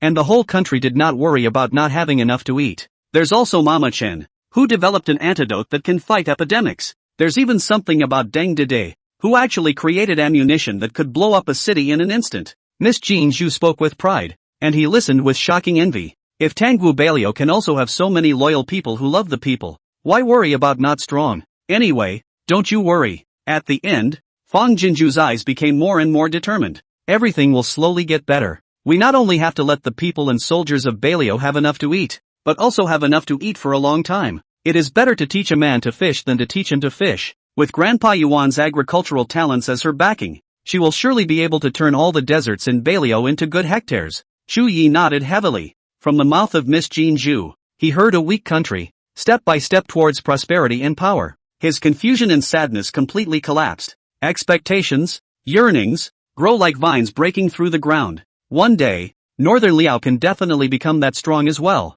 By the way, I've been chatting with you for half a day. I almost forgot the main thing. Fang Jinju got up from the bench. Take your cell phone and slowly leave the time gate. I want to see how far the cell phone signal can cover. Chu Yi hurriedly got up and did as he was told, walking slowly out of the granary. Hey, Chu Yi, can you still hear me? Well, listen to this. Now what? On the other side, Fang Jinju was also slowly moving away from the farm. After some trial and error, she determined the furthest distance between the two sides of the call. If she got to the dormitory, Chu Yi would have to be at the granary. If she was in front of the shed door, Chu could go as far as the yard next door to the granary. Any farther than that and it won't work. For this, Fang Jinju was already very satisfied. After all, not only did Rui Shu not have to be separated, but the connection between her and Chu Yi was also easier. After teaching Chu Yi to make phone calls and send WeChat, Shu and Rui returned to Fang Jinju hand in hand. Uncle Junior said that he had his grandmother and his GI uncles with him, but his sister was all alone and it was too lonely. They have to stay by their sister's side to help her and make her happy at all times. After eating dinner with the two little ones with a smile, Fang Jinju sent Chu Yi a WeChat voice. Chapter 32 General. There are so many fish in the water sent by the goddess. Almost as soon as it rang, Chu Yi grabbed his cell phone. Chu Yi, are you ready on your end? I'm going to drop the vegetables. The crisp female voice came out of the cell phone, leaving the Chu family army and the old lady Chu, who had long been waiting in the granary, dumbfounded. Thousands of miles of sound. Although the general had told them in advance that the goddess had given him a magic weapon that could transmit sound for thousands of miles to facilitate contact with each other, hearing it in person was still too shocking. The crowd looked at Chu Yi for an instant, and witnessed him say earnestly to the spell, Miss Jean Zhu, we're ready. Elder Lady Chu excitedly held Sister Wei's hand. There was also a considerable commotion from the Chu clan's army. The general actually spoke to the goddess. The goddess also had to throw vegetables at them. That's a vegetable. An existence more precious than food to the military and civilians of Northern Liao. Bailio Desert. Even drought-resistant grain can only yield 1 or 200 pounds per acre. Not to mention the delicate vegetables. Pressure to survive. As the crowd was getting excited, the spell dinged again. Oh yeah, Chu Yi, I forgot to ask you. Is there a water shortage in your area? There was another commotion in the Chu clan's army, and a cry went up from the bottom of everyone's eyes. Missing. Although there were deep wells dug in every village and several in the barracks, it hadn't rained for months, and there was just enough water to cook food, so it was a luxury to wash and bathe. They feel like they're getting lice on them. Chu Yi was also a bit agitated and pressed his cell phone to call back. Miss Jean Zhu, the water for eating is barely enough. It's the water for washing that's a bit scarce. Only the facts are stated, but not a word about asking for water. Not to mention Bailio, even Tangwu Kingdom's water sources are somewhat scarce. Water was also a precious thing to them, and he didn't want to ask for it as a last resort. Ding dash. Okay, I understand. Do you have a pond or deep well there? I can divert the water to you first. As soon as Fang Jinju's voice fell on the cell phone, a cheer erupted from the Chu family's army. The goddess is going to give them water. By the sound of it, it could very well be sending them a pond of water. Chu Yi pressed down his excitement and asked, there is a deserted and still abandoned lotus pond right next door to the yard, so I'll prepare buckets and tanks to transport it. Hearing this, the Chu family army is ready to go, just waiting for his order, then rushed out to get the water. Ding dash. No need to be so troublesome. I'll have Rui Shu pull a pipe over in a while. You can just haul the pipe directly to the lotus pond. Ding dash. You guys will have to wait. I'm going to go get ready. As the goddess had promised, she was certain to bring water, but the weight was still wearing thin. Yi Tingxian couldn't help but come up to Chu Yi. General, can this magic weapon lend me a look? Upon hearing this, Xiong Dali also gathered around. Chu Yi shook his head decisively. No, Yi Tingxian, it's always okay if you hold it in your hand and let me take a look, right? Xiong Dali is also full of anticipation, and Chu Jejun is even stretching his neck in place. The general has what good things have always been the first to tighten them. Think they have this blessing of the eyes to see the artifacts. Chu Yi glanced at the two of them and silently slipped his cell phone into his pocket. You can give your brother your life, but not this. It was the only thing he had for his goddess connection, and it would be too late to catch up in case it looked bad.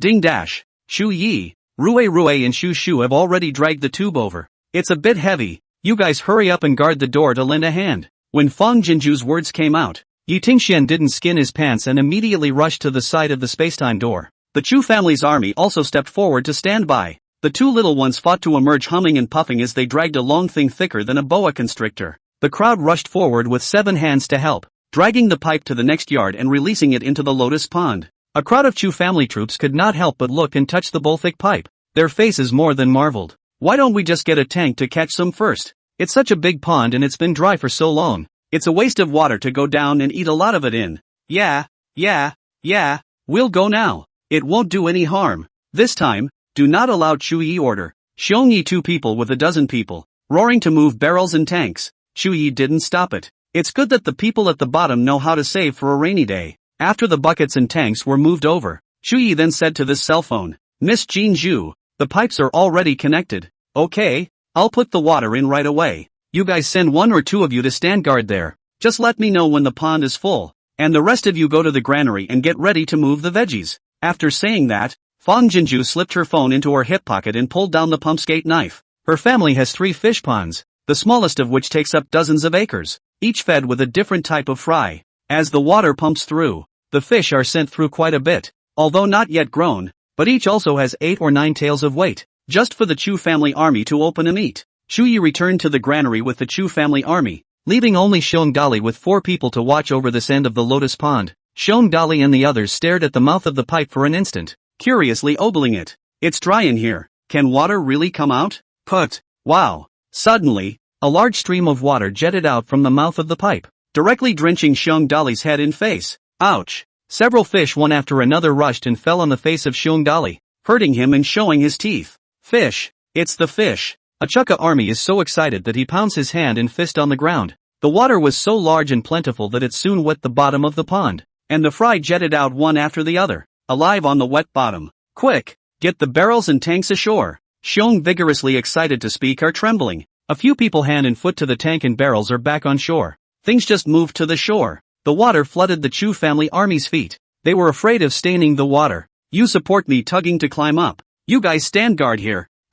I'll go pass on the general. Xiong Dali dropped the words just ready to go. Think about it and then turn around in the mouth of the water pipe to stop and drag a fish. And only then Arrow rushed to leave. General, there are so many fish in the water sent by the goddess. People have not yet entered the door. Xiong Dali cannot help but excitedly yell open. The fish held in the hand, like a triumphant flag. It's really a fish. Long live the goddess. All of the Chu family's troops in the first granary boiled over. Tangwu country water is not very rich. Fish is even less. The whole Tangwu. I'm afraid that only the capital of those dignitaries can afford to eat a bite of fish. But now, Xiongli said that a steady stream of fish leakage was flowing out of the pipe. If not carrying bags of vegetables, Chu Jiejun really cannot help but rush to the pond to take a look. Although Chu Ye's face was not expressed, the hand holding the phone behind him trembled slightly, silently manifesting his shock. The general's house was busy. No one's paying attention. Several men with furtive faces were wandering through the alley not far from the mansion. Chapter 33 Who cares where the food comes from? Just grab it. A few people looked openly at the heavily guarded general's mansion, and in unison, they turned into a deep, deserted alley. How's your poking around? The one who spoke was a short and thin man. His face and eyes were flickering with essence. The general's residence is surrounded by an iron barrel. It's hard to even get close, but just now I heard cheering inside. There's definitely something good happening. What about you two? Did you find out? Boss, I don't know why. This northern Liao people suddenly became unusually vigilant, seeing us with a raw face, not waiting for us to inquire about anything, but in turn forced us to ask a lot of questions, and the two of us easily found a reason to get out of the way. That's right, but although we didn't manage to get into the village, and didn't set any news, but we saw it clearly. Every roof in the village is smoking, and we can still smell the smell of rice. This time Chu Yi got absolutely a lot of grain. The short thin man touched the 8-beard, eyes flashing said, this peripheral Lin County's Fortress Road have our scouts. Chu Yi this period of time is absolutely no to the periphery for food. Exchange. Can it be that there really is some goddess giving food to northern Liao? Several of the men looked at each other with mixed expressions. There is more than one place in northern Liao that lacks food. If there is really a god, then he should sympathize with the plight of all the people in the world. So why not turn all the barren land in the world into good land that can be cultivated? Anyway, I don't believe there is any goddess. Who cares where the food comes from? Just grab it. That's it. The short, thin man nodded. That's true. No matter where the grain comes from, it has to be ours in the end. The side news is not important. One thing is certain. The general's house must still have food. Who are you guys? What do you want to do? Suddenly, a stern cry came, startling a few men and subconsciously trying to escape. Something's really wrong. Don't run. A few of the people then rushed into the alley, while others shouted as they ran. Come on people. Someone here is trying to do something bad. The people on the streets were horrified and flocked towards the alley. The other end of the alley was also blocked by the people who had heard the news. Short and thin man were encountered such a sight. See, the situation is not right. A gecko swimming wall from the side of the wall picked tiles to escape. The remaining few men were but a beat slower to react, and in an instant they were overwhelmed by the two heads of people swarming around them, stacked on top of each other and pressed underneath their bodies. Several of the men were still in a bit of a trance of disbelief until they were wriggled off to the general's residence. Each of them is skilled in martial arts, and they were captured by a group of unarmed people? Chu Yi, the vegetables have all been dropped off. I'll make another trip to the city tomorrow, and when I do, I'll go buy some drought-tolerant seeds and come back, so you can let the military and civilians try planting them first, and also if you need anything, just give me a heads up, and I'll pick up the items as well. Chu Yi had just entered the granary when he received Fang Jinju's voice. The time display had been sent over 10 minutes ago, and Miss Jinju had said it was the equivalent of half a column of incense in their time here. Chu Yi hurriedly pressed his cell phone to respond. Miss Jinju, something delayed me just now and I went out. I just received your message. Soon Fang Jinju's side returned her voice. What happened? Can I help? Sister, open your mouth. Ah, at this end of the farm, Fang Jinju's hand had just let go of her cell phone when Shushu held up the bread and delivered it to her mouth. Sister, belly is calling. Her eyes softened and she opened her mouth and took a big bite. Well, my sister is really hungry. Rue also handed over the small cookies in her hand. Sister, mes some, all for sister. Fang Jinju reached out and wrapped the two little ones into her arms left and right, lamenting. Rue, Shushu, why are you guys so sweet? Sister can't even let you guys go back to Uncle Junior's side. Oh, what should we do? With Rue Shu, she felt her body and mind receive purification at all times, becoming warm and pure. After waiting for a while, and not seeing Chu Yi return the message, Fang Jinju's eyes flickered slightly, and chased after him to send over a voice. Chu Yi, something cannot want to hide from me or else in the future I have something also never tell you. There is no way. Through the contact in these few days, Fang Jinju already has some understanding of Chu Yi, but as long as he still has a breath to hold on to, is not willing to let the other side of the hard nature of making things difficult. All she could do was pinch him in his soft spot and shallowly force him a hand. Chu Ye's voice was sent almost simultaneously, and it was indeed a good news report. Miss Jinju, it's not a big deal. I can handle it. Hearing the tone of Fang Jinju's angry warning, Chu Ye's eyes tightened violently, and he busily pressed to send a follow-up. Jinju girl, I don't want to hide it from you. Just now the people have caught a few suspicious people, like Changwu's scouts, and my people are interrogating them, and haven't asked for the results yet. Fang Jinju subconsciously sat up straight and frowned. Qiangwu is your enemy country, right? Well, Qiangwu is the biggest enemy country of Tangwu. In addition to Alulan, the girl this time to send a huge amount of food to the people to hand out the time is also difficult to avoid people's ears, may have attracted the attention of the thieves. Chu Yi no longer covered up and truthfully told the general situation of the world he was in. After hearing this, Fang Jinju couldn't help but get up and start pacing and storming off again. I didn't even realize that the predicament faced by Beiliao was much more than just food and clothing. According to Chu Yi said, the three countries of their continent, the general wasteland more arable land less water is not very rich. Beiliao has been far superior to their strength. Chang Wuhu, eyeing the eye. Then the supply she had dropped off were undoubtedly stuffing a big piece of fat meat into the rabbit's mouth, which would only attract the covetousness of the Chengwu wolf beasts, and it was impossible to say that they would devour the rabbit along with the meat. As Fang Jinju's head was going through the motions,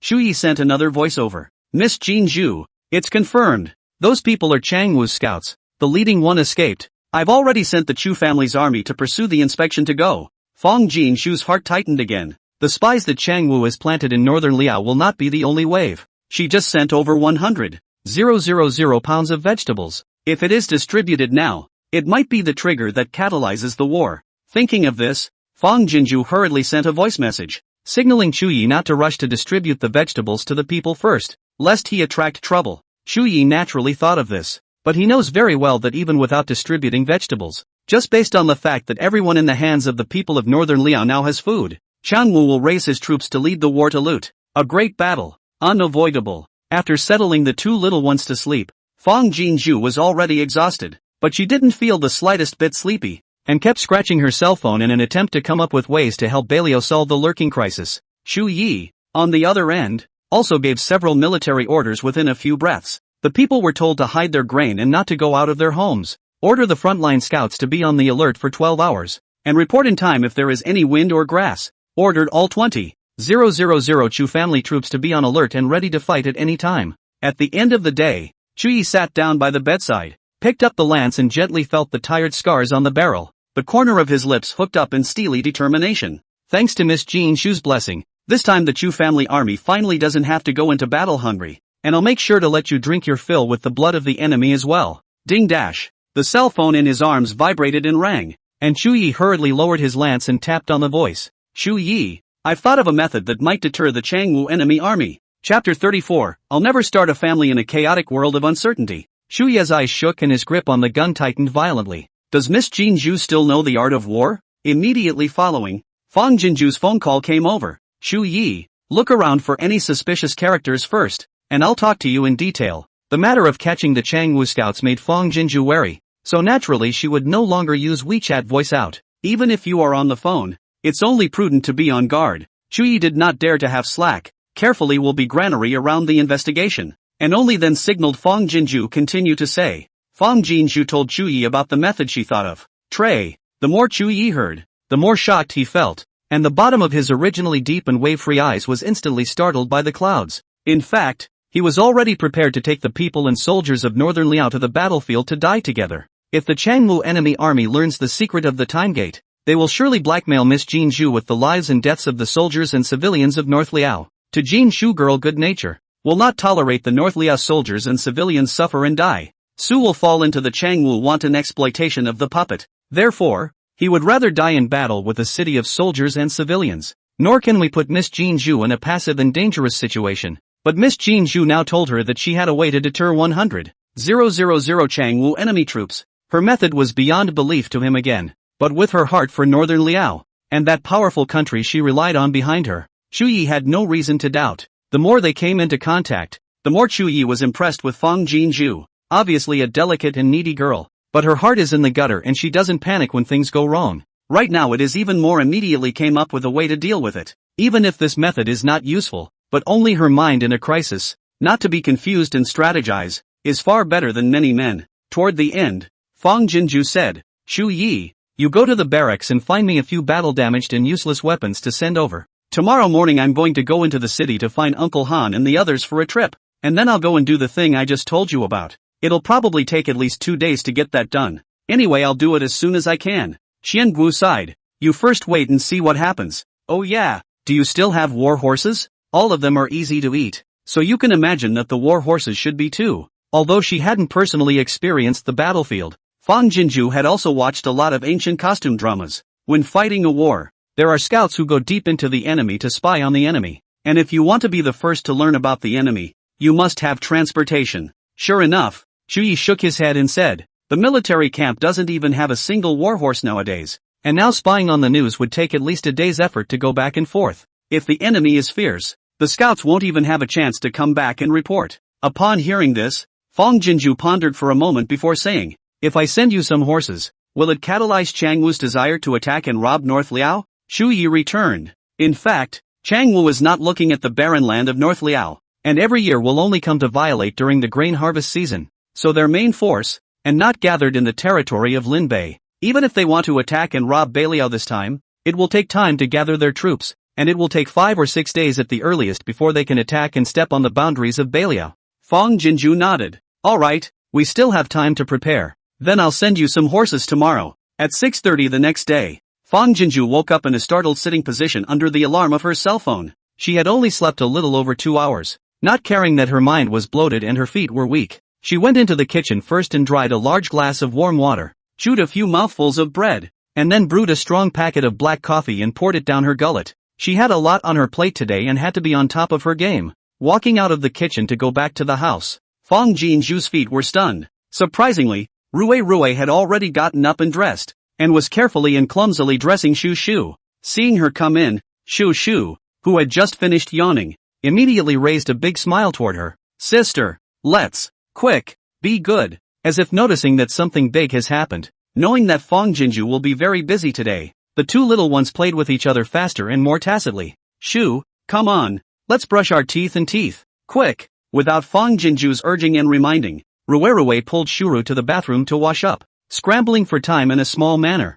almost like a commuter in a hurry. Fong Jinshu's words of wanting to send them back to the general's residence for the time being were choked in her throat. So well behaved. How can you be so well behaved? Such Rue Shu. She couldn't part with them for a moment. Fong Jinju was still cleaning up the dishes when Ruerue slung her bag across her small body and pulled Shuru's hand to obediently wait at the door. Shuru was still holding Fong Jinju's water cup in her hand. Seeing this scene, Fong Jinju's heart warmed up. How could she, without going through the pain of birth, have gotten two angelic babies who came to repay her for nothing? Miss Jinju, today you will surely be busy and distracted. Why don't you let Rue Shushu return to the general's residence first? Just outside the door of the dormitory, Shu Ye's voice was sent. Fong Jinju pressed the cell phone and said in a serious manner, Shu Yi, your family's genes are too good, right? In the future, you must have a few more children to carry forward these excellent genes. You don't even know how obedient and understanding Rue Shushu is. So don't worry, they're so well behaved.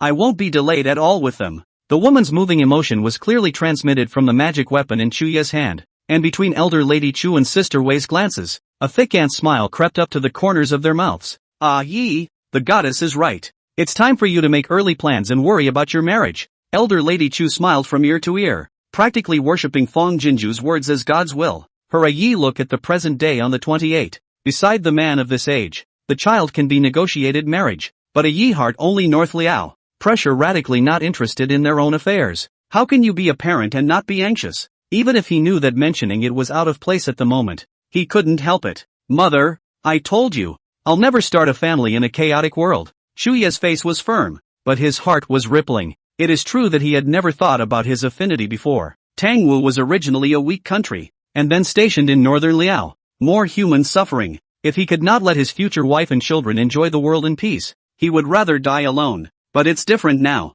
The heavens had sent the Jinju girl to help him, and his vision of opening up a prosperous world no longer seemed whimsical. Ding dash. Shu Yi, I've already taken Rue Shu out. I guess I'll be back very late. I'll take care of them and won't delay the errand. Don't miss it. Fong Jinju's voice was like a vibrant spring of spiritual water, silently pouring into Chu Ye's heart. Something seems to be awakened by the nourishment and begins to break ground. Having made preparations in advance last night, Fong Jinju's first stop in the city was to seek out the address and find the city's fireworks supplier. Chapter 35. Who could resist such a soft and understanding child? Don't worry, Ms. Fong, we will deliver the goods to your door as scheduled. When he came out, it was almost 10 o'clock, and the general manager of the supplier's office personally sent Fong Jinju downstairs. Bye uncle. Rue politely waved a small hand at the chubby GM. Shu Shu also chimed in with a milky voice. Thank you, uncle, for the candy. Uncle, that's so nice. The general manager smiled with a toothless smile.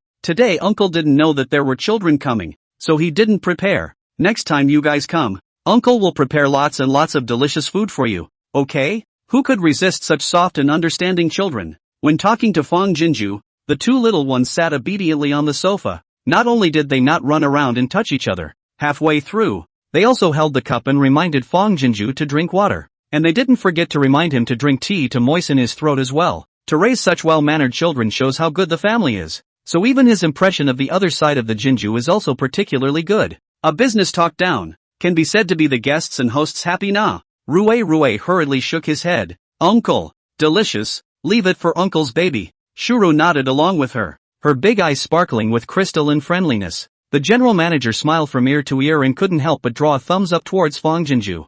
You are truly blessed to have such a pair of rewarding siblings. Yes, they are indeed payback babies, understanding and smart. Fong Jinju generously laughed. This is not the family in order to cultivate them, but also spared no effort to invest. So this batch of goods also trouble Wei manager to instruct the next side. Be sure to ensure quality and quantity. The later stage of the drama group needs. Maybe I also need to purchase large quantities of supply over. No problem. Don't worry about the quality. I will personally supervise the work. Manager Wei repeatedly assured. Come back later. Remember to make sure to bring your younger siblings with you. I promised the kids that I'd prepare good food for them. Not just a casual remark. Good. Thank you Manager Wei for lifting the children so much. After leaving, Fang Jinju drove directly to North Mountain Villa. Contacted early in the morning, old Liang and Uncle Han and the others were waiting for her at Mr. Ling's house. Mr. Ling should have greeted the concierge in advance, and Fang Jinju drove into the villa area smoothly. Before driving close to the Ling family, Fang Jinju saw old Liang waiting expectantly at the door. Shoo shoo. Just as the car stopped, old Liang piled up his face full of smiling folds and went up to pull open the door, holding a rabbit muppet in his hand. Look what goodies Grandpa Sweet brought you. The bottom of Shu's eyes instantly lit up. Wow. Little rabbit several. Hello Grandpa. Rui also hurriedly greeted old Liang with a small grin. Old Liang's smiling face froze, looking at Rui and then Shuru, shock overflowing. You are. Then she looked at Fang Jinju with wide eyes. Shu has a twin brother? Fang Jinju got out of the car and closed the door, smiling apologetically. Yes, they are twins. Rui is the older brother and Shu is the younger sister. A few days ago I had to organize my parents' funeral and couldn't worry enough, so I put Rui in foster care at a relative's house for a few days, and I just picked him up yesterday. Old Liang came to a realization. Although it is the first time to meet, but see Rui and Shu identical little face, he naturally also good feeling pull full. Oops, your sister also did not say in advance. Grandpa will prepare a doll. Come. Fortunately Grandpa also brought delicious food, one for each. Rui next time Grandpa will give you a replacement doll, okay? Rui raised the lollipop in his hand and smiled happily. No need Grandpa. When Grandpa gives candy, Rui is happy. Lao Liang's eyes are full of gratification and appreciation, and envy bursts four splashes. These two children, how each one of them are so understanding it. Xiaofang, there is time for you to bring Rui Shu to Uncle's home to play, so that they and my eldest grandson in a place. A positive influence on my eldest grandson. They're both boys. What's the big difference? That is. So understand the two children. Go to your home and then be bullied by your eldest grandson cried. You let Fang Yao to how to face you later? My eldest grandson is still young. When he's a little older, he'll still be beaten up if he makes a mistake. As he was talking, Uncle Han and a few others came out at the sound of his voice, and snickered at old Liang for a good while. Mr. Ling. Hello Uncle Han, Uncle Yang, Uncle Wei. Fang Jinju smiled and greeted a few old men, hurriedly opened the trunk of the car and took out the gifts prepared inside one by one. This is the white-feathered chicken raised in my own farm, and the new rice harvested this year, purely natural and organic, to give you a few old people a taste. I hope you don't mind it. Several old men were stunned in unison, and then they went forward with joyful smiles to help carry. Oops, just come and bring something. Is this year's new rice? Do you have any more? Next time you come, bring a few more bags. I'll have to pay for it in advance, so you won't lose out. Yes. It doesn't matter how expensive or cheap something is in your mouth. What matters is that it's healthy. Xiao Fang, do you have any vegetables in your farm? Next time you come over, bring Uncle some more vegetables. Fang Jinju pursed her lips and smiled, graciously answered. Yes.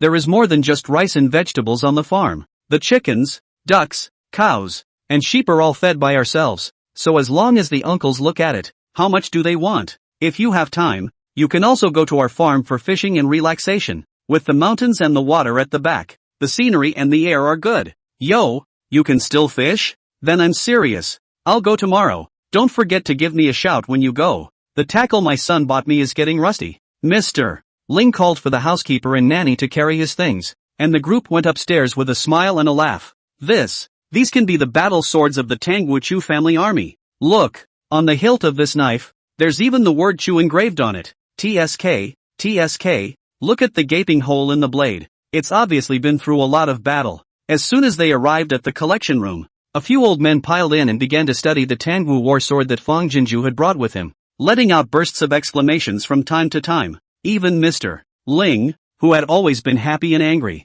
couldn't help but fall in love with the battle sword in his hand. With the experience of the last time, Fang Jinju brought no more and no less this time, and each person could get a war knife as a collection, and the happy few old men praised her for a while. At the end of the price, Fang Jinju only smiled and said that all by the elders to decide on the line, but also attracted a few people to her impressed. Chapter 36. She was afraid that Uncle Han and the others would rake the Chu family ancestry and ask. Han Jiangmo. Several people discussed, agreed that these a few war knife witnessed personally experienced a chaotic world. Significant. then the collection value of paintings and calligraphy that is much higher, later will only continue to increase in value. In the end, a high price of $10 million was set for a war knife. Even though Fong Jinju had already been mentally constructed, she still couldn't help but suck in a breath of cold air. This trip to Ling's house has resulted in another qualitative leap in bank card balance. Although Mr. Ling hadn't really looked at himself squarely from the very beginning, Fong Jinju still treated him like a god of wealth, carefully offering him a temple of true hearts. At the end of the day, a few of the old men couldn't help but ask Fong Jinju just how many more of these goodies were left in her house. It says that it's better to get it all out at once rather than leave it in the bottom of the box to eat dust. They all have their own circle of friends. When the time to convene in a peace, borrow Mr. Ling's collection room to do a small appreciation of the auction, by the old Liang in charge, the highest bidder. In this way, not only can help Fong Jinju realize, but also can let the circle of friends can choose one or two favorite collectibles, is a good thing for all parties. Fong Jinju was naturally heartbroken, but she still took a small Joe. Explained that after all, it is the things left behind by the grandfather. The previous sale is forced. If all sold, fear that the old man in heaven will not be happy. Such a big event. Or let her first in the old man's grave to know a word before. It's not that she doesn't want to realize. After all, there are still more places to use money in the later stages of the northern Liao side. It's really that there are too many antiques taken out in the past few days. It's just too striking. Even if a few of the older men were eager and well-meaning, she had to keep a few things in check. Upon hearing this, instead of being upset, the few old men felt that Fong Jinju was a filial child. Lunch is ready, old man. As we were talking, the nanny came upstairs to let her know that the noon meal had been prepared. Seeing this, Fong Jinju even pulled the two little ones to say goodbye. Stay and eat with us. Mr. Ling, who was shy about words, suddenly spoke up. Yes, just in time for dinner. Stay and eat together. Come on, Rue shoo. Let's go downstairs for dinner. Fong Jinju still wanted to excuse herself, but she didn't want Uncle Han to pull Ruoshu down the stairs without saying a word. Seeing this, she had no choice but to go after them, obediently responding to the elder's kindness. The meal was unusually hearty, and nearly half of it was kid-friendly and digestible, like it was commanded ahead of time. The two little ones were sitting at the table, just popping out of their little minds, and at the moment their eyes were glazed over in round awe in unison. Wow! It's so much more delicious. Seeing that the two little ones couldn't help but start gagging, and their stomachs were also tickled with gurgling sounds, but they still sat obediently without the slightest bit of impatience. A few old men couldn't help but diffuse appreciation in the bottom of their eyes. Elder Ling picked up his chopsticks and said, "Let's all eat." Seeing that all the elders had picked up their chopsticks, only then did Rue carefully take the chopsticks and give them to Shushu. Shushu grinned a warm bright smile at Rue. "Thank you, brother." A very everyday interaction for the two little ones, and it was rewarded with another round of loving and appreciative looks. 3 years old to see how old they are. These two dolls won't be easy in the future. Han Lao couldn't help but open his mouth and ask, Shu, does she go to kindergarten? Shura's wide eyes were slightly stunned, then she shook her head in confusion. Sister and Uncle Junior both said that if you can't understand something, you can't go back and talk nonsense to. Fong Jinju hurriedly explained. Originally this year to send them to school, but something happened at home. It was delayed. But since childhood we have taught them to read and recognize words. A little later in school can also keep up. It was then that Rue and Shushu came to their senses. It turns out that kindergarten is all about reading and recognizing words here in my sister's house. They're going to be aces. A few old men looked at each other, and instantly there was a tacit understanding in the bottom of their respective eyes. Oh, Rue and Shushu can recognize words and recite poems at such a young age? Can you recite a poem for us? Yeah, just memorize anything. As they spoke, a few old men sat up straight with a look of interest. Even old Mr. Ling looked over without moving, anticipation flickering vaguely in the bottom of his eyes. Fong Jinju couldn't help but purse her lips. The image is so familiar. Sure enough, no family of any kind is immune to the vulgarity of showing off their children. Seeing that Fong Jinju nodded her head in permission, Rue then took the brunt of standing up, and also bowed towards the several old men with a small hand fist. Then Rue, offer up. The old adult's polite little look caused a few old men to laugh aloud. Sure rat. No food my millet. 3-year-old Guan girl. I willing to care. Rue's small hands behind his back, shook his head and memorized. Although some words were not spelled out very clearly, but they were exceptionally fluent. The old men around the table had put down the bowls and chopsticks in their hands at the sound, perked up their ears, and were all filled with shock between their glances. Fong Jinju's heart, however, jerked up. She thought that Rue would at most memorize a 3-character classic or something, but who knew that when the little man opened his mouth, what he memorized was actually the poetry and scripture chapters of ancient Wei. This was no less difficult than asking her, a liberal arts student, to solve a puzzle that even a superior science student couldn't solve. If it wasn't for the fact that she loves classical literature and took an elective course in college, she would have been confused by this verse that Rue memorized. I'm afraid. Lu Jiao. Whose eternal number is it? Author's note, Rue put down her small hands and looked respectfully at the several old men. Grandpa. Rue finished memorizing. After a moment of silence, Elder Han popped up excitedly. Good. This is from the Book of Psalms. Shuo Mouse. Good boy. Can you even memorize the whole thing? Who taught you that? It couldn't have been your sister, could it? Not only Elder Han. A few other old men also looked at Rue with excitement and scorching heat, and Elder Mr. Ling was also filled with shock. This child, if properly trained, will be a top talent in the future. Fong Jinju back seeped out a layer of thin sweat. Afraid of Rue, open mouth said Chu Yitot. Rue looked at her sister who was a bit fidgety, and then looked at the agitated and shapeless several old men, flashed her big eyes and said, Grandpa, Rue is hungry. Can we eat and recite poems after? Again? The earnest and somewhat pitiful little look made a few of the old men slap their heads and blame themselves. Right. Eat first.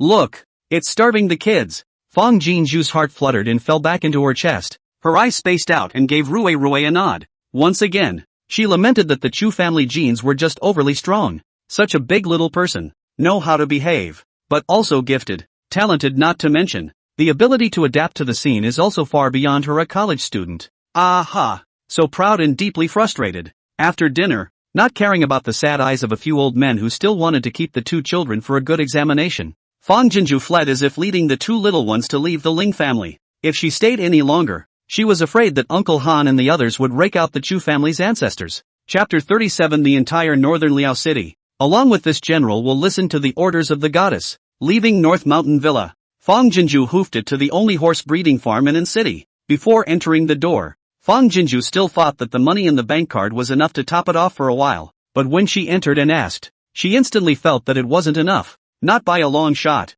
Who would have thought that a horse would cost $20,000 to $30,000? That's still cheap. A better variety of $50,000 or $60,000 is available. You know, a motorcycle is only $7,000 or $8,000. However, the motorcycle is too shocking for the ancient people, and the rumbling noise, far away from the enemy army found, although more economical than horses but also temporarily not in the scope of Fong Jinju's consideration. After some haggling, Fong Jinju picked 10 horses of decent color and spent $250,000. For a commodity with little circulation like horses, a hand like hers counted as a top-tier patron, and the owner of the stable sent her out of the stable with great eagerness, promising to have all the horses at the farm by 5 o'clock in the afternoon. After leaving the horse farm, Fong Jinju went back to the mall that sold digital and bought 30 sets of walkie-talkies. Walkie-talkies rely on radio waves to transmit signals. Sound, even without the support of the network and repeater, can do about 5 kilometers of short-range communication.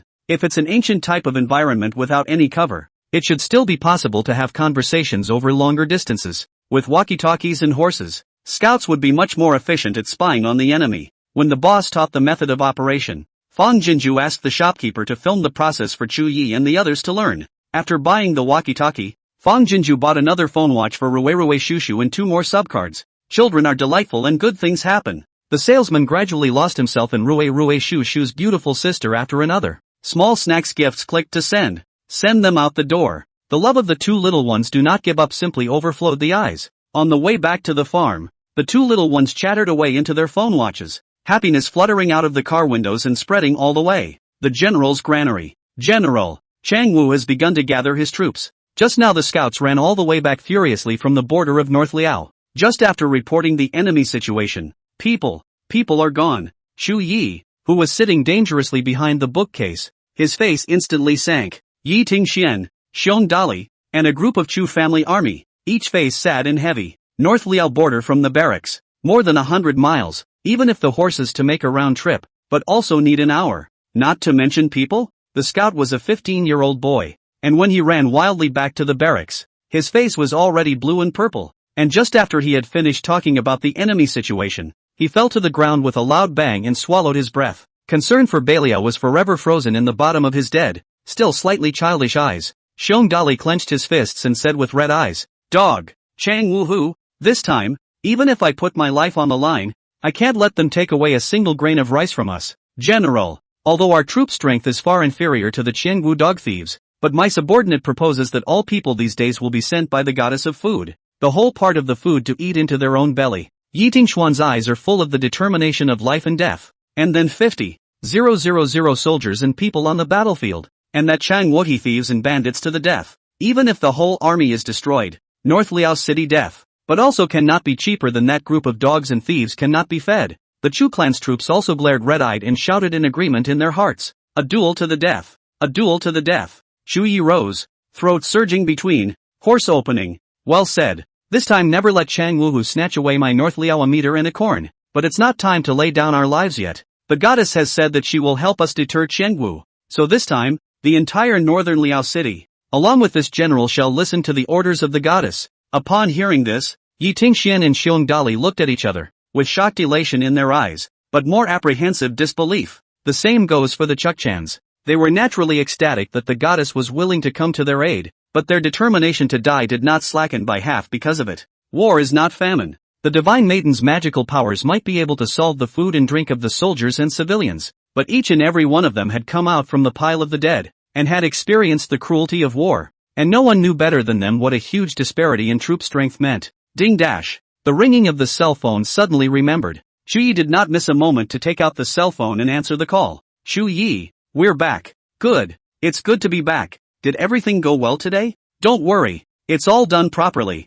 Rue and Shu Shu helped me a lot from it." Fong Jinju did not exaggerate. It was because of Rue and Shu Shu that her relationship with the Ling family's House of Wealth could heat up so quickly. It was also because Rue and Shu Shu were delightful, and wherever she went to talk about things, she got twice the result with half the effort. Even when you buy a phone watch, the price is better than others and the gifts are numerous. Rue and Shu Shu are simply her little blessings. The corners of Chuya's mouth unknowingly held a hint of a smile. "This is very good. I was worried that if you were to bring the two of them alone, it would be inconvenient in many ways, which is not inconvenient. I can barely keep my hands off these two little guys." While talking on the phone, Fong Jinju reached out to Rua the brains of the two little ones. Her almond eyes curved with a pleasant and happy arc. "Right. How is the situation on your side? Has Chang Wu made a move yet?" Thinking of that teenage scout, Chuya's heart ached slightly. Chang Wu has already begun to gather his troops. He didn't say that a fresh life was buried under this news. It's really hard on the soldiers who deliver the messages when conditions are so tough. Fong Jinju hurriedly got up, "But in a little while, the horses will be sent over. This time I bought 10 horses. Spying on the military should be enough." The bottom of Chuya's eyes brightened slightly, then covered with a layer of regret. "Do enough. Even just one horse would be enough to save the lives of the frontline scouts. In addition to the horse, I also prepared you 100 miles of voice transmission artifacts, guaranteed to let you again probe the news with half the effort." Fong Jinju's voice carried a mysterious excitement. "Shu Yi, you will now order the soldiers scouting for news to come to the granary to study, and I will send the artifacts over to you first." A 100-mile message? Shock flashed across Chuya's eyes as he hurriedly sent people to summon scouts to the general's residence while walking towards the time gate to wait. At that, the Chu family army was not calm, and they all gathered their heads. The conveyor belt brought over 2 bags. Inside was a pitch-black pile of small squares with lots of buttons, engraved with symbols in fonts they didn't recognize, and each with a long tail-like thing sticking out. Can this thing really transmit sound for 100 miles? If that's true, wouldn't the scouts be able to send news back to the barracks while they were 100 miles away? Chapter 38, Northern Liao Mole crickets are just ants. Not worth spending more than a moment of my marshal's time. Immediately after that, Shu Yi received another video and Fong Jinju's voice on his cell phone. "Shu Yi, follow the video first. If you can't understand it, call me the video and I'll teach you." After arranging for a few people to patrol the outside of the granary, Shu Yi and Shu Jiejun began to study how the walkie-talkies worked. When a few scouts came over, Shu Yi and Xiong Yi had already learned how to use the walkie-talkies, and were following Fong Jinju's instructions, each holding a walkie-talkie and scattering around the corners of the general's residence to try it out. "General, this is Yi Tingxian. I'm now under the courtyard wall in the southernmost corner of the general's residence. Can you hear me? Hey, General, I'm Xiongdali. I'm in the Christine room in the north corner. Do you hear me?" The intercom in Chu Ye's hand clearly sent out the voices of the two Xiong Yi, and he pressed down his excitement and said in a deep voice, "This general heard. It's bear power. speak in a lower voice. It's splitting hairs. Surrounding the Chu family army first laughed, and then excitedly hate to throw a heart up to the sky to go, and then explode brilliant fireworks, in order to express that ecstatic. A couple of scouts were even more shocked to the point of freezing in the doorway. The brothers summoned by the party said that the goddess realized that it was not easy for them to spy on the news, so she specially bestowed them with a divine weapon that could transmit sound for 100 miles, and they simply did not believe it. It's not that I don't believe in it, but I really don't dare to ask for any artifacts. They only hoped that the goddess would give them a horse. One horse is fine. That way, Archie might not die. But right now, Vice Admiral Xiong and Vice Admiral Yi were not in the granary, but they heard the voices of the two of them with their own ears, coming out of the artifacts in the general's hands. Being there, it was as if they were right in front of us. Don't just stand there. Get over here. Shui beckoned towards the several scouts who were dumbfounded. I'll teach you how to use it now, and when the goddess delivers the horses, we'll try out how far apart this artifact can actually convey messages. The scouts came back to their senses, so excited that they stumbled a little on their feet. They're not dreaming, are they? Is the goddess really going to give them this artifact? When Shui taught a few scouts, Fang Jinju's end of the horse was also sent over. The conveyor belt couldn't transport such a large living thing as a horse, so it had to be led by Rue Shu Shu. Worried that the horse would be frightened and hurt the child, Fang Jinju set the reins 6 or 7 meters long. The two little ones had led the rope to the granary and the horse was still at the end of the farm and hadn't come over. Seeing the horses, the scouts with divine weapons in their hands knelt down in unison towards the time gate and kowtowed with tearful eyes. Thank you, goddess, for your compassion. Thank you, goddess. The voice is not loud, but it is a piety that can be plucked out of the heart to show, in the face of a great enemy. In fact, all of them were already prepared to go to their deaths to convey the enemy's situation, just like Shao Qi, but not anymore. Chu Yi had the scouts ride out of the mansion with a walkie-talkie each, heading in different directions. General, my subordinate has now reached the 100 Hills. Can you still hear me? Well, hear me loud and clear. And you run farther. General, my subordinates are now about 30 miles from the border. Can you still hear me? It works, but the sound breaks occasionally. Try it for a few more miles. General, can you still hear me? I can hear you. Go on. With the scout farther and farther away, the voice is still clear as if people in front of them. The grain silo and the Chu family army excited to cannot help but begin to start in situ storming. That's great. Great. This artifact is like a winged existence for military warfare. At the end, Chu Yi choked on his sobs without words and dialed Fang Jinju's video. Fang Jinju on the other end picked up the video almost immediately. How's it going? Does the walkie-talkie work? How far can it travel? Chu Yi didn't say anything, but put the cell phone reverently propped up on a stool leg, took a few steps back, lifted his robe and knelt down towards Fang Jinju on the screen. The Chu family army behind him also clattered and knelt down. The eyes of everyone looking at Fang Jinju were blazing with devotion and gratitude. Even the two little ones also followed and knelt beside Chu Yi. Seeing this scene, Fang Jinju froze, reacted to even get up to avoid, but found that there was no way to avoid. She said sharply, Chu Yi, what are you doing? Get up, Miss Jinju. Chu Yi clasped his fists towards Fang Jinju, moisture flickering in the bottom of his eyes. Please don't hide, and don't feel bad about it. Please be at peace and accept our worship. With that, he bent his head and knocked heavily on the ground. All of the Chu family's troops followed and bowed to the ground with their heads. Although separated by a time and space, it shook Fang Jinju's heart fiercely. Tears flooded up in her eyes, sliding down her cheeks when she was caught off guard. You guys, quickly get up It's nothing, these are just a handful for me Fang Jinju's voice carried a hint of a painful tremor. Really, she didn't invent the walkie-talkies, she didn't raise the horses, and she didn't even spend the money. All she did was run a little and waste some energy.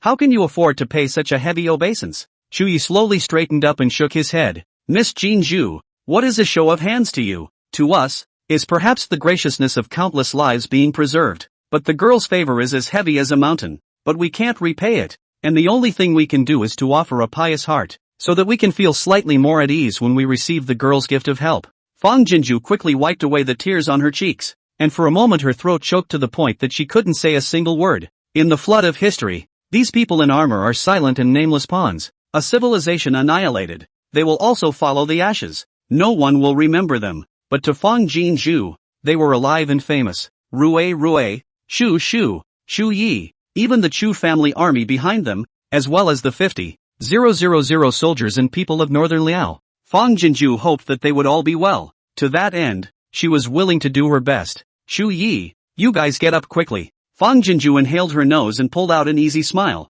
Right now such a small matter, you guys on the line, such a big gift. In case I really help you to deter the Changwoo enemy army. You guys are not going to kowtow your heads off? Get up and get to business. Shuya's brows also rippled with smiles. Good. Shuyi will do his best to listen to Miss Jinju. The Chu family army looked at each other twice, and both followed with a naive laugh out. We all listened to Divine Lady Jinju. Although the goddess looked delicate and weak, just looking at her made them feel incredibly at ease. In ancient times, there were no interfering factors, and walkie-talkies could still talk normally 60 miles apart. In this regard, both Fang Jinju and Shu Yi were exceptionally satisfied. The Chu clan's army was also abuzz when they learned that the goddess had sent horses and divine weapons. The entire North Liao military and civilian population knew that a great war was imminent, but they didn't panic in fear as they had in the past, simply because they had the general, and the general had the goddess. They are, by far, Beilio's greatest strength. Are you saying that war horses have also appeared in northern Liao? Yes, Marshal.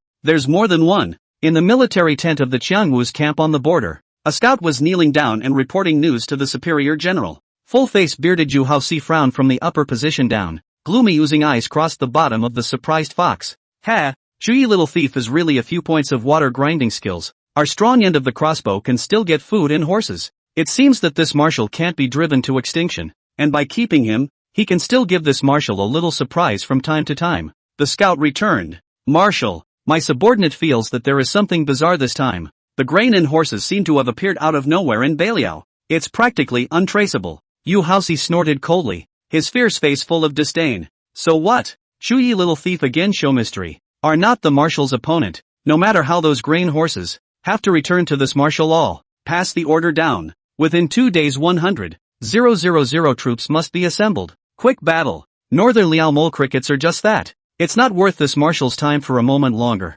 Chapter 39, even if a battle is inevitable, deaths and injuries must be minimized. General, what are all these sent over by the goddess? Yeah, it's flowery and weirdly pretty. General's house granary. A great big square was being transported through the gate of time and space. Chu's army was busy as if in full swing while feeling curious about the heavy supplies in their arms, and could not help but ask in a whispered voice. The outer shell of the thing seemed to be made of paper, but inside it seemed to be like it was filled with iron and lead, and it was exceptionally handy. Chuya's eyes sank slightly. Work well, should not ask, don't ask. These materials are important. Must be careful to transport to the barracks, not to leak half a bit of wind. Seeing his face as exceptionally stern, Chu Jejun hurriedly shut up and work honestly. No longer more tongue inquiries. By the time all the supplies had been transmitted, it was already 2 in the morning. The 2 little ones had already slept soundly in their sleep, and although Fang Jinju was extremely tired, she didn't feel sleepy at all. Chu Yi said, the spies came to report that the army tent of the Chengwu Linbei camp has expanded many times overnight,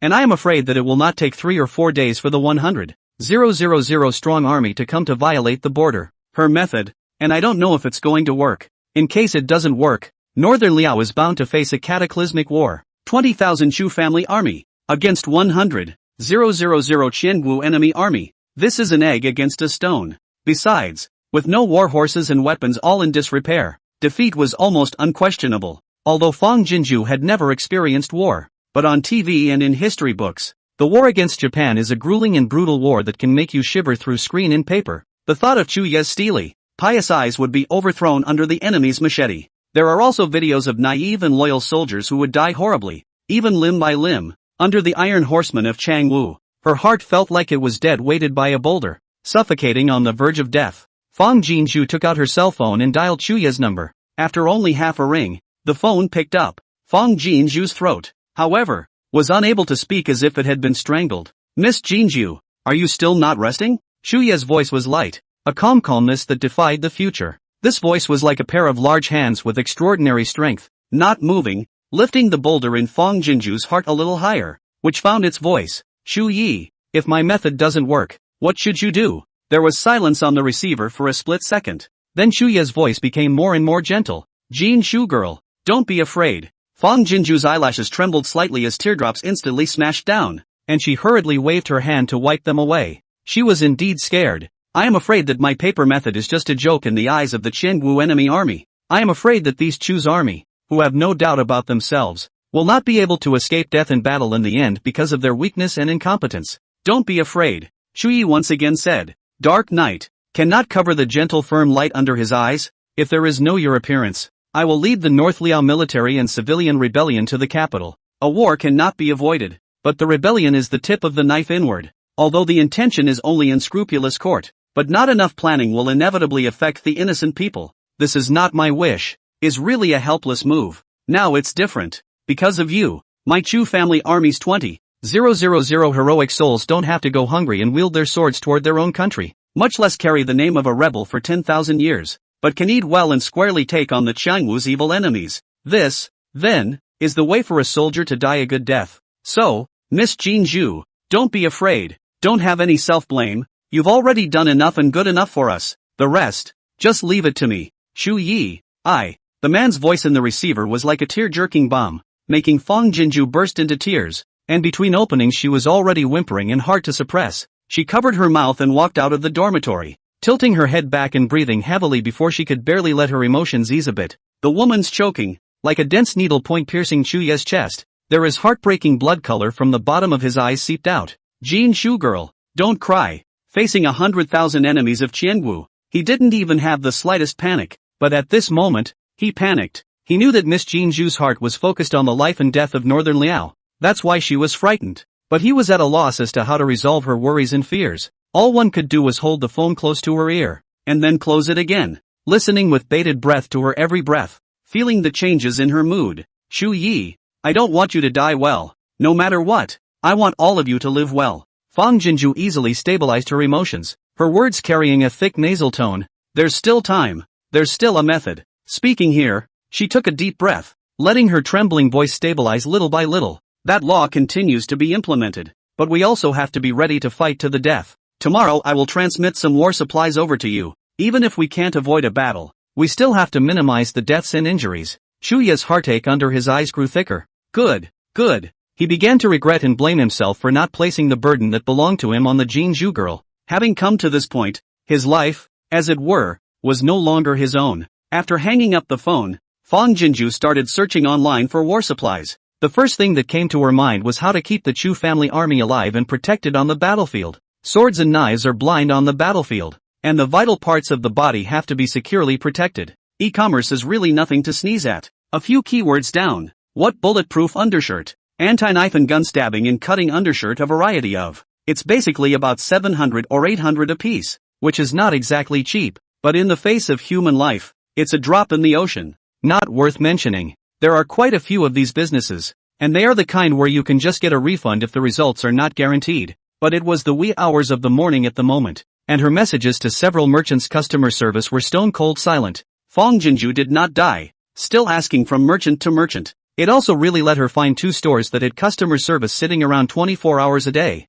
Hello, may I ask how much force can this neck protector undershirt withstand to ensure that the human body will not be injured? After learning about the circle, Fang Jinju's questions clearly penetrated a few degrees of professionalism. The other side of the customer service quickly back. Hello pro, you see this undershirt is a professional anti-stabbing material. The quality is very good. The maximum can withstand the force of 50 kilograms of impact hacking. Pro can rest assured that they order it. Fang Jinju asked again. Is it convenient to connect to the video? I want to see its effect with my own eyes. It wasn't that she was difficult. Qiangwu would be coming to war at any time and she didn't have time to wait until she received a sample to verify its authenticity before placing an order. Customer service. Pro. The homepage has the effective video. Oh, the video effect is absolutely true ha. Fang Jinju's typing hand paused for a moment, then flew again in a burst of output. This is a procurement for the most lovely people. Time is tight and the task is big. Otherwise I wouldn't have asked you at this point in time. If I can see the effect of the live video right now, I'll place an order for 20,000 pieces. Silence fell on the customer service end. After waiting for a while and not seeing a response, Fang Jinju helplessly said, I really want to buy 20,000 pieces. Cheap people to die for the whole family. I don't blame the other side for not responding. This store is a gold crown, but the monthly sales are only 300 or 400 pieces. She wants 20,000 pieces in one breath. And at this point, I'm afraid that customer service thought that it was perverted and molested by the night owls. If she couldn't keep Northern Liao, she was only afraid that it would be difficult for her to let go of it for the rest of her life. She was the only one left in the family now, so what was a poisoned oath as long as it accomplished its purpose? After waiting a few more moments, there was still no response from the other side. Fang Jinju sighed and after weighing her words, She was ready to click on another customer service. But just then, several messages popped up one after another from that customer service chat interface just now. Chapter 40, we don't need to wait for tomorrow. Let's take the Northern Liao by surprise tonight.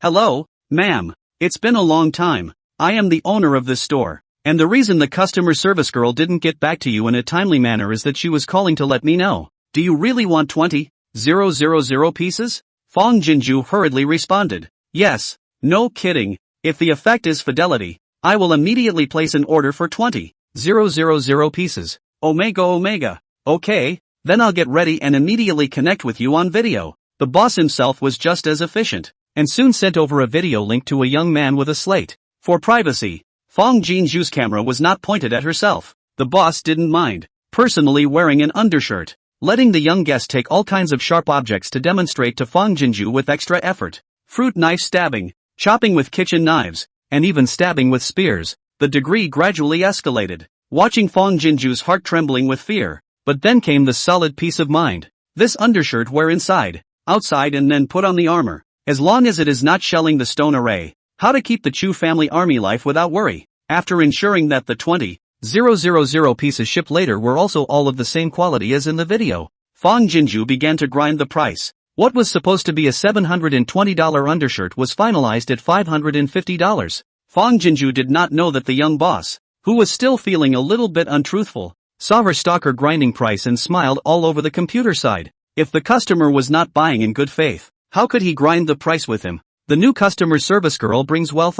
This order is worth several years of sales for his store. Fong Jinju asked the boss to load and ship the goods to Wanqing overnight, saying that the transportation fee would be borne by her. The young boss agreed without saying a word and did not let her bear the freight cost, only saying that if she was satisfied with the quality of the goods, she would come back to patronize the store again in the future. A deal that works for both sides. The e-commerce city is just over a day's drive from Anchang, so if you load and ship now, you should be able to arrive tomorrow night. This matter is over. Fong Jinju heart solid half. But that's not all. The defense to protect your life is there, and the offensive war chest has to follow. Unfortunately, China's most advanced war resources, money and power cannot buy half a star, or send a few kinds of nuclear. Otherwise, send a few nuclear weapons to North Liao. Not to mention 100,000 enemy troops. Even if the entire Qiangwu country razed to the ground are as easy as a finger. Nuclear. Although nuclear weapons are unattainable, but cold weapons but search a large number of light screen look are domineering side of the cold light austere. These cold weapons are unsharpened in order to be sold legally, but it does not matter. And then by a number of sharpening stones, together sent to the North Liao military camp. The soldiers themselves to open the edge will not consume much effort. Fong Jinju clicked another order of 20,000 single embroidery, spring knife and 5,000 sets of antique bows and crossbows, feathers and arrows. Still let the boss load it overnight and sent the car. Although prepared so many war preparations, but also can only guarantee against 30,000 to 40,000 Qiangwu enemy army can be narrowly won. If you are facing 100,000 enemy army, still no chance of victory. Fong Jinju thought for a while, also do not know what else is within the legal scope can be purchased, and to help the Chu family army to enhance the combat effectiveness of the things, but stayed up too much consumption. The stomach began to rumble. She patted her foggy brain and simply got up to cook instant noodles for dinner. Claptrap, bar dash, connect the water, put on the pot, and unscrew the gas stove. Fong Jinju was slightly mesmerized as she looked at the jumping blue and red sparks,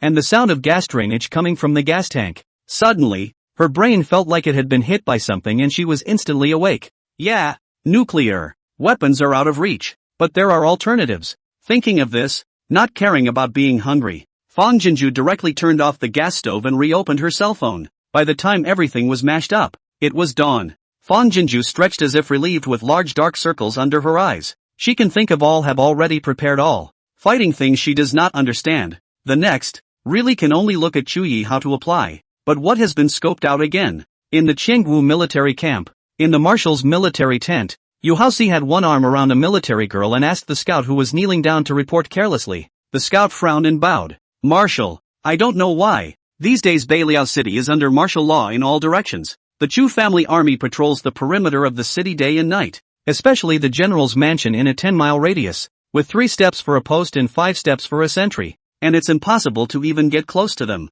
Therefore, subordinates and others have not probed for any reliable information. Upon hearing this, Yu Haoxi let go of the military girl, and his eyes, which were originally permeated with lustful colors, became gloomy in an instant. Useless thing. What's the point of coming back if you haven't spied on the news? The scout's body bowed even lower, and said in fear, Marshal, although we have not detected the news, but that North Liao City is so tightly guarded, which is enough to show that they have gotten a lot of food this time. Yu Haoxi's face looked better. After you said that, it's like that. North Liao, that bird place, even the women are dry and tasteless. The last time to snatch back the grain is not enough to pay for this marshal to go out for a trip. If I let this marshal go to waste this time, I'll snatch all the children in Beilio City for military pay. As he spoke, several men in silver armor walked in. Marshal, as of now, all 100,000 troops have been assembled into camp and can be ordered to attack the north at any time. Yu Haoxi looked at the sky outside. It was already sunset.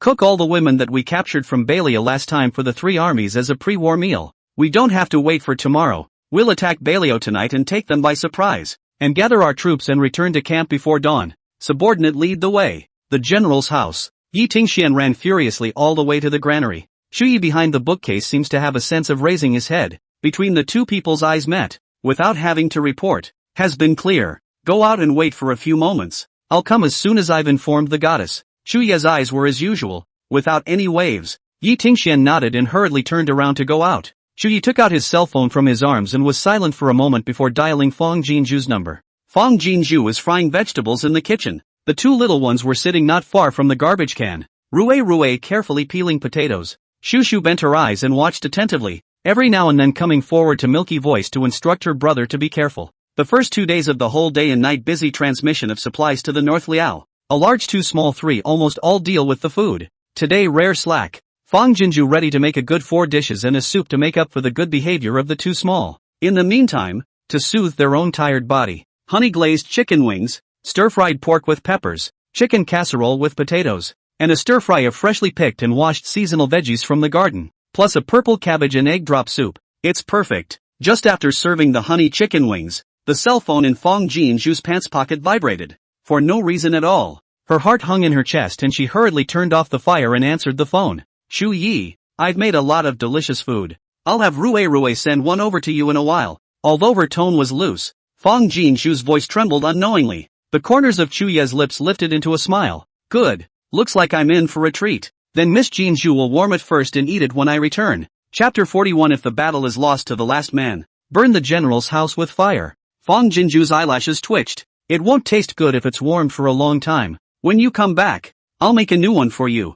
Shu Ye's smile widened. Good. I'll listen to the girl. Then I'll have all the ingredients ready and waiting. Good. You must come back well. Good. With Miss Jinzhu waiting, I will definitely come back. Shu Ye's words were like some kind of promise. It was obviously very light and soft, but it landed heavily on Fang Jinzhu's heart, causing the beating rhythm to miss a beat violently. Her cheeks, which were pressed against the phone, burned with fire. I mean, you all need to come back properly. The woman's panic made Shu Yi's heart feel like it had sensed some kind of summoning, violently thumping up. Shu Yi will live up to the girl's expectations. Northern Liao military camp. All Chu's troops have changed into stab-proof undershirts, holding 4-foot embroidered spring swords, ready to go. This thin armor is so thin, is it really impossible to pierce it? What the goddess sends is naturally unquestionable. Shu Yi stood in front of the military formation, a black armor modeled, in the hands of the lance tired marks, but his figure upright as tough bamboo, a pair of eyes austere compelling, is facing the hell of thousands of evil ghosts, will not be afraid of half a point of the power of the god of war. Light looking up at him, Chu family army every inch of the body bones and flesh have morale eruption. Hate cannot immediately to the battlefield and the enemy killed blood fight. Bear power at your service. Chu Yi opened his mouth in a deep voice that brooked no refusal. Come forward and slash this general. At those words, the 20,000 Chu clan troops shuddered in unison. Shon Dali was even more stunned and confused. What? General, come forward and slash this general. Shu Ye's face was stern. Will force people? If there is any more hesitation, more tongue. Ordered 10 army sticks. Shon Dali's spine instantly straightened, and the embroidered spring blade swung up high. The hearts of the 20,000 Chu family troops were all tightened, waiting with bated breath, and a needle could be heard in the campground. Will. Shon Dali clenched his teeth and slashed at Chu Ye's back with his eyes closed, and the sword and armor clashed with a dull ringing sound. Chu Ye's lips rose slightly. Continue. Change the jab. Xiong Dali wiped his cold sweat and Shun Ling stabbed him in the back again. The razor-sharp blade pierced through the armor with ease. Before being stopped, Shu Ye's back ached slightly, but it was only a dull pain from the impact, and did not hurt the flesh inside. Xiong Dali's heart almost popped out of his throat. The knife in his hand clanked and fell to the ground. General, are you alright? Did I hit you a little too hard? Yi Tingxian is more directly rushed up, lying on Shu Ye's back for a while to check carefully, and finally patted his chest sighing. Fortunately, the undershirt did not break. Then his fingertips went into the punctured slash in his armor and poked and pressed. General, does this hurt? Shu Yi shook his head. In the bottom of his stern eyes, Fang Jinju's trust never wavered. It doesn't hurt. This thrilling scene made the backs of all Chu's troops moisten, and while they were relieved, they were demoralized. It was 100 times more turbulent than the party. In doing so, the general was trying the toughness of the undershirt for himself. The undershirt given by the goddess is literally impervious to knives and guns. With the goddess escorting them, they were not afraid of Chang Wu's 100,000 enemy troops. Dang! Thud! Because they cannot shout. Chu's army stomped their feet to express the shock of excitement in their hearts. For a time the camp quake was like a beating drum, shaking the hearts of the people. Chu Yi ordered in a deep voice. Xiong Dali. Yi Tingxian listened to the order. The Xiong Yi duo clasped their fists together and knelt on one knee. Subordinate general is here. Immediately order 10,000 troops to accompany me to transport the supplies given by the goddess to the enemy, and wait for the military order. Generals at your service. Lu Qi and Han Kanwu at your service. The subordinate general is here. Han Kanwu ordered 3,000 soldiers to guard the barracks to guard the granary, and shall not allow the thieves to snatch away a single meter or a single grain. And if the battle is lost to the last man, burn the granary. Generals at your service. Lu Qi points 5,000 soldiers to the general's residence. Guard the general's residence to the death. Shall not allow the thieves to enter the residence to plunder wantonly. If necessary, call the people of the city to fight to the death. Likewise, if the battle is lost to the last person, the general's residence will be burned. The remaining Chu family army detachments patrol Baliao City, capture enemy spies, shelter the people, and in times of desperation, call on the people to fight to the death. Generals at your service. Chu Yi rolled over onto his horse, the lance in his hand swung back in a circle, the tip of the lance rising up to the sky. Go to war. Farm. Fang Jinju held the bowl. Her chopsticks froze for half a day without landing on the dish. Rui and Shu Shu looked at each other with worry in their big eyes. Sister, eat meat. Rui carefully pinched a piece of chicken wing and put it into Fang Jinju's bowl, her voice soft and soft. Fang Jinju returned to her senses and bent her eyes towards Rui. Thank you Rui. You guys eat too. Eat it while it's hot. It won't taste good if it gets cold. With that she gave the two little ones a chicken wing each, then muffled 2 mouthfuls of rice. But it tasted the same. Rui frowned a little, trying to think of what to do to cheer up her sister. Shu Shu suddenly stood up and walked over to Fang Jinju's side, reaching out her little hand to touch her head. Sister, little uncle, it's awesome day. 1. Beat 10. No. 1. Hit 100. Badass nah. Sister, don't be afraid. As he said, the little man patted his chest. 2. Believe in little Uncle Yo. Fang Jinju twisted her head. A glance drowned into the bottom of Shu Shu's crystal bright eyes. She reached out her arm and took the little person into her arms. Her eyes settled down for a moment. Well, sister believes in little uncle. She was also convinced that God would not open the time portal for no reason. Su is the last life. North Liao death is too innocent and tragic. Full of city souls are not willing to disperse. So only to spell God to tear time and space. To send them a hint of help. Allow them to start over again. Earlier, she didn't understand why ordinary people like herself could become this chosen one. But now she seemed to realize something. Although God pitted the wrongful death of Northern Liao, pitted the death of her family, but on the occasion of the resumption of the time, but also just arranged a brush with the opportunity. It is Chu Ye's decision to break the boat, and her desperate situation is still unable to give up the goodwill of conscience. At the time of rubbing past, firmly hold each other's feet, which led to the back of the mutual salvation. Things are what they are, and people are what they are. It was time for her to trust herself and Chu Yi. Northern Liao borderland. 100,000 silver-armored iron troops were treading the boundary with the momentum of pressing clouds. But in an hour, he had traveled 20 miles. Soldiers and horses will be nearly 100 miles of desert hills buried under it. Has not yet killed. Has been enough to shake people's guts. Suddenly, under the night, a horse thundered towards the Qianwu army at a headlong gallop. It's a force to be reckoned with. Chapter 42 tonight. This marshal will slaughter all of your Northern Liao city. Marshal, more than 5 feet away from the Qingwu enemy army. The scout on horseback stopped his horse, dismounted and galloped a few steps in a flowing stream, and slipped and knelt down in front of Yu Haoxi's horse in the center of the military formation. Marshal, my subordinate has urgent military information to report. Northern Liao is treacherous. Yu Haoxi strangled his horse and raised his hand to stop the 100,000 strong army. He looked coldly at the kneeling scout, a murderous intent flashing under his eyes. Speak. The scout could not detect the killing intent of the superior, but still trembled and reported truthfully. The Chu family army has already assembled 3 miles ahead. Yu Haoxi frowned. Oh, so this marshal is still one step behind that Chu Yi in sending troops? This time the troops can be said to be caught off guard. Even if the Chu family army horse scouts back to the military situation also need more than an hour. Even if Chu Yi learned the news instantly out of the army, marching to this, but also need a half a day's work. It is not possible to precede him so much. It's kinda creepy. However, Yu Haoxi did not put this point of weirdness on his mind at all, and asked lightly, how many troops did the Chu family army send out? There are about 10,000 troops out. Ha ha ha. Yu Haoxi raised the sky and laughed, sneering all around. Then when he looked at the scouts, his killing intent showed. Drag him down and chop him up. Even if the Chu family army poured out in advance to ambush in front, are not so panicked. It is simply a disgrace to him. Chang Wu Ren. Immediately,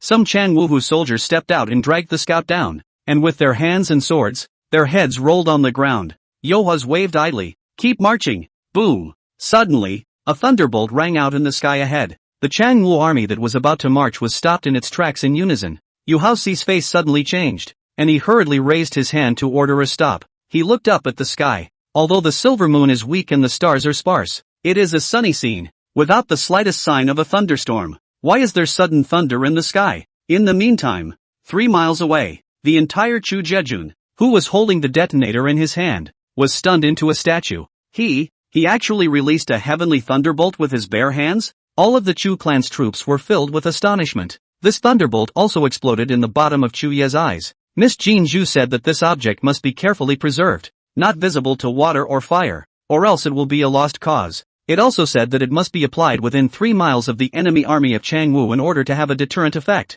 and it has to be applied sequentially in the order and method she listed for the deterrent effect to escalate gradually. If this is not enough to shock the enemy, then we can only fight to the death. Although Chu Yi believed in Fong Jinju, he did not actually place all his hopes on this object. After all, he hadn't practiced, much less been able to see the effects ahead of time, so he still planned for the worst.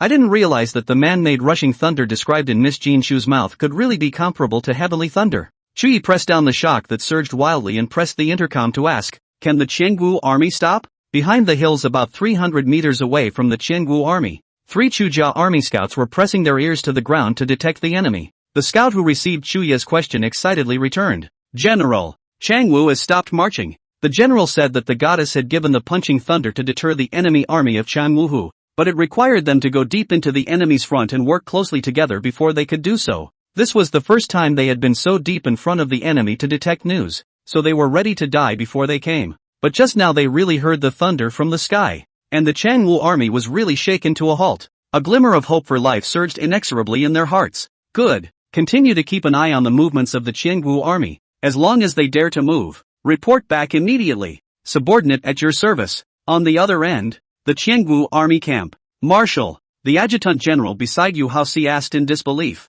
It's clearly a clear sky. Why would you be surprised by an explosion of thunder? Yu Haoxi looked out over the vast night in front of him, his expression flickering with uncertainty. Then, with a cold snort, he beckoned again. Keep going. With that, he drove his horse forward. Although the Chengwu army was surprised, they also followed the military order. The Chujia army scouts sensed that the ground had begun to tremble again and immediately pressed the intercom to report. General, Chengwu is marching again. Got it, Chu Yi ordered. Release 3 heavenly thunderbolts. Chu Jiajun, who held the detonator in his hand, had long been excited and immediately ignited the fire. Boom, boom, boom. 3 heavenly thunderbolts in a row ripped a gash in the night and resounded through the sky. The horse on Yu Haoxi's crotch raised its hooves in surprise, almost dropping him. The other war horses had begun to stir as well. Several vice-generals had revealed looks of shock and trepidation. They had also heard a little about the northern Liao goddess giving grain. It is really strange to be born with a vision at the moment. Marshal, one of them drove his horse closer and lowered his voice. Born with a vision. It's not an auspicious sign. Yu Haoxi swung his hand. The unsheathed knife in his hand slammed hard on the vice general's head. Shut up, but it's just the little thief Chu Yi who's making a show of it. They're just 3 miles away. This marshal wants to see what the hell they're up to. Full speed march. Saying that, he sheathed his sword and slapped the horse's rump violently, and the horse was frightened and ran fast. 100,000 Xiangwu enemy troops rumbled and ran. The earth in a 100-mile radius began to tremble violently. Do not need to report back to the spies. Chu Yi has been aware of. Sternly ordered. Detonator towards the front of the low. All released. 200 Chu family troops immediately came forward, lifted the detonator, and ignited the fire. Boom boom boom boom boom. The 200 sky-charging thunderbolts rushed diagonally towards the Qiangwu enemy army in unison, tearing the night curtain above them alive and shaking the sky and the earth. Hiss, hiss dash. The Changwuhu horses that ran in front of them all raised their hooves in fear and turned their heads, and fled towards their own army. 5,000 cavalry. Half of them were knocked to the ground. Yovos didn't escape either, falling hard to the ground. The infantrymen were already frightened and disoriented by the earth-shattering thunder, and with the herd of war horses rushing and stampeding, they instinctively fled in all directions to avoid it. The 100,000 strong military formation was shattered and disorganized by the impact. All of you, calm down for this marshal. Calming. Seeing this, Yu Haoxi, who had just climbed up from the ground, berserked. No hiding. Stop all the war horses for this marshal. Stop. In a chaotic world where food is as good as gold, the only country that can afford to raise war horses is Qiangwu. Because of this, only Qiangwu has always violated the neighboring countries, and no country has ever dared to provoke them. These 5,000 war horses are 100 times more valuable than 100,000 soldiers. Nay, his voice was drowned in the sound of soldiers and horses, and he could only hear the sound of horses' hooves drifting away. Fortunately, the 100,000 soldiers were in disarray just to avoid the war horses, and after the horses rushed out of the military formation, the soldiers all stabilized for the first time and did not flee in all directions. Desertion is punishable by military justice. Even if they were terrified in their hearts, no one dared to challenge this bottom line. Yu Haoxi angry stormed back and forth, and then wildly ordered, cavalry all turn around and turn back. Quickly go to chase back the warhorse. If you can't chase back the warhorse, bring your head to see. Afterward, he turned to glare at the direction of the Chu clan's army under the night, his neck veins exposed. Chu Yi, little thief, do you think that pretending to be a god can deter this marshal? It's a dream, said he. Looked up to the sky and laughed wildly. Ha ha ha. This marshal's hands in the wrongful death of more than 10 million souls. This world, if there really are gods and ghosts, this marshal cannot be safe so far. Originally, this marshal only wanted to seize your northern Liao grain and grass, but you managed to offend this marshal with this move. Tonight, this marshal will slaughter your northern Liao city. Chapter 43, Drawing the Fire of War, Killing Robbers and Abusers. The heavenly Tao executes them. 3 miles away there was first a flurry of soldiers, then a roar and roar. Although he couldn't hear the content, Chu Yi and Yu Haoxi had fought against each other more than once and knew each other's temperament very well. That man was violent in nature, a vicious man who didn't even care about the gods. The punching thunder should have had some effect, disrupting the Changwu army's military center, but it also enraged Yu Haoxi. The earth began to tremble again. Chu Yi stared, ordering, bring the stuff forward. The Chu family army immediately moved out the huge cubes in the general formation. 100 of them. Ignite. Whoosh, boom, boom. Thousands of fireworks rushed into the sky, like the tail of a fire-bathed phoenix, exploding into the sky in brilliant fireworks. The fireworks converged into a few huge and incomparable words, brightly lighting up the entire desert night. Draw out the fire of war, kill the robbers and abusers, and the heavenly Tao will execute them. The firework caption stops in the night sky for a few moments and then disappears. But just as it does, the next wave of firework caption relights up the night. Draw out the fire of war, kill the robbers and abusers, the heavenly Tao will execute them. The huge vision stopped 100,000 Qiangwu enemy troops in their tracks, and everyone panicked. Even Yu Haoxi, who had been raging and unbeatable just a moment ago, staggered and stopped in his tracks, looking up at the sky with a face full of astonishment. The firework subtitles never break, wave after wave reflecting in the sky. It was only after a full hour that it completely disappeared. Big marshal. The vice general crawled his ass to Yu Haoxi's side. The heavens way is showing an alarm. Why don't we just withdraw our troops and hold off for a while? Yes, Marshal. The heavenly Tao has shown warning after warning. If we insist on attacking northern Liao again, I'm afraid.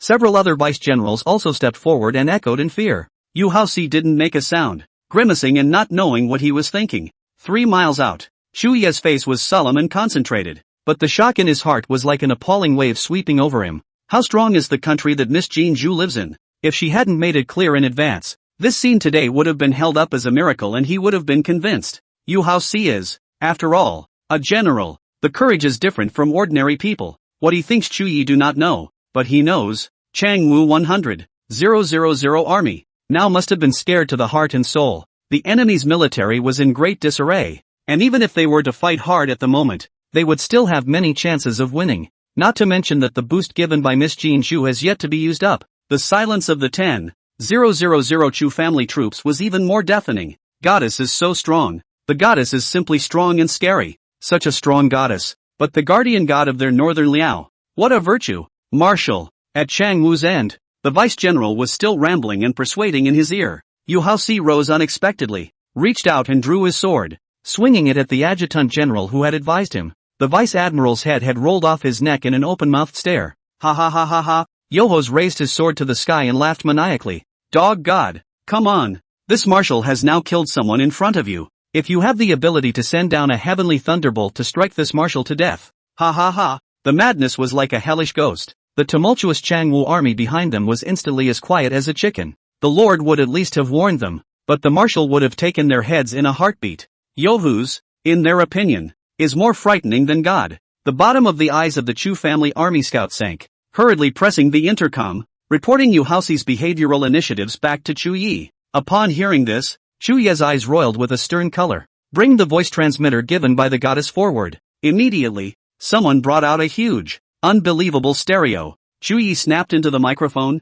Yu Haoxi, Yohos. Shocking shouts came from the stereo, clearly reaching 3 miles away, like a god's residence raging from heaven. Yu Haoxi shuddered, his eyes widening incredulously as he peered around. There was finally a look of panic around him. Chu Yi, little thief, come out if you have the ability. Don't show off. Chu's army is 3 miles away from them. Why is the voice of Chu Yi's little thief close to the eyes? Like the voice of God? The scouts were the first to send back Yohu's original message. Chu Yi's voice became more and more severe. Yu Haoxi, after seeing and hearing with your own eyes, you still think that this general is playing a mystery? If this general had this ability, he would not have waited until today. You're full of killing sins. You've already provoked the wrath of the gods. If you don't restrain yourself, you'll be punished by the heavens. At those words, Yu Haoxi retreated several steps in sudden shock. The Chengguo army was even more terrified of everyone. Apparently, Chu Yi had heard the words of the Marshal Fong, but it was so far away. If it was an ordinary person, how could he hear it?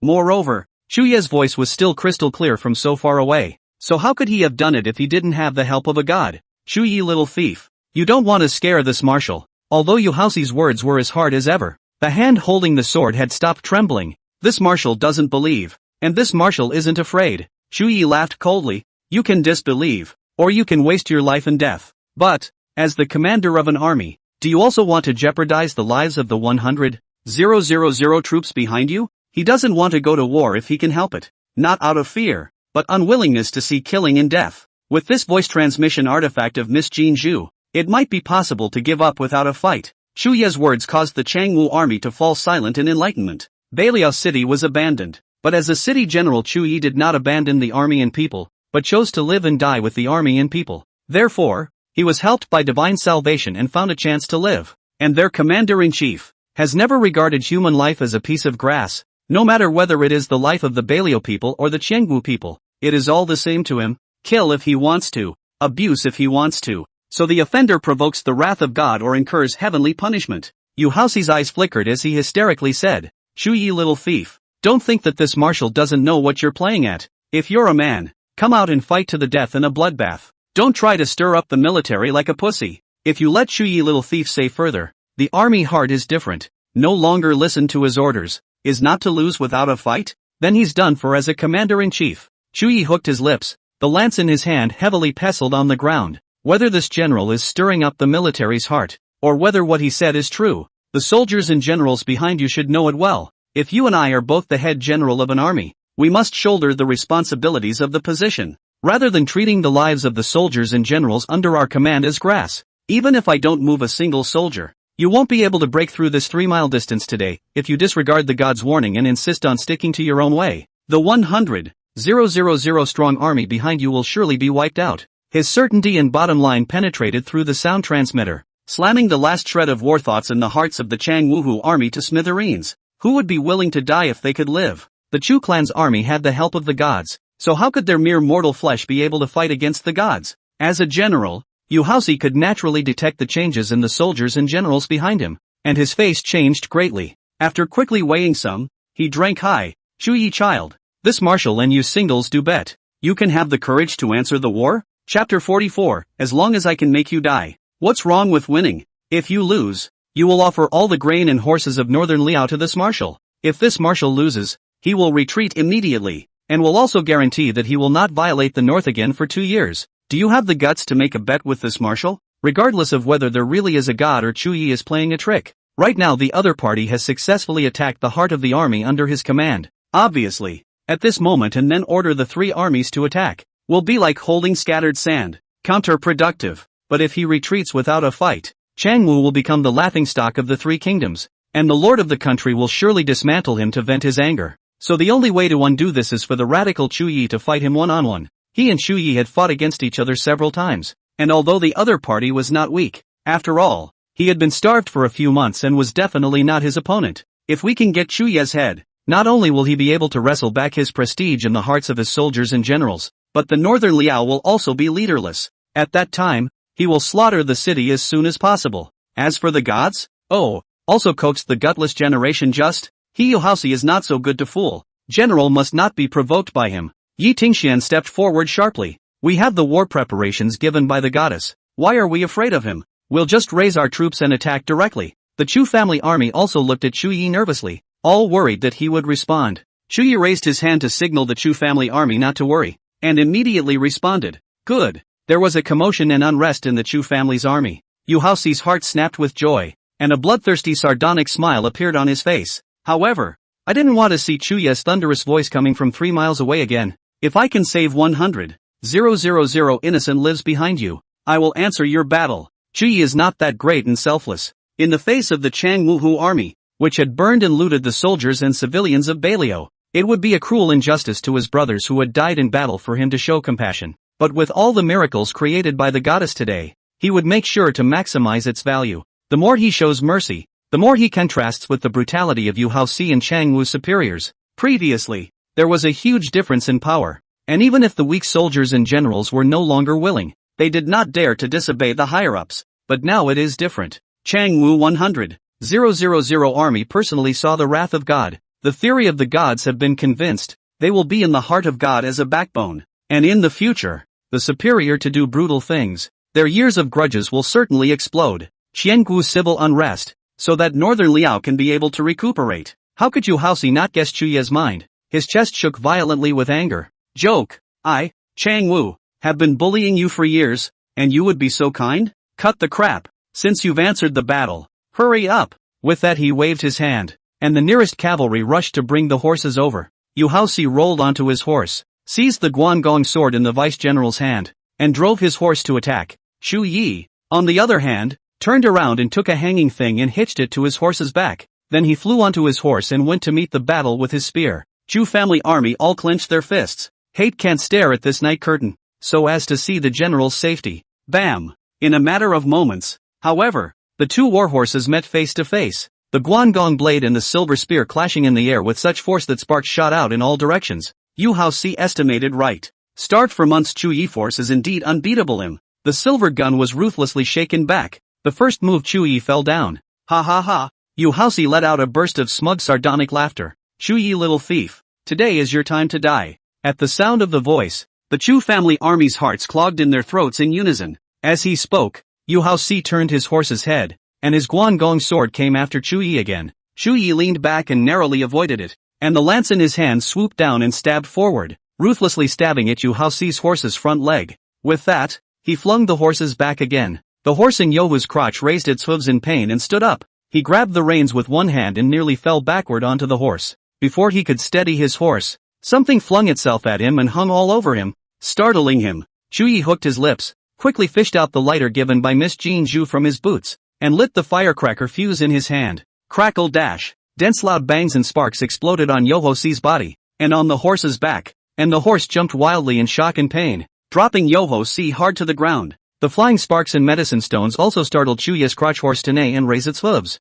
When it was too late, Chuye utilized the momentum to palm support the horse's back and flew up, raising his hand and thrusting his spear into the chest of Yu Haoxi, who had just landed on the ground. The lance pierced through the armor and nailed Yu Haoxi directly to the ground. Yu Haoxi stared in horror. Unbelievable. You dared to play dirty. Simply victory is not martial. In the darkness of the night, Chuye laughed, picking up the Guangong sword that had fallen to the ground. Anything to get you killed. Guangong's sword was raised high, slashing heavily at Yu Haoxi's neck. So what if you win? Blood splattered, coloring the smile at the corner of Chuye's lips with a crimson red like relief. Once the evil general Yu Haoxi died, together with the miracle designed by Miss Jin Zhu, within a short period of time, the Changwu army should not have the courage to violate the Northern Liao, at last, can breathe peacefully for some time. Chuye hitched Yu Haoxi's headless body on the back of his own horse and let it carry him back to the Changwu military formation. When he took the horse that had been stabbed in the front leg and carried the head of Yu Haoxi back,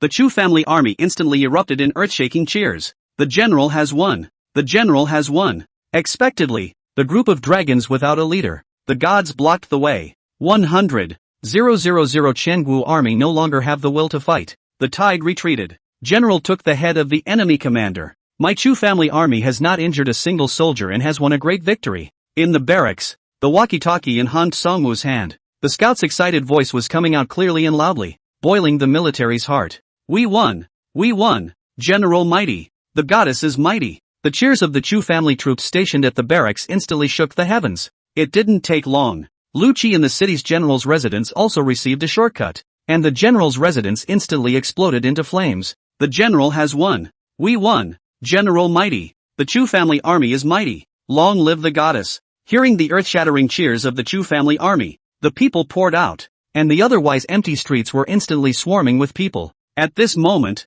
regardless of whether they knew each other or not, the people excitedly embraced each other. The children cheered and leaped, the elderly cried and laughed, and the city of Bailio ushered in a never-before-seen celebratory scene. The general's granary. Elder Lady Chu held Sister Wei's hand and had already burst into tears. Shoulan, did you hear that? Ah, Yi has won. Yi he won. Sister Wei wept with joy and nodded her head repeatedly. The old slave said earlier the general is wise and brave, and with the help of the divine maiden, he will surely win a great victory. Speaking here, Elder Lady Chu looked as if she had suddenly remembered something and hurriedly got up and pulled Sister Wei to kneel down at the gate of time and space. Many thanks to the goddess for blessing my son in Northern Liao. On the other end of the desert, Chuye explained the matter to the deputy general beside him, and then galloped furiously all the way back to the general's residence. Before the horse had stopped hoofing it, he rolled over and down, through the corridor and across the court, straight to the granary. Seeing him come in, Elder Lady Chu rose with joy, and just as she wanted to shout out, she was pulled back by the Wei sister at her side to make a wink. Mother, give me a moment. Chuye hurriedly greeted Old Lady Chu, then sat down behind the bookcase and pulled out his cell phone. Elder Lady Chu was first stunned and reacted with an instant smile. No hurry, no hurry. You contact the goddess first. Mother and Sister Wei will go and cook some food for you. With that said, the two pulled each other out of the granary, and went out and also instructed the guards outside the door not to go in and disturb them. Chapter 45, Armor Faded. Bright as a jade tree. Farm. The two little ones slept soundly in each other's arms inside the bed. Fang Jinju lay on the edge, aimlessly scratching her cell phone. A certain sweet potato, a certain voice, a certain cat novel, switch back and forth. But what the content was, she wasn't reading any of it. After a few scratches, Fang Jinju tapped into WeChat for the nth time and opened Chuye's dialog box. No news. Tap on the call log. Chuye's name was on the first one, and the last time he spoke, it was 10 minutes past 6 yesterday afternoon.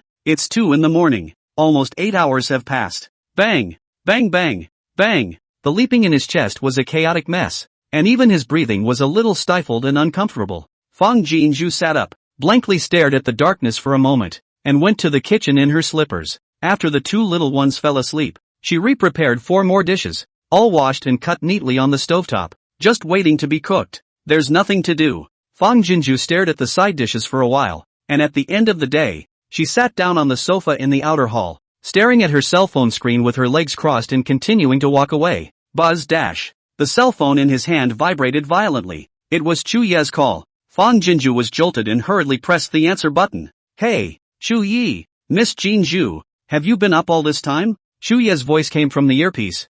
Fang Jinju's heart jumped violently for a moment before returning to tranquility. I said I would wait for you to come back to cook and eat for you. I'm afraid of falling asleep and missing something. The corners of her mouth grinned widely as she waved a hand to wipe the wetness from the corners of her eyes. It's good to be back. I'm going to go make you something to eat right now. The woman's hidden trembling voice made Chuye's heart sour and soft. I'm not hungry. In fact, on the way back, he was hungry. Extremely hungry. But now, he didn't want to waste an instant of time. He just wanted to talk to the Jinju girl like this. Fang Jinju laughed while putting on her shoes. Don't try to trick me. How can there be a person who isn't hungry after a battle? My dishes are all ready. It'll be quick to stir fry them. Tell you what, how about I hang up and hit you with a video? And I'll fry up the food while you tell me about tonight's battle? Chuyi laughed. Good.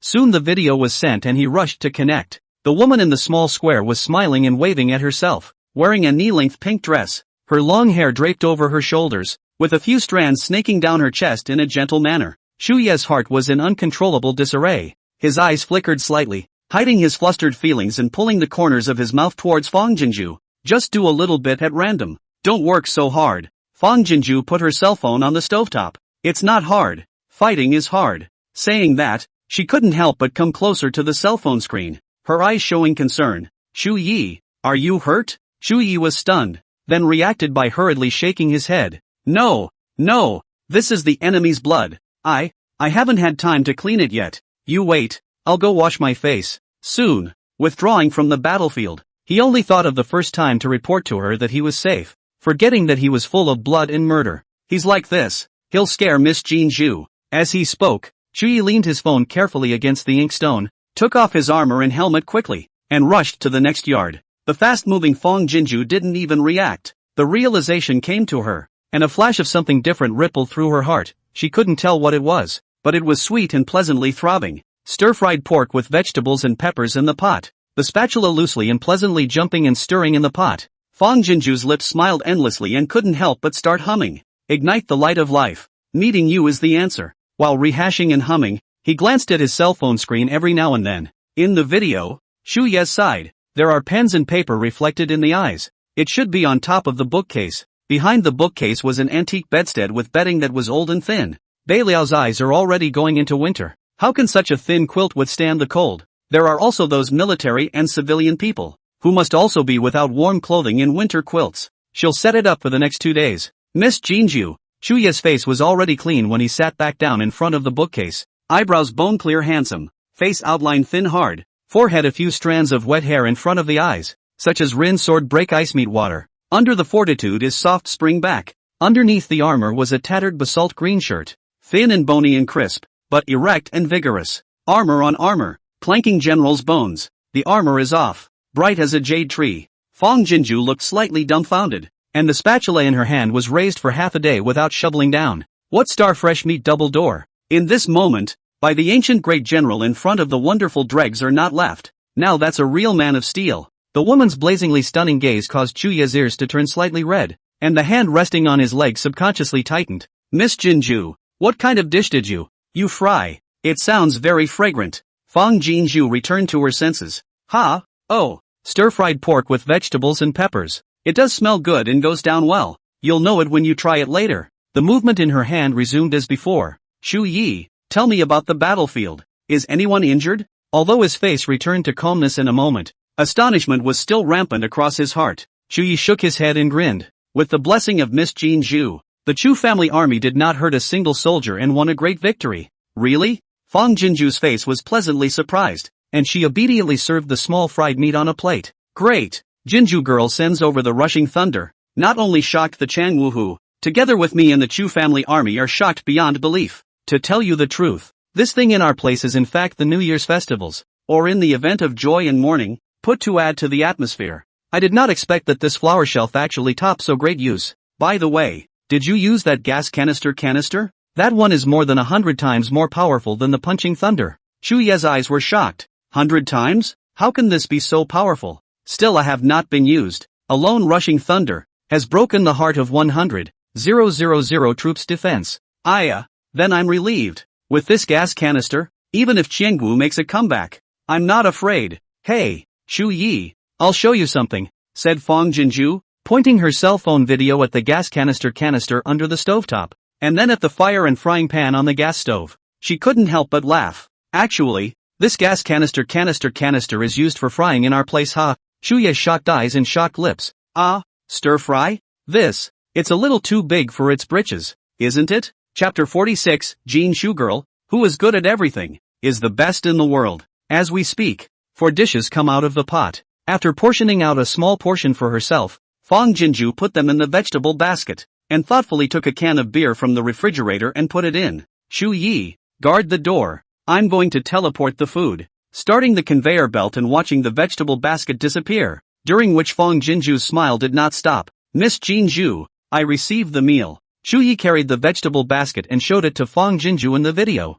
and obediently went up to smell it. It smells so good. It smells better than all the meals I've eaten before. The peppers he had never heard of, but the pork he was familiar with. First in the capital, but also can eat meat day after day, but are steamed and roasted. Never heard the word fried. The dish looked like it had been refined. One burst of flavor after another. Hunger instantly swept around his body. What's this? After placing the meal carefully on the bookcase, Shu Yi asked curiously, holding the can of beer. Fang Jinju also went back to the dormitory and took a seat behind the dining table. This is beer. A wine that doesn't get drunk easily. Beer? Shu Yi couldn't help but shake it. The sound of liquid flowing from the closed canister made him yearn more and more for the land Fang Jinju lived in. Beer? Is it also brewed from grain? Fang Jinju smiled and nodded. Yes, beer is only one of the most commonly drunk here. We also have fruit wines, cocktails, and 1,000 other kinds of wine here. I'll send them over one by one for you to savor later. You hurry up and eat some food first to pad your stomach, and in a while we'll have a drink to celebrate Northern Liao's victory in the war. Shu Yi hurriedly and obediently picked up the rice bowl, chucked in the food, and picked up the rice, then snapping his head up, his narrow, deep eyes filled with stunning insatiable hunger. Yummy! The shredded pork is mellow and flavorful, the peppers are crunchy and slightly spicy, and the soup is rich. This bite was the top of his taste buds that made him feel unable to satisfy his appetite even if he ate any delicacies made by the hands of other people thereafter. Delicious, isn't it? The woman in the video looks proud. Cooking is perhaps the most impressive skill I can muster. God is fair. Or give a person the magnificence to dazzle the world. Perhaps enjoy 3 meals a day with the gift of mediocrity. In short, she loved her gift of being ordinary but creating great emotional value. Shu Yi took a big mouthful of rice, but his eyes looked at Fang Jinju for an instant. More than, the Jinju girl, who is good at everything, is the best in the world. Eyes, face, solemn and serious. Fang Jinju was first slightly stunned, then smiled brightly all around, which is not as good as you say. I know, you think I saved Beliao, so it's hard to avoid deifying me in your mind, but in fact, I'm just an ordinary person, or the kind of shortcomings I gleaned, haha. She has self-awareness, to help the Northern Liao out of trouble to do these things. Anyone else can do. What Shu Yi saw in her eyes was a filtered version of her, not her true self. Even so, though, Shu Yi's words gave her very great emotional value. This, she accepted as it was. No, Shu Yi put down his chopsticks and said word by word, if you were someone else, when you encountered this kind of mysterious thing, you might feel frightened, and you might hurt Rue Shu Shu, or you might threaten to use your interests, and those merchants in Beliao would make the same fortune as those merchants in Beliao, which is not a salvation for Beliao, but an addition to the frost. Kindness, great justice, intelligence, thoughtfulness, and a great fortune at hand but not in the beginning. But where any of these are missing, they will not become the salvation of Northern Liao. And these wonderful character girl you all accounted for all,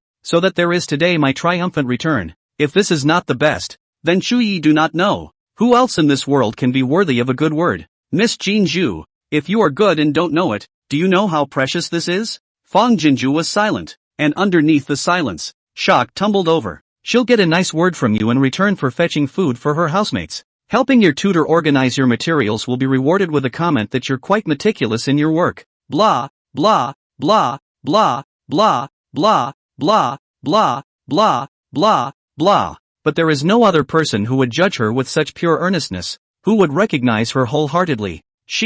Is it really that much better? Shu Yi looked at the woman in the video who was shocked and disoriented by her words, and his heart ached slightly. Has she never been told this? If such a good girl is like a pearl in the dust, it can only be said that the people that Miss Jinju has met are all blind in their eyes and hearts. Miss Jinju, how should I open this wine jar? After a moment of silence, Shu Yi raised his beer can and asked with a smile. Fang Jinju snapped back to her senses and hurriedly taught him how to pull a can. With a snort, Chuyi was so shocked that the wine jar in his hand almost came out of his hand and was thrown. Fang Jinju was amused and her eyes curved in a smile. Don't worry, there is gas in this wine. Once it is shaken and opened again it will make a sound. It is normal. Why don't you taste it and see how it differs from the wine you have there? Chuyi obediently took a sip, then frowned in surprise. Miss Jinju, something ran out of my nose. Fang Jinju laughed her ass off. Ha ha ha ha, that's qi, the qi you usually breathe in and out. Hair flying, smiling lips like the bright moon in the sky shining people. See Chuyi cannot move his eyes.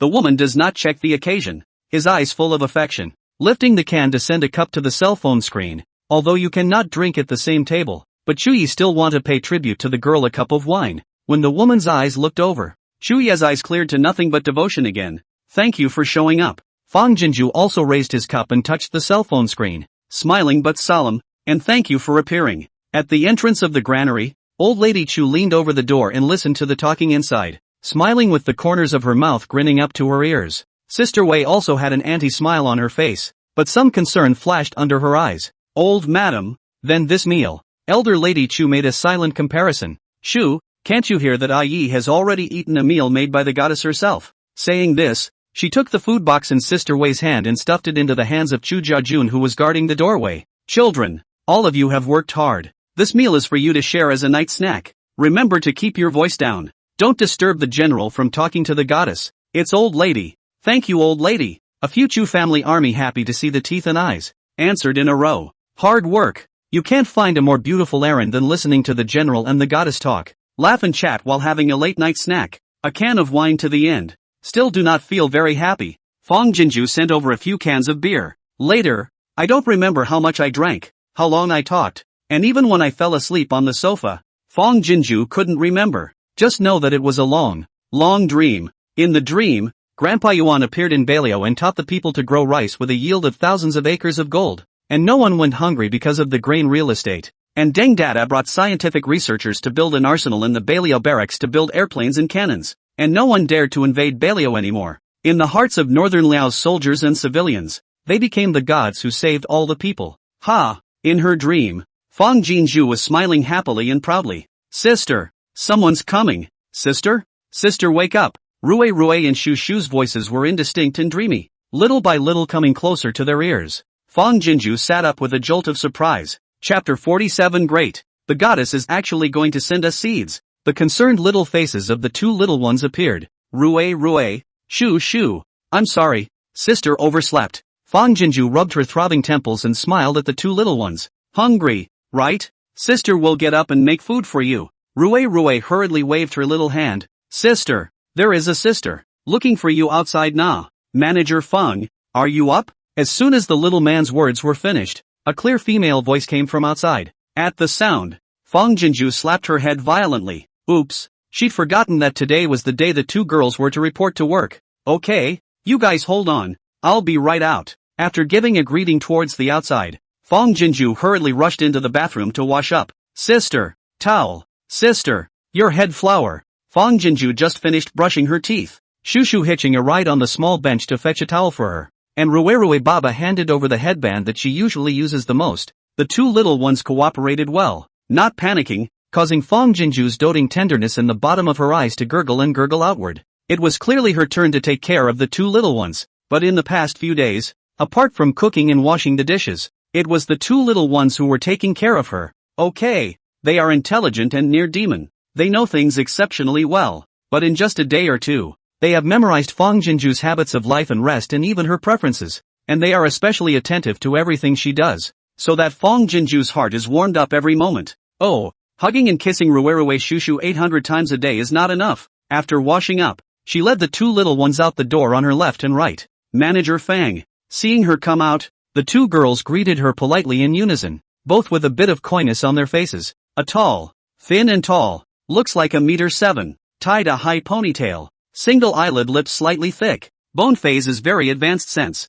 but the face of the bureau, this advanced sense of hard pressure 7 or 8 points down. The other is about the same height as Fang Jinju, about 1.6 meters, with a sharp short hair, thick eyebrows and big eyes, all casual. If not, Fang Jinju confirmed the gender photo in advance. It is normal to mistake him for a little fresh meat. After a polite survey, Fang Jinju smiled at the high ponytail and said, "Zhou Xiaoli." Then looking over at the fresh meat, Ma Chung Chang, saying that, he extended his hand toward them. "Welcome to the Fang family farm." The two girls were stunned and hurriedly reached back to shake Fang Jinju. "Manager Fang, don't worry, we'll work with all our hearts." "Manager Fang, so is there any work we need to do now? Feel free to arrange it." The two girls looked at Fang Jinju eagerly. With an energetic look, Fang Jinju smiled and shook her head. "There's no rush. Have you guys had breakfast yet?" Zhou Xiaoli and Ma Chungchang looked at each other, both a little embarrassed. Both hadn't eaten yet for fear of being late for their first day of work. "Come on in then.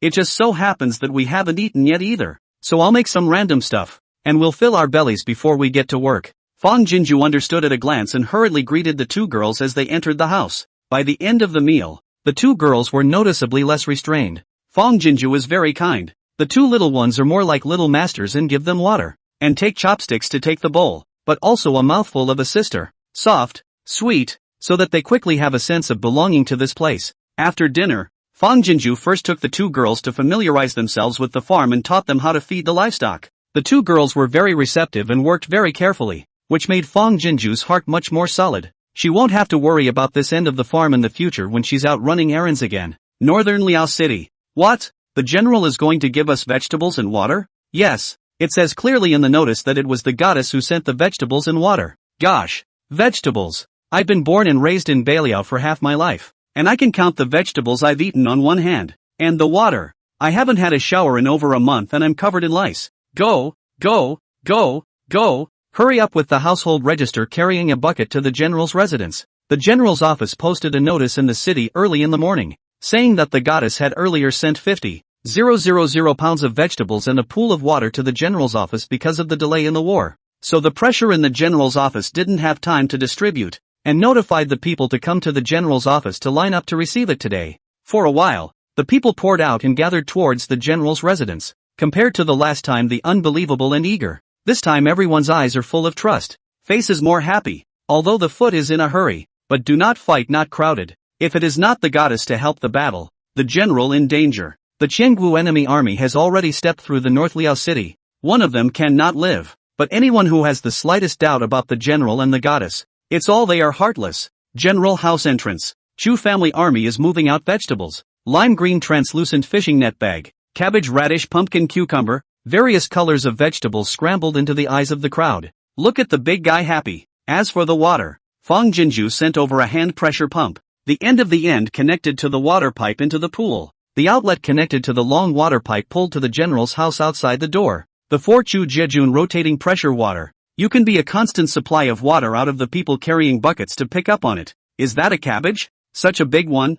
I've never seen such a big cabbage in my life. The things sent by the goddess are certainly unusual. Look at that radish. TSK, TSK, it's as thick as my leg. Ha ha, what do you think that long green strip is? I've never seen it before. And what's that long snake-like thing at the door? Is it a divine weapon given to the general by the goddess? From the goddess, whether it's seen or not, it's top-notch stuff. Hundreds of people waiting in an orderly queue. Shocking sound, pleasant laughter, and as lively as the new year. Before the distribution, Shu Yi came out. There was a commotion among the people, and they were about to kneel down, but he raised his hand to stop them. "This day I will not delay you in receiving water and food, but only take this occasion to have the will of the goddess communicated to you." Hearing that the goddess had a decree to convey, the people shut up and silenced themselves, and the scene was instantly quiet enough to breathe. In a short period of time, the goddess will keep us clothed and fed, but she said that it's better to give a man a fish than to give him a fish, and that Bei Liao will ultimately have to be self-sufficient for a long time. At that, the people let out a small riot, then quickly returned to quiet. The goddess said that she will look for drought-resistant crop seeds to send to us for trial planting in the next few days. So all of you have recently eaten and drunk enough to replenish your strength, and are ready to prepare for the matter of plowing. Well, that's all this general has to say. Everyone get your food in order. Don't jump the queue in a hurry. Everyone gets a share. After saying that, Shi turned around and went back to the mansion. In addition to distributing vegetables today, he had other matters to arrange down the road. Jinju girl sent those fresh fish as really rare. North Liao people now can eat enough food. Is already rare, cannot be frugal into luxury too fast, otherwise it is easy to raise the greed of the heart. He was going to have these fish secretly sent to the Central Plains and sold at a high price to those dignitaries. thus exchanging them for silver to come back and use to build up farming in northern Liao. In short, you can't rely on Miss Jean Zhu for everything. A cheer erupted from the people at the gate. Great! The goddess is actually going to send us seeds. Long live the general. Long live the goddess. Farm. Because the two girls were new to the city, Fang Jinju didn't rush into the city to pick up supplies, but took them to familiarize themselves with the inside and outside. After feeding the livestock in the afternoon, Fang Jinju let the two men off work early. After a few days of late nights and scares, and with the possibility of a back-to-back day tomorrow, she was going to have to go to bed early tonight to catch up on her sleep. Just after eating and preparing to clean up, Fang Jinju heard a rush of messy footsteps coming from outside the dormitory. It sounded like a man's, and there were quite a few of them coming. Chapter 48 Jinju, don't be afraid. I'm here. Subconsciously, Fang Jinju had a bad intuition, dropped the bowl in her hand, and without even having time to wipe the detergent foam, she rushed to the outer hall to close the dormitory door and lock it. Bang, bang, bang.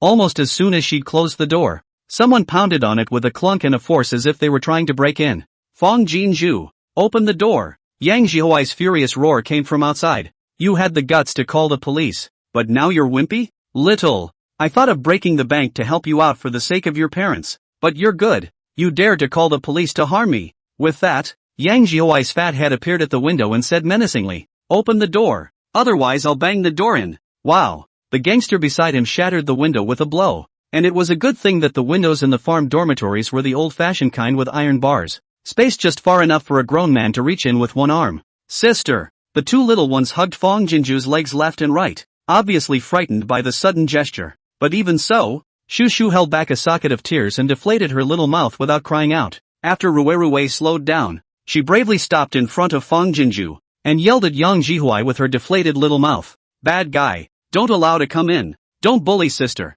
As he spoke, large tears slid down his cheeks, and his little body couldn't stop trembling, but he tried to strain his little face not to cry out. Rui Shu Shu is not afraid. It's okay, sister is here. Fang Jinju trembled to pacify the two little ones while shivering as she turned on her cell phone's video recording function and aimed it at Yang Jihuai at the window. Yang Jihuai, you're breaking and entering. It's against the law. You get out of here or I'll call the police. Yang Jihuai was stunned at the sight. His arm pierced through the window grill and pointed at Fang Jinju's forehead. Little, you think you recorded this to be useful? You think you can arrest me just by calling the police? Let me tell you, I have someone at the top. You can record whatever you want. Call the police as much as you want. I'm not afraid, he said with a cold snort. You are not very tough, not willing to sell the farm to me at a low price. Well, today I have to let you sign the contract, and I only pay 200,000 this time. You're selling or you're not. As he spoke, several men took turns kicking the door with their feet,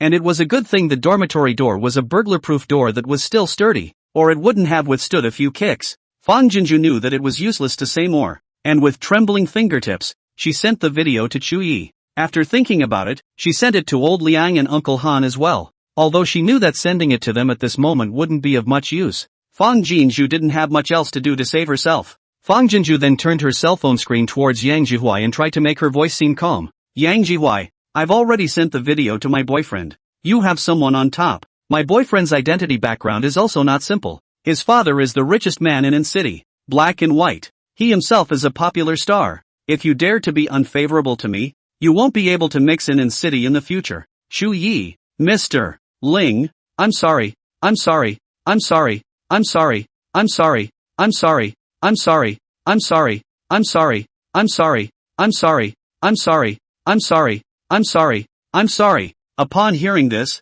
the punks who had been slamming the door looked at each other in disbelief and stopped their hands. Yang Jihuai was first stunned, then laughed out loud. Your boyfriend's father is the richest man in city? Just like you. You can still fall for the young master of the richest family in city? Do you know the name of the richest man in city? Trying to scare me. You don't even piss on yourself. Keep smashing it for me. I'll take care of it if the sky falls. Having been assured, the gangsters started to continue smashing the door again, even more violently than just now, and even if it was a security door, I'm afraid it wouldn't be able to withstand it for long. The bottom of Fang Jinju's eyes flickered slightly. Then she coldly looked at Yang Jihuai. Why do you think I didn't sell the farm to you? Because my boyfriend's father has already paid off my debt and renewed my farm rent. If you don't believe me, you can call and ask Uncle Yuan and Auntie Chen to see if the money I owe them has been paid off or not. Although her face was calm, her chest was in a state of panic. desperately thinking of ways to stall for time and get out of danger. If she couldn't deter Yang Jihuai, when he broke through the door,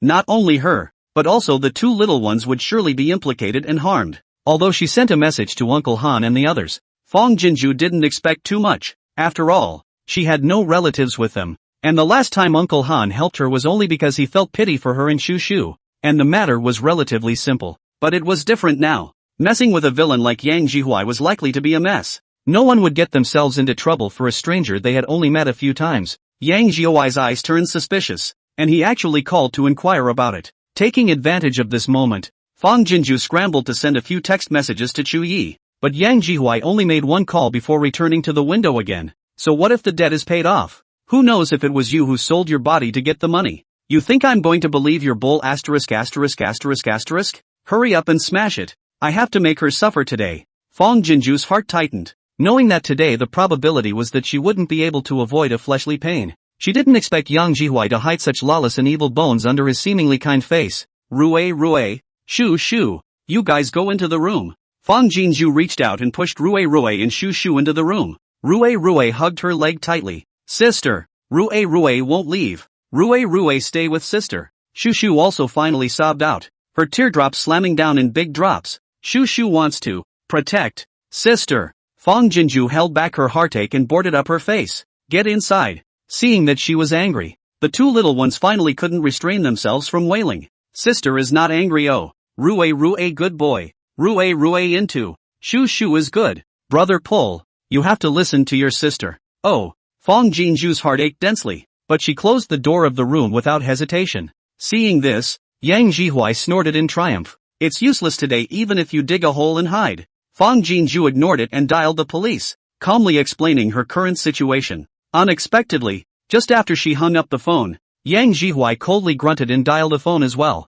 Hearing his and the other party's words, Fong Jinju couldn't stop her heart from starting to tremble. I didn't realize there was really someone on top of Yang Jihuai. Looks like calling the police won't work. She began to regret giving the recording of Yang Jihuai threatening and intimidating herself to her attorney in an attempt to teach him a lesson. Seeing that the gangsters had already shaken the doorframe, Fong Jinju's eyes roiled with fearful wetness. Suddenly, the cell phone vibrated. It was Chu Yi who called the video. Fong Jinju's nose was sore and she hurriedly connected. Jinju, don't be afraid. I'm here. Aim the video at surname Yang. I'll deal with him. Chapter 49. In my case, Jinju is the divine principle. The moment Chu Yi's face and voice appeared in the video, Fong Jinju's tears almost fell. She hurriedly took a few steps forward and aimed her cell phone screen at Yang Jihuai. Yang Jihuai, he's my boyfriend. If you dare to hurt me, I guarantee that he'll make it impossible for you to stay in city. In the face of such villains, the momentum must not cave in. Whether it is made up or bragging, no matter what, we must do everything possible to shock Yang Jihuai first. The rest can only be figured out slowly once we are out of harm's way. Yang Jihuai sneered and looked at the cell phone in Fong Jinju's hand before his eyes stagnated. The man in the video, with his long hair and a high bun and an ancient costume, looks like he's acting on a movie set. That's not the point. The point was that the killing intent under the man's eyes was almost like it was going to pierce through the screen and tear him apart. Yang Jihuai subconsciously cringed and reacted with some annoyance. So what if you're her boyfriend? It was Fong Jinju who called the police to mess with me first. Even if you're here, I'm still the reasonable one. Although the words, but Yang Jihuai is a villain. Today such a situation do not know how many experienced. The other party is pretending to be ruthless or really ruthless. He can see it at a glance. If the man in the video had been there, he probably would have rammed a hammer at him without saying a word. So the timidity and trembling in Yang Jihuai's voice was not under his own control at all. Chu Ye's eyes are like swords, harshly gouging out the heart. Reason? In my case, Jinju is the heavenly reason. If you dare to touch a single hair on her head, I will make your life worse than death. Every word carried to the viciousness of a knife man's soul, and the fists of his hands on the surface of his legs were clenched to the point of tightening and whitening, trembling slightly, even in the face of the enemy's thousands of troops. Chu Yi had never been this powerless and afraid. Miss Jinju was in danger, but he had no other way but to say a few harsh words to scare the other party. If he could, he would be willing to lose 10 years of his life in exchange for being able to travel through the gate of time and space to protect Miss Jinju this time. Fong Jinju's eyes were shocked, and her panic was swept away for the most part. Chu Ye's anger and care for her wrapped securely around her panicked heart through the cell phone. Yang Jihuai stiffened. He opened his mouth, but it was as if Chu Ye's eyes had strangled his throat, and not a single word could be uttered. He didn't believe all that Fong Jinju said. But at this moment, Yang Jihuai began to believe that this boyfriend of Fang Jinju was not only a small person, but also a ruthless person. Yang Jihuai, you know very well why I got a lawyer to sue you. The bottom of the air from Chu Yi, raging into the chest. Fang Jinju suddenly not in fear. She coldly looked at Yang Jihuai. You thought that I was an orphan girl with nobody to rely on, so you wanted to take advantage of the fire, but you played the wrong game. Although my parents are gone, and my relatives are not good, but I have a boyfriend that you cannot afford to offend. Even if you break into the house now to take revenge on me, my boyfriend will also 10 times 100 times to get back. You fight to fight. The current status of the family is not easy. Sure, you want to because of playing hard to get angry and ruined. If Chu Yi crushed Yang Jihuai's temper, then the bottom of Fang Jinju's eyes suddenly spread up the bottom of the air in fearlessness. Is completely pinched his guts. Fang Jinju was right. He just knew that she had become an orphan girl with nothing to live for. That's why he dared to be so reckless. But there are people out there. And there are people out there. If he doesn't even understand this point, how can he be here today? Yang Jihuai never dreamed that Fang Jinju would have a boyfriend with a background. He didn't know where this boyfriend of hers was coming from yet, but it was the lack of knowledge that forced him to be cautious. Chief, still smashing? The punk at his side opened his mouth at the right time to ask. In just a few breaths, Yang Jihuai had already weighed hundreds of back and forth in his heart, and glared at Fang Jinju with a stalked neck. For the sake of your father, I won't see eye to eye with you this time. But if you dare to engage in small actions behind the scenes again, I am not a vegetarian either. Putting down his harsh words, he cursed and left with a few punks. When the footsteps were far away, Fang Jinju's feet were soft, and the whole person sat down on the ground. Cold sweat instantly seeped down her back. Miss Jinju? The image in the cell phone shook violently and Chu Yi cried out nervously. Are you okay? Sister! Sister! Rue and Shu Shu also rapped on the door of the room and shouted with a thick sob. Only then did Fang Jinju return to her senses and hurriedly turned the camera around. I'm fine. Then he shouted again towards the house. Rue, Shu Shu, the bad guys are gone. Sister is fine, he said, climbing up and opening the door to his room. As soon as Rue Shu Shu came out, she hugged her legs tightly left and right. Fang Jinju's heart is sour and soft and self-blaming. It's okay, sister is okay, not afraid. It was she who had considered the issue too superficially and acted too recklessly, which had invited trouble and frightened the two children. Sat in the sofa, sat down. Rue Shu Shu snuggled close to her, two small short arms hand in hand to hold her. Motionless, exceptionally well behaved. Little by little, Fang Jinju's heart returned to tranquility. Chu Yi, thank you. In the cell phone, Chu Yi's face is not hidden worry nervous. Fang Jinju's eyes flooded with a burst of acid. If not for you, don't be afraid. Chu Yi couldn't help but speak softly and soothingly, but felt that his words were really pale and powerless. There were quite a few bad guys who came just now, and if he hadn't been at the granary just now, he didn't dare to think what would have happened to Miss Jinju. Miss Jinju, seeing that Fang Jinju's face eased a bit, Chu Yi only opened his mouth again, but was interrupted by Fang Jinju's soft voice. Chu Yi, in the future, you can just call me Jinju. Miss Jinju, it's too much of a show of rawness. Although he was in a hurry just now, the sound of Jinju made her feel that the layer of time and space barrier between the two had been broken down, and it was a kindness and solidity that could be truly felt. Chu Yi was slightly stunned. Then the thumping of his heart became chaotic. Good. Whatever Jinju says, I will follow. Fang Jinju's eyelashes flickered slightly as she made an effort to curve her lips. It's a good thing you're at the granary. Otherwise I wouldn't know what to do. Not bad for a great general of 10,000 people, scaring the bad guys away even through the screen. As she said that, she stretched out her thumb and waved it towards the screen. Chu Yi, you're awesome. Chu Yi, but the bottom of his eyes slightly dark. But I can only scare them like this. If they find out the truth and make a comeback, I can't protect you at all. Fang Jinju's heart moved, hurriedly rippled a relaxed smile. Don't worry. This time it was a sudden incident. I was not prepared. Think about it. I can help you deter 100,000 Qiangu army. Naturally I also have a way to protect myself.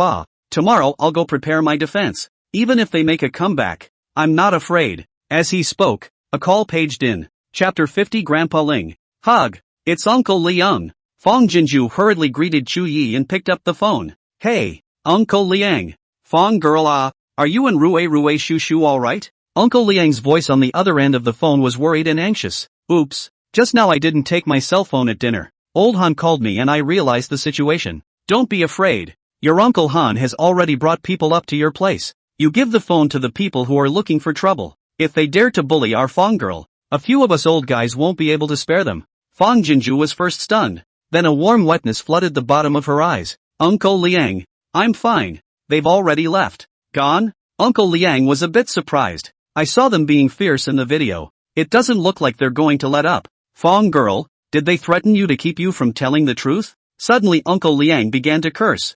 Fatso, what did Fong Yatu do to offend you? Seeing that you're also an elder, is bullying a child a bad thing? Fong Jinju's tears, which she had held back for a while, barred down, and she waved her hand to wipe them away with a smile. Uncle Liang, I'm not lying to you. They're really gone. And the video I just sent to a brother I'm on good terms with as well. He's the one who helped me scare them away. Uncle Liang still doesn't believe. Fong girl, after such a big incident, you mustn't think of hiding it from Uncle Ah. It's not easy for you to bring up 2 children by yourself. Don't learn from those who have no brains and bear the burden by themselves. Even if you don't think of yourself, you should also think of Ruarua Shushu's safety said the man as he hung up to call a video over. You let me see what's going on. Fong Jinju hurriedly wiped her tears carefully clean, smiled, picked up the video, and swept around the house and windows. Uncle Liang, look, I didn't lie to you, right? They're really gone. Then he aimed the video at Ruarua Shushu again. Good boy. Quickly say hello to Grandpa Sweet.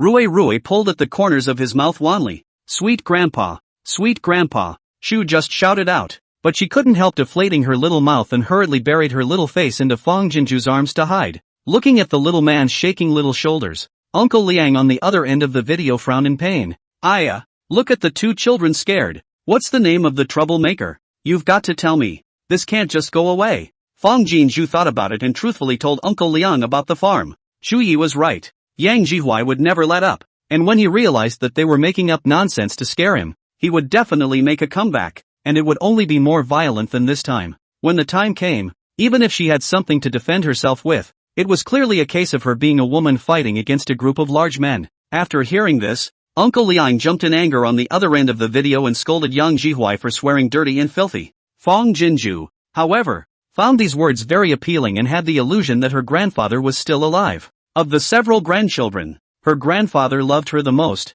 and if he knew she was in this kind of danger, he would definitely protect her with his life. Another video paged in. This time it's Uncle Han. After answering the phone, Uncle Han also split his head and asked with concern. Fong Jinju says that things are settled and urges him to go home, but the old man says that they're all almost there already. At the end, Uncle Han also specifically explained. Fong girl, just stay honestly in the house and don't come out. Don't hang up the video in a hurry. I'll find a place myself. Rue, Shu, don't be afraid. Grandpa will be here soon. With Grandpa here, no one will dare bully you. Although she had just gotten out of danger. At this moment, Fong Jinju felt that this danger was a touchstone given to her by old heaven. Trying out wave after wave of kindness and warmth is unexpectedly worthwhile. When Uncle Han and the others knocked on the door and opened it, Fong Jinju froze. Ling, Mr. Ling even came. They were followed by 24 black-clad, sunblast, bodyguard-like, burly men. Fong girl I just happened to be at your Uncle Ling,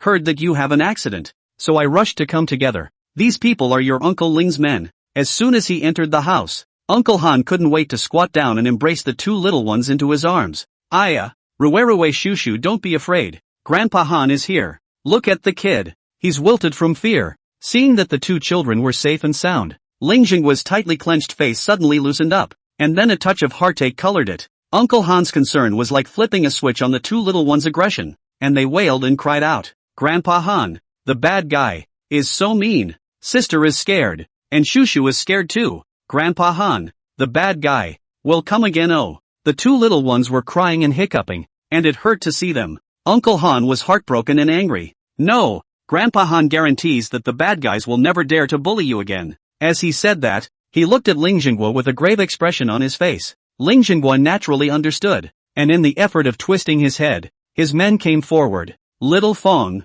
tell me the whole story. I will send someone to deal with this matter for you. Fong Jinju was flattered, did not have the pretense to excuse, honestly told the cause and effect of Yang Jihuai to take advantage of the fire. This dawned on the minds of the 2 old men. No wonder Fong Jinju had to sell her collection. So there was this origin. This girl really is too much. Grandpa Ling, hug. At the end of the day, Shushu carefully opened her short arms towards Ling Jinghua to ask for a hug. Her big eyes were full of tears, which made one's heart ache just by looking at them. Ling Jinghua subconsciously stepped forward and extended his hand, but then froze. But I didn't want Shu Shu Dida to zip into his arms and hug his legs tightly. Grandpa Ling is here. Shu Shu. Not afraid. The soft voice wrapped in trusting dependence shattered the detachment and coldness under Ling Jinggua's eyes, and loving kindness snaked out as he finally reached out and carried Shu Shu into his arms. Well, don't be afraid. Grandpa's here. No one will dare to bully you from now on. Shuru finally grinned her little mouth and hugged Ling Jinggua's neck tightly. Grandpa is good.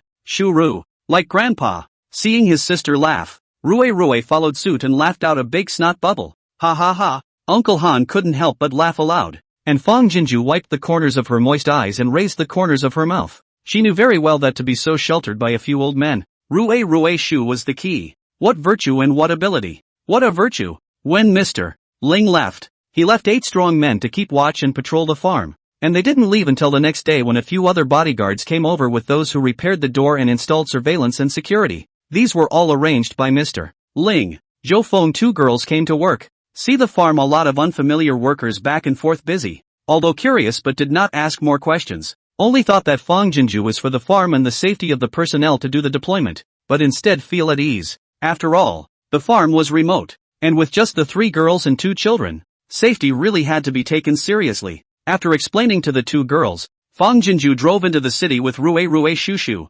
Compared to the current situation in northern Liao, everything that happened last night is nothing, and then Mr. Ling has put the word out. Fang Jinju's heart is also put in the stomach. Buy winter quilts and grain seed things to hurry up to implement it. North Liao will be self-sufficient as soon as possible, so that the people and the army can be truly stabilized. Chapter 51. What should be done, and what is done well are 2 different things. After entering the city, Fang Jinju first took the 2 little ones for a hot breakfast before going to the seed pesticide company. Just in time for the fall harvest season, the seed company's market department is very few people. The hall is cold and no customers, only 2 male staff members sitting on the chair to play with their own cell phones. Excuse me, is the person in charge of your place here? Leading the 2 little ones into the store, Fang Jinju politely inquired. One of the older employees looked up and swept her off her feet before hanging his head and continuing to play on his phone. Obviously heard it, but didn't want to waste time hitching a ride. After all, most of the people who come to buy grain seeds are middle-aged and old,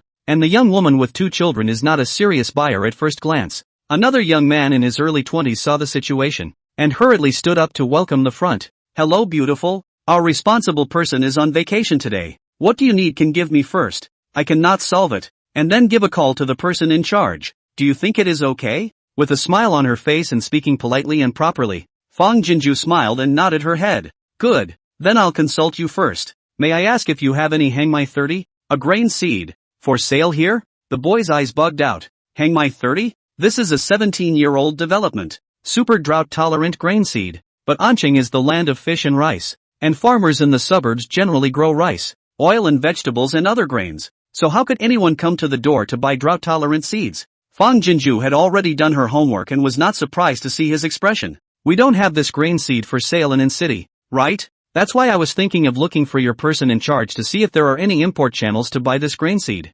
Online she did find a farm store selling this grain seed, but sent a message as if the Stone City C. It is estimated to buy grain seed online guests are too few. The boss himself has forgotten that he also has a telemarketing channel. She had no choice but to find the store. Beauty. This grain seed in city side also no farmers planted. So we really do not have this grain seed. 1 or 2 people to buy. The boss estimates that they do not want to labor this god. The boy scratched his head. How many bags do you want? Pretty lady? Are you in a hurry? Why don't you add my WeChat? I'll ask my cousin to ask for you first. It just so happens that he's in Jizhou, and this grain seed is more widely planted over there. Xiaobei our store does not have it, so do not meddle. The older clerk impatiently spoke toward Fang Jinju. Go to another store and take another look. Sister, between, brother, good boy. Fang Jinju's face choked, and before she had time to say anything, Shu Shu by her side suddenly spoke up. That, uncle, fierce, no Shu Shu, speak politely nah.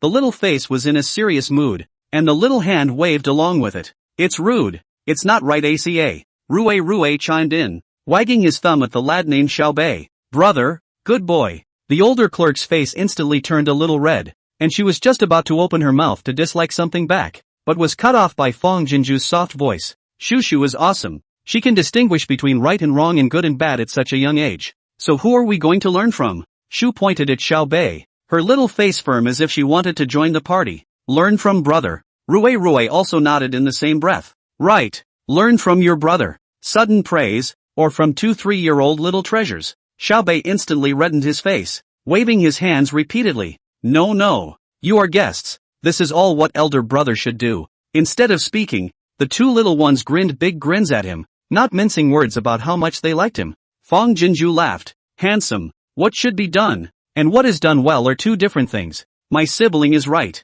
You are excellent. But still, I have to trouble you to ask your person in charge for me, to see if I can get him to come over here, because I'm buying more. I may need about 20,000 pounds. It's naturally good if he can contact the channel directly. If not, I may really have to trouble your cousin. At those words, Xiaobei was stunned. What? You want 20,000 pounds? The older clerk also drew himself up straight and looked over with a shocked expression. Fang Jinju nodded affirmatively. Well, this 20,000 pounds I'm a test planting. If it's good, the follow-up will be more. In addition, I also want sweet potato seeds. Potato seeds? In short, all kinds of drought-resistant grain seeds. I'm going to buy 5,000 or 6,000 pounds of it. Hearing this, the older clerk swished and popped to his feet, rushing to Fang Jinju in 3 or 2 steps. Beauty, come to the office for a cup of tea. I'll contact our boss for you right away. With a smile full of eagerness, it was a far cry from the impatience of a moment ago. Xiaobei, who was squeezed to the side, grinned and agreed. Right, Beauty. You go and have a cup of tea first. Our boss's home is not far from here. It will come soon. The older clerk twisted his head and glared at Kahoku, signaling him to stop talking. Xiaobei's face choked and he silently closed his mouth. North, will it help your work if I buy these grain seeds? Fang Jinju looked at Xiaobei without looking at the older clerk. Xiaobei's eyes flickered as she looked at the older clerk and then at Fang Jinju, hanging her head in a complicated and unspeakable manner. Fang Jinju understood in her heart and no longer pursued the question, but looked at the older clerk. Please contact the person in charge as soon as possible. I have other things to do. The older clerk's face turned into a smile. Well, Xiaobei, hurry up and bring the pretty girl to the office. I'll contact the boss. Xiaobei nodded obediently and led Fang Jinju and the two little ones to the office, making tea for them. North, how long have you been working here? I've only been here a little over 3 months. And are you paid by sales? Well, although grain seed is in demand and farmers will buy it without recommendation, our pay is still tied to performance. Obviously you hosted me. Why didn't you fight back just now when he came for the check? Zhao is the boss's cousin, so if I upset him, I'm afraid he'll badmouth me in front of the boss. And I need this job. Fang Jinju nodded her head and took a sip of tea without asking any further questions. Xiaobei is kind and generous, as if he immediately forgot the unpleasantness of being robbed of the bill, and reached into his pants pocket and pulled out a handful of dried peanuts to give Ruoruishu to eat. The two little ones liked the bright and friendly Xiaobei, and Shu even asked Xiaobei to peel peanuts for her in a milky voice. The three of them piled up together and soon became familiar with each other, which was very harmonious and cozy. After waiting for about 20 minutes or so, Zhao and the boss arrived in a hurry. Sorry, pretty lady, for keeping you waiting. The boss was a short and fat man. As soon as he saw Fang Jinju, his face was full of smiles. I'm the owner of this store. What needs do you have? Just talk to me.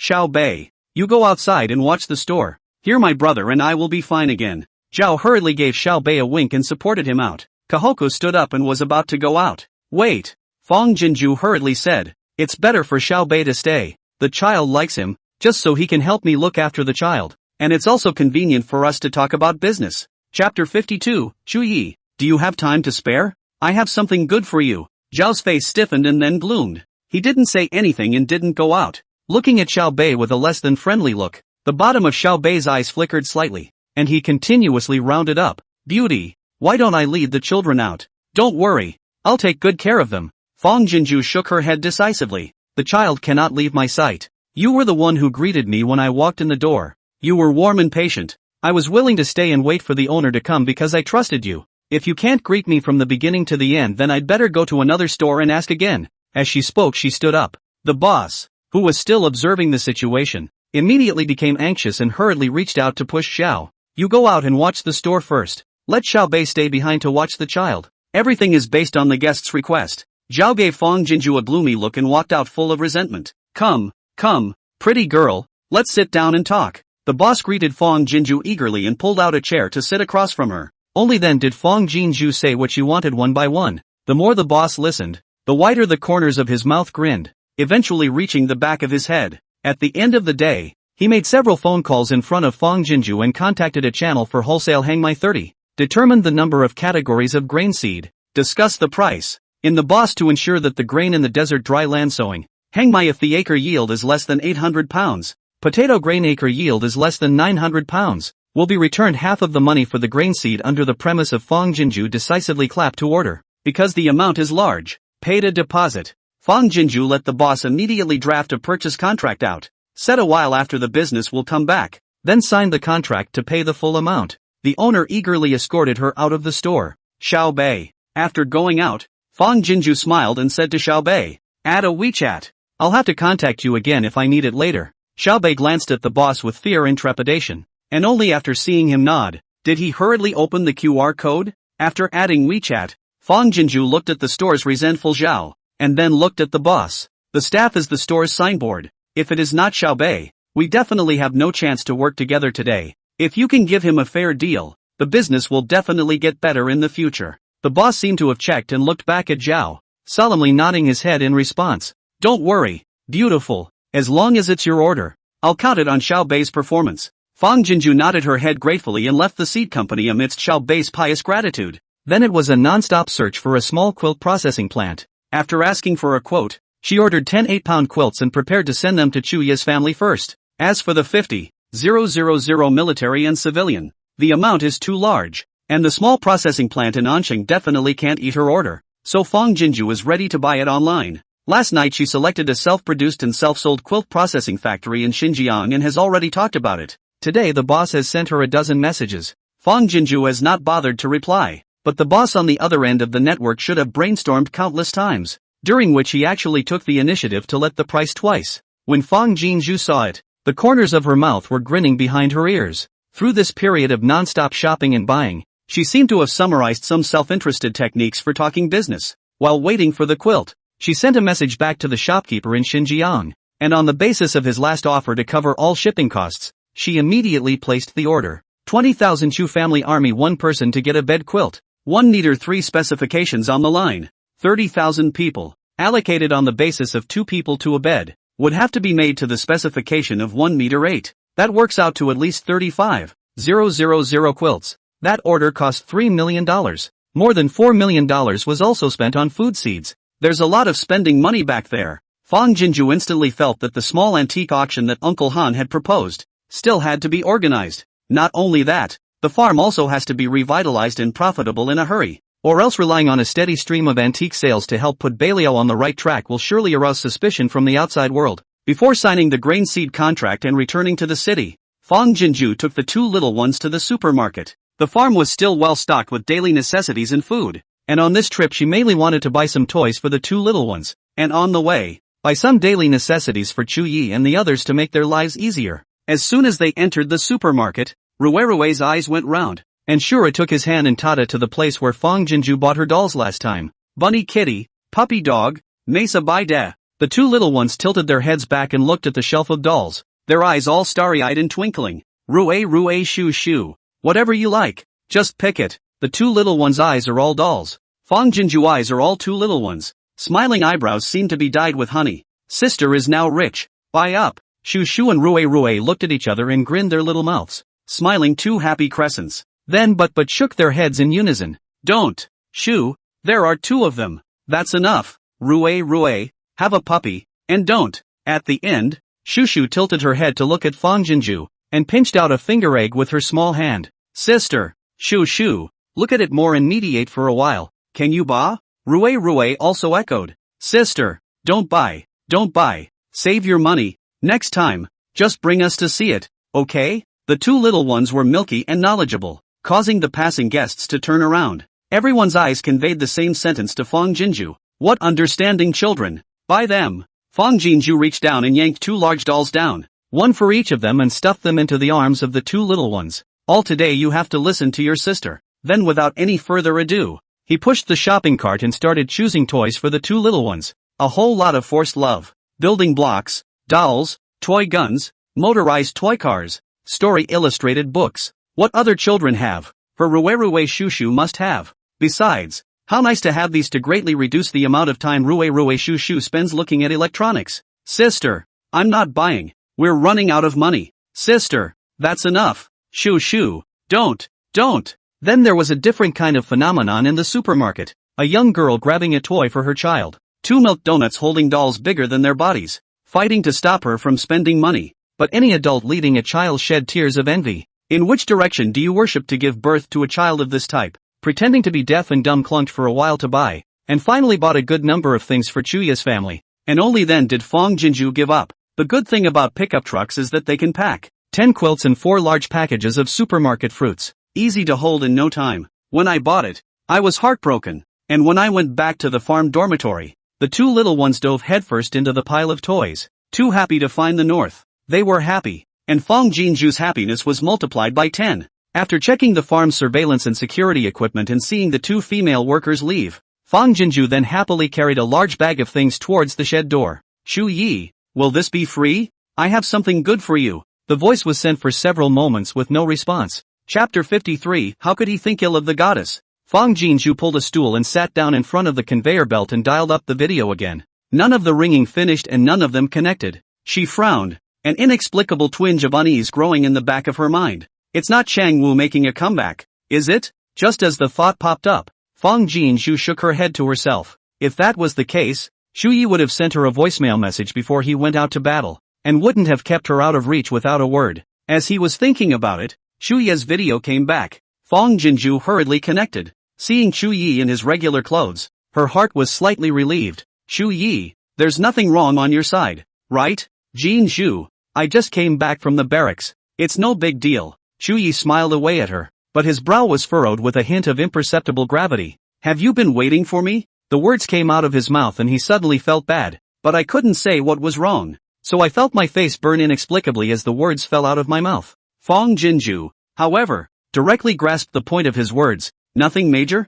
Then what is it? Tell me. Hearing, Shu Yi's slightly indistinct mind to the right, truthfully said, afternoon barracks to report. There are more than a dozen soldiers. Fear is not restrained belly desire. These days eat too much too fierce. Today some storm under low fever. I went to the barracks a trip. Just come back. Storming down? Fong Jinju couldn't help but sit up straight. Diarrhea. Ha! Long-term hunger would have made the intestinal immune system decline. If you eat a lot of food in a hurry, it is easy to cause gastrointestinal dysfunction. It will cause diarrhea. Is the fever serious? Fong Jinju hurriedly asked. Cough? Shu Yi shook his head. There is no coughing symptoms. Is vomiting and diarrhea? Fever is not very obvious. I instructed the head of the army these 2 days to give them some thin porridge. Thin food should be raised for 2 days on the good. Fong Jinju frowned and continued to ask. How many people have diarrhea? Are they concentrated in one military tent? Or are they scattered around the barracks? Shu Yi truthfully said. There are 16 people with diarrhea,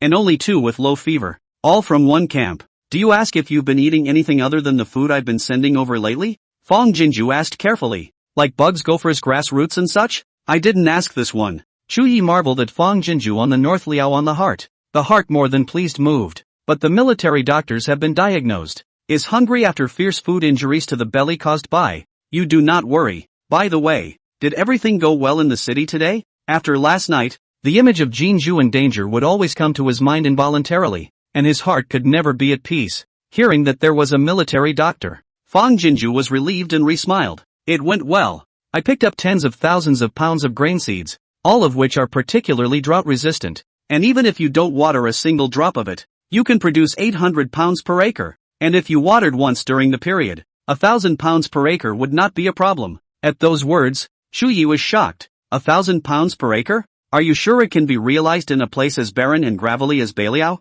You know, Northern Liao's most drought-resistant grain, cassava, can only yield 300 pounds per acre, and that's with plenty of rain. Absolutely. Fong Jinju nodded confidently and proudly. This is one of the most drought-resistant and high-yielding grain seeds researched by our Chinese Academy of Agricultural Sciences. It can be said to be a perfect grain seed without flaws and weaknesses, even if it can't produce 1,000 pounds per acre. I can give you my word that it's absolutely fine to produce more than 800 pounds per acre. After a few words, Shu Yi was so shocked that he lost his breath. Contact for a period of time. He also counted on Jinju has some understanding. No sure thing. She will never say this absolute. If it was really as she said, then the North Lia soldiers and civilians would never worry about food and clothing again. When he thought about this, his calmness was gone, and he was so excited that he was at a loss for words. Then, Then when can these grain seeds arrive? What season can they be sown? He hated that he could not immediately see the grain seeds and splash them on the cultivated land of Beliao. To see it take root,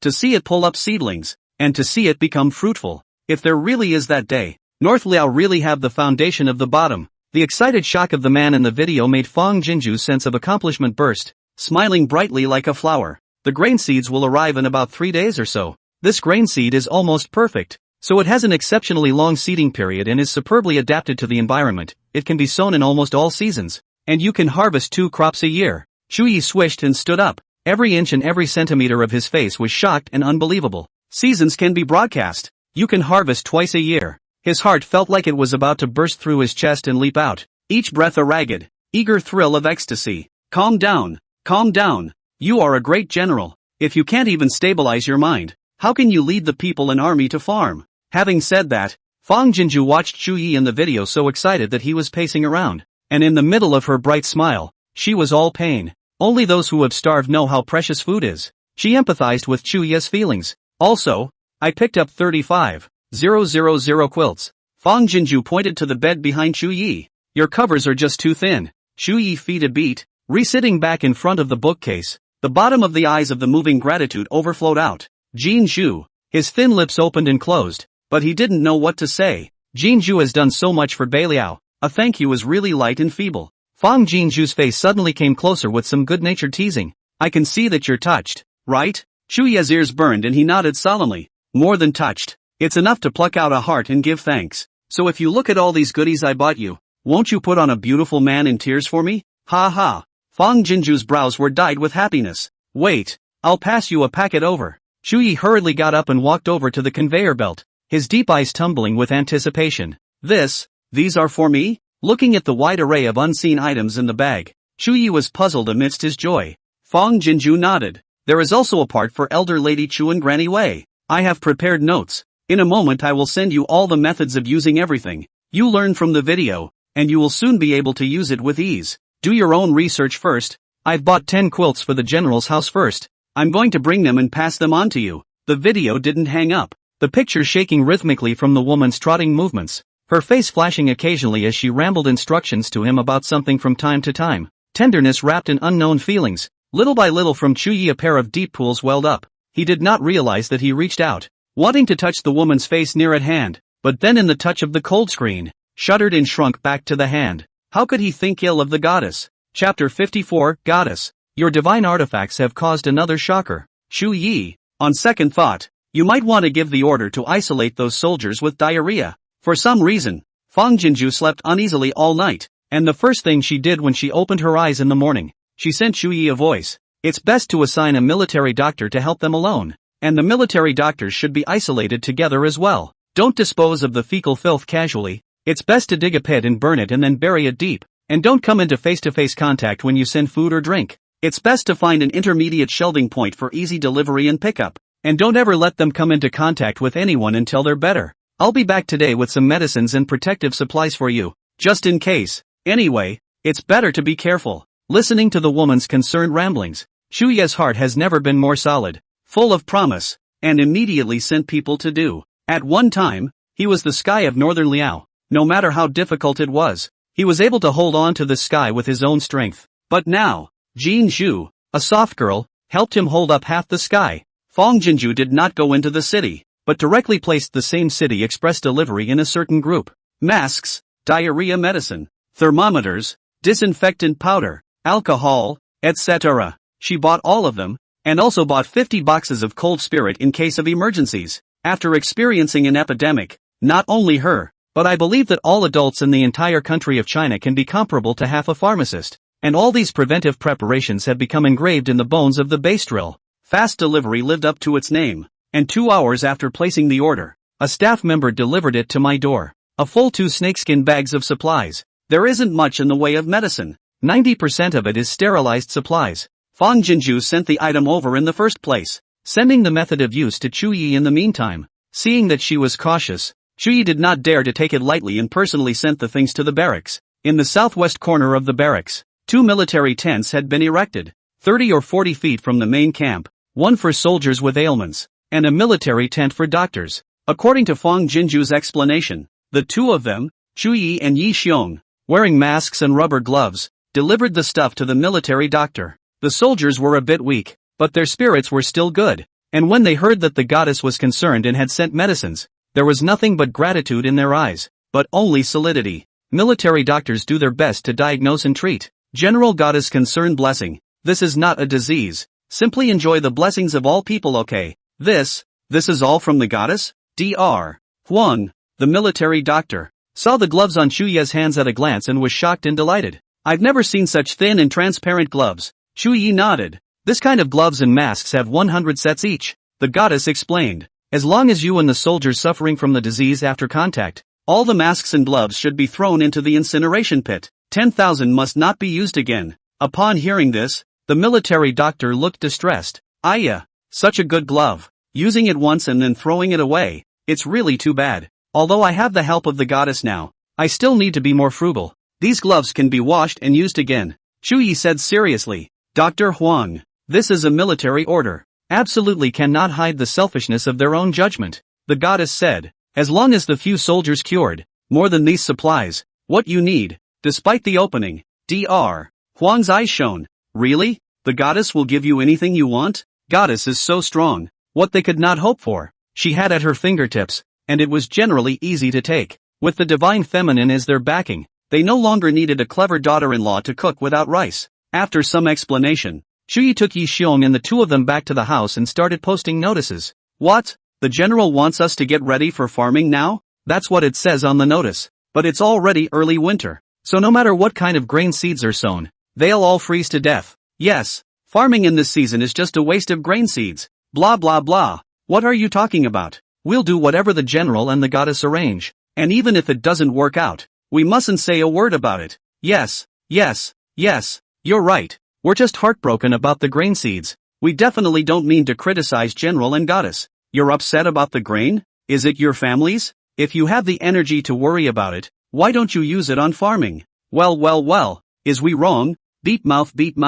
Go. Hurry to the general's residence to collect grain seed. Strange to say, how did the general arrange for us to come to collect grain seeds at night this time? Just hit the mouth and forget again? What the general arranges, what we do. Don't talk too much there. The notice was posted in the afternoon, and as soon as it was dark, the people rose up in groups and gathered toward the general's house. The Chu family army has long been on alert around the general's residence, surrounding the residence with an iron bucket. Although the full moon hangs high, the stars are sparse and scattered, but still cannot resist the night thick. A few lanterns in front of the general's residence, only barely the people in front of the followers of the light of egg, standing in the doorway at a glance, can only see the black pressurized heads and incitement of the silhouette. If not from time to time in the crowd came from the words and laughter of the fresh air, really some of the 100 ghosts of the night of the thrill of the meaning. The general is out. Chu Yi stepped through the door, causing the people to stir and cheer. After scanning the circle, Chu Yi ordered with a strong voice, turn on the divine light.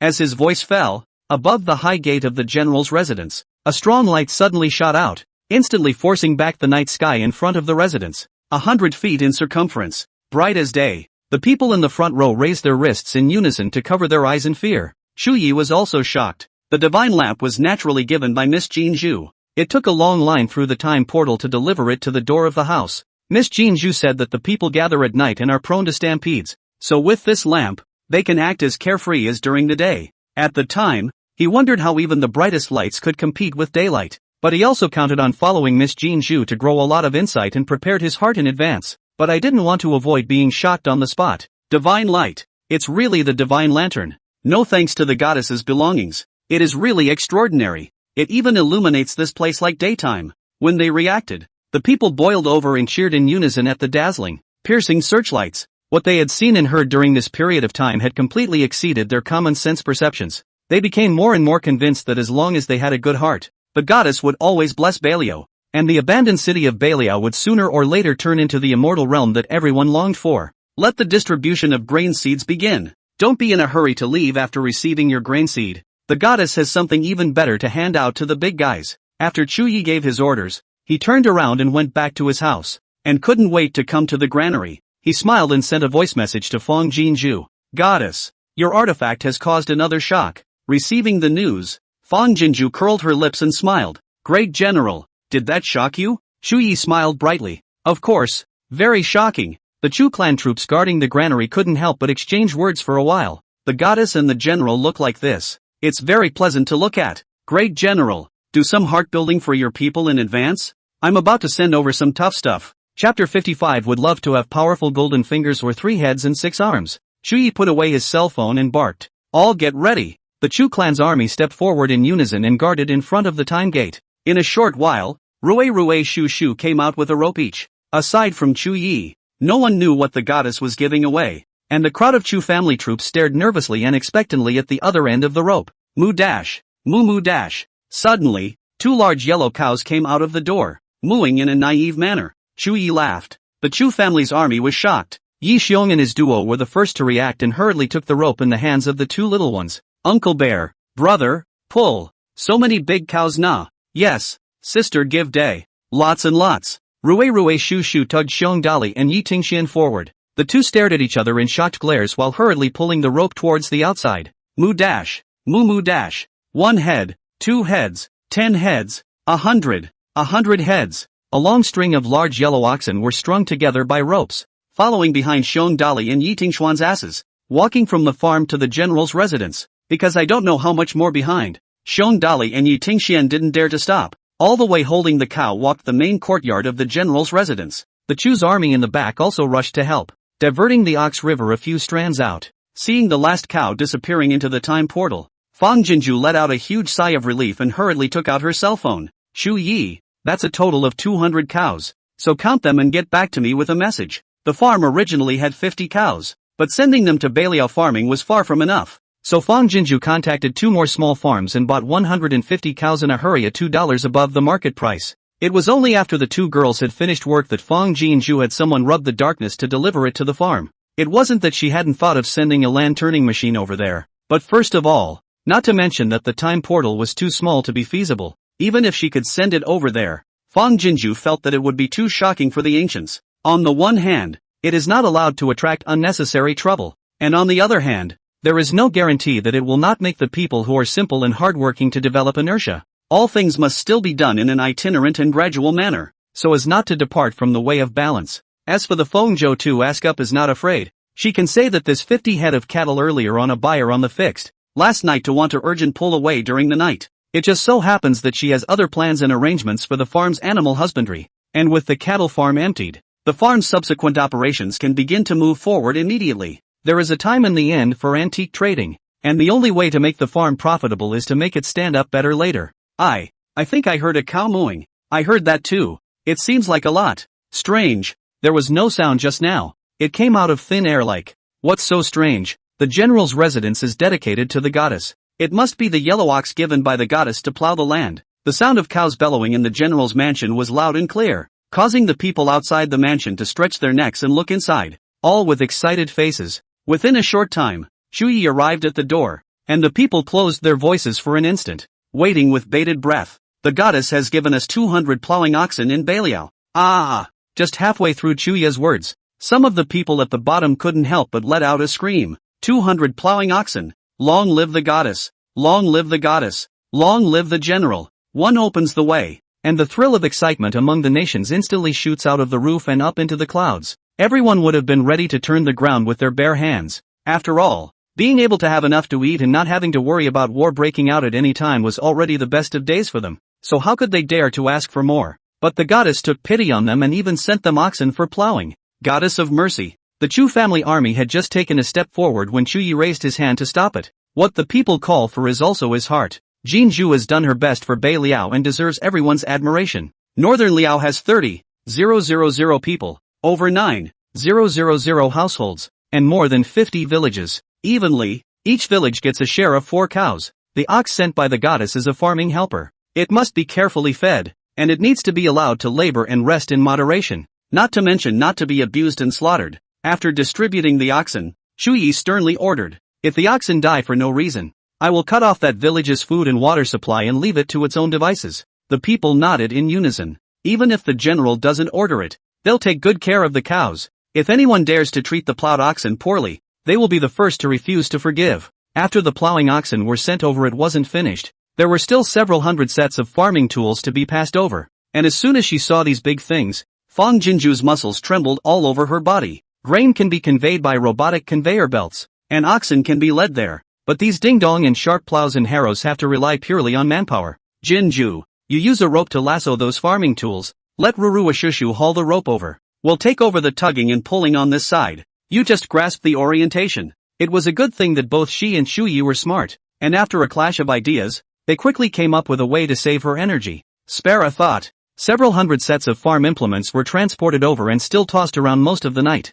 At midnight, Beliao City is bustling in daytime fair general. Move the move lift lift, while enjoying the rare agricultural tools sent over by the goddess, while the group dispersed to return home. On this side of the farm, Fang Jinju hugged Shushu, her head resting lightly on her tiny shoulder to ease her strength. Tired. So tired. Would love to have power golden fingers or 3 heads and 6 arms. Shushu's big eyes were full of heartache, and her little hand patted her sister's back soothingly. Oh, sis is so hard. If only Shushu could help her sister and change all these big things to Uncle Zhao's place. The little person didn't see that as soon as her thoughts settled, the peace button on her neck that Grandpa Ling had given her suddenly flashed with a glittering light. Boss, you're still hiring? Is it because we're not doing a good job? Yeah boss, we can do more other jobs on top of what you've arranged. The next day at lunchtime, Fang Jinju and Feng Zhou, 2 people chatting while eating, heard that Fang Jinju ready to recruit a few more workers. Feng Zhou, 2 people immediately alarm bells ringing in their hearts. The work on this farm is near perfect for them.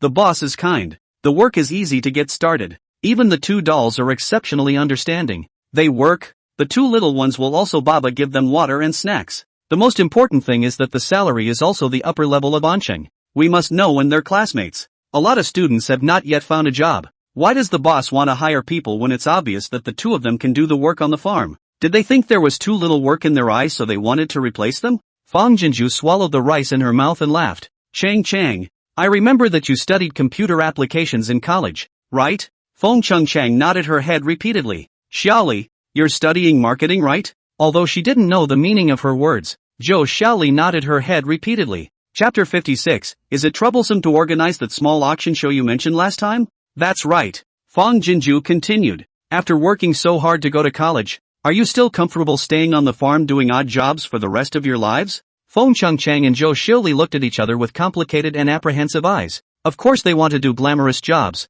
but their education is not outstanding, and it is difficult to find a professional job in Ansheng for a while. However, after graduation, they can't stay at home and chew the old man. The reason why they chose to come to the farm is to have an income to support themselves first, and then slowly make long-term plans. Is the boss worried that they're riding the donkey and not settling down enough? Without waiting for the 2 girls to speak, Fang Jinju continued. When I first recruited you, I asked you so many questions related to your majors ahead of time. Don't you think it's strange? Workers who feed livestock do not need to know these specialties. Hard-working, have a good hand of strength on the line. You are worth so much more than that. The 2 girls looked at each other with realization and excitement leaping to their faces. The boss is making other arrangements for them, and it's likely to be a job arrangement that's in line with their specialty. Eat first, Fang Jinju greeted with a smile. After dinner, I'll give you more details about my plans for the farm. Northern Liao. The villages are scattered over a vast area. The houses in the village are also scattered and disorganized in the east and west.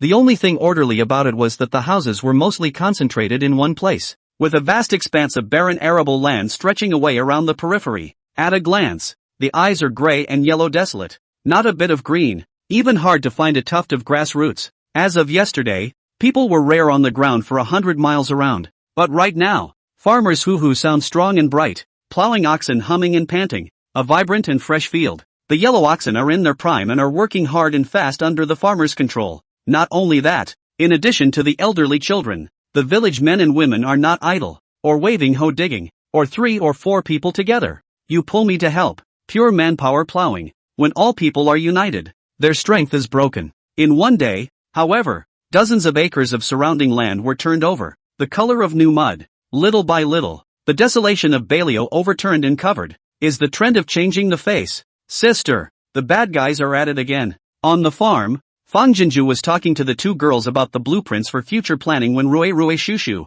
who was playing with a remote control car at the door, rushed in a panic, without waiting for Fang Jinju to say anything. Once inside, the 2 little ones combined their efforts to close the heavy security door. Fang Jinju was shocked in her heart and got up to check. The 2 girls rushed to follow suit. Badass? How did some bad guy appear out of nowhere? MS. Fong. A black-clothed sunglasses man appeared at the window, politely nodded towards Fong Jinju and removed his sunglasses. Sorry for scaring the child. Seeing the visitor, Fong Jinju's heart was relieved. It's fine. It's fine. It's the bodyguard beside Mr. Ling. She rushed to open the security door. Just saw a face full of bruises and wounds. Yang Jihuai, surrounded by 4 or 5 bodyguards standing in the doorway, drooping head, eyes flashing panic. And that day's arrogance and viciousness is a different person. When he saw Fong Jinju, he plopped down on his knees. Jinju, it's Uncle Yang who is wrong. It's Uncle Yang who has eyes to see. Please spare Uncle Yang. Please spare our family. As he spoke, he fiercely incited his own slap. Like a wolf dog that had bullied a wolf cub and was scared out of its wits under the vengeance of a pack of wolves tearing at it. Fong Jinju avoided it in succession, her eyes turning cold and abnormal in an instant. I'm just an orphan girl. I can't afford it. Also, you don't deserve the title of Uncle Yang. At those words, Yang Jihuai was stunned, and then incited himself even more fiercely. Okay, Jinju. It's my mouth that's not in order that I'm babbling, so just let go of my words as if they were a fart, okay? As long as you can forgive me, I can do whatever you want. You know, my body, family and career are all in Ancheng. My son is in his senior year of high school. It's the critical moment. If we leave Ancheng at this time, our family will be finished off. At those words, while Fong Jinju's heart was enlightened, she couldn't help but be in awe of Mr. Ling. Yang Jihuai is also considered to be quite rooted and connected in city. Otherwise he wouldn't be so arrogant. But Mr. Ling could make it impossible for him to live in city with a casual movement of his little thumb. Jinju, if you don't feel relieved, I can give you my farm. I just beg you to talk to Mr. Ling and let me live. At least wait until my son's college entrance exams are over. Then I'll leave Ancheng. Can I? Speaking, Yang Jihuai was in tears, and his swollen, pig-headed face was piled with humility, unsightly to the extreme. But not allowing Fong Jinju to say anything, the bodyguard at the head of the bodyguard coldly opened his mouth. The chairman said, only let you apologize to Miss Fong. But regardless of whether Miss Fong originally forgave you or not, your whole family must go to Mengzhou. There is no room for any turnaround. After he finished his words, Yang Jihuai felt like his bones had been pulled out, his entire body paralyzed into a pile of mush. How did it come to this? Fong Jinju is an orphan girl whose parents are dead. How could they have gotten into the eyes of the richest family in Anzhou? If he had known this, he wouldn't have messed with her to death. Ms. Fong, don't worry, the chairman has already taken care of everything.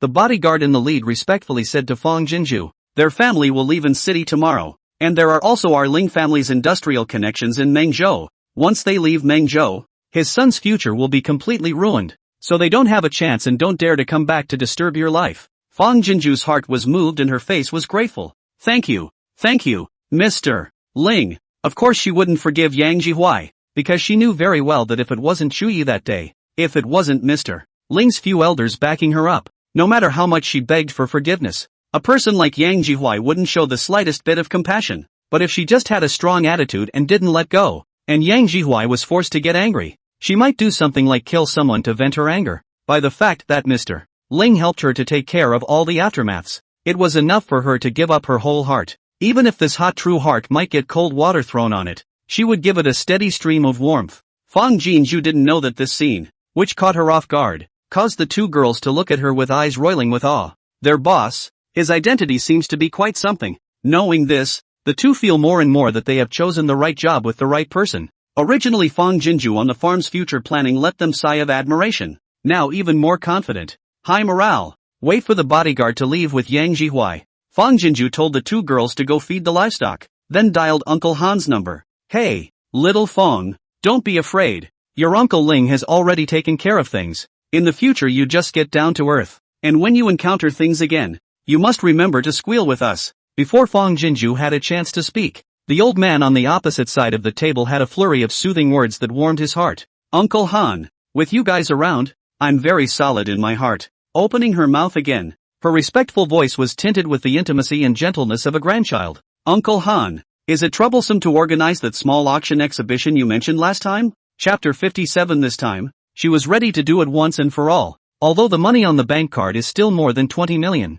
but the construction of Bailia there are still a lot of money to spend. The farm immediately also needs some inputs. Cannot sit on the mountain. Uncle Hans and their earlier offer was particularly friendly to her at the moment. Uncle Han on the other end of the phone first gave a start. Then he was excited. No trouble, no trouble. Fong girl, you are not aware of. The day before yesterday a few friends to my home to sit down. See the Chu family army's war knife. That is called a hot NVA. These days take turns in my ears read. Let me help contact. All want to get their hands on a piece of Tangwu's antiques. And your Uncle Ling, his circle of people that are not rich or noble people, heard that he got his hands on rare antiques. Several that night from Shanghai City, Beijing City, take a plane to see what happened. Then wanted to double the price to let your Uncle Ling let a piece of them. But your Uncle Ling is the poor money people? This time, this niche antique of Tangwu country is considered to be completely spread. Fong girl, have you thought about it and are you ready to organize this auction exhibition? If that's really the case, we can't wait. At these words, Fong Jinju curved her lips. Yes, Uncle Han. I've thought about it. These things are just a pile of dead things when they're placed in my place. So it's better to let the people who like them give them value. Saying that she paused. And Uncle Han, I won't hide it from you. The reason why I want to get rid of all of Grandpa's antiques is that I actually have other concerns. What concerns? If you trust Uncle Han, tell me and see if I can help you with anything. Uncle Han, I'm actually worried about my two uncles. If they know that Grandpa passed down all these antiques to me, they will definitely want to come and get a piece of the pie. Fong Jinju told the story of the two uncles who had rolled up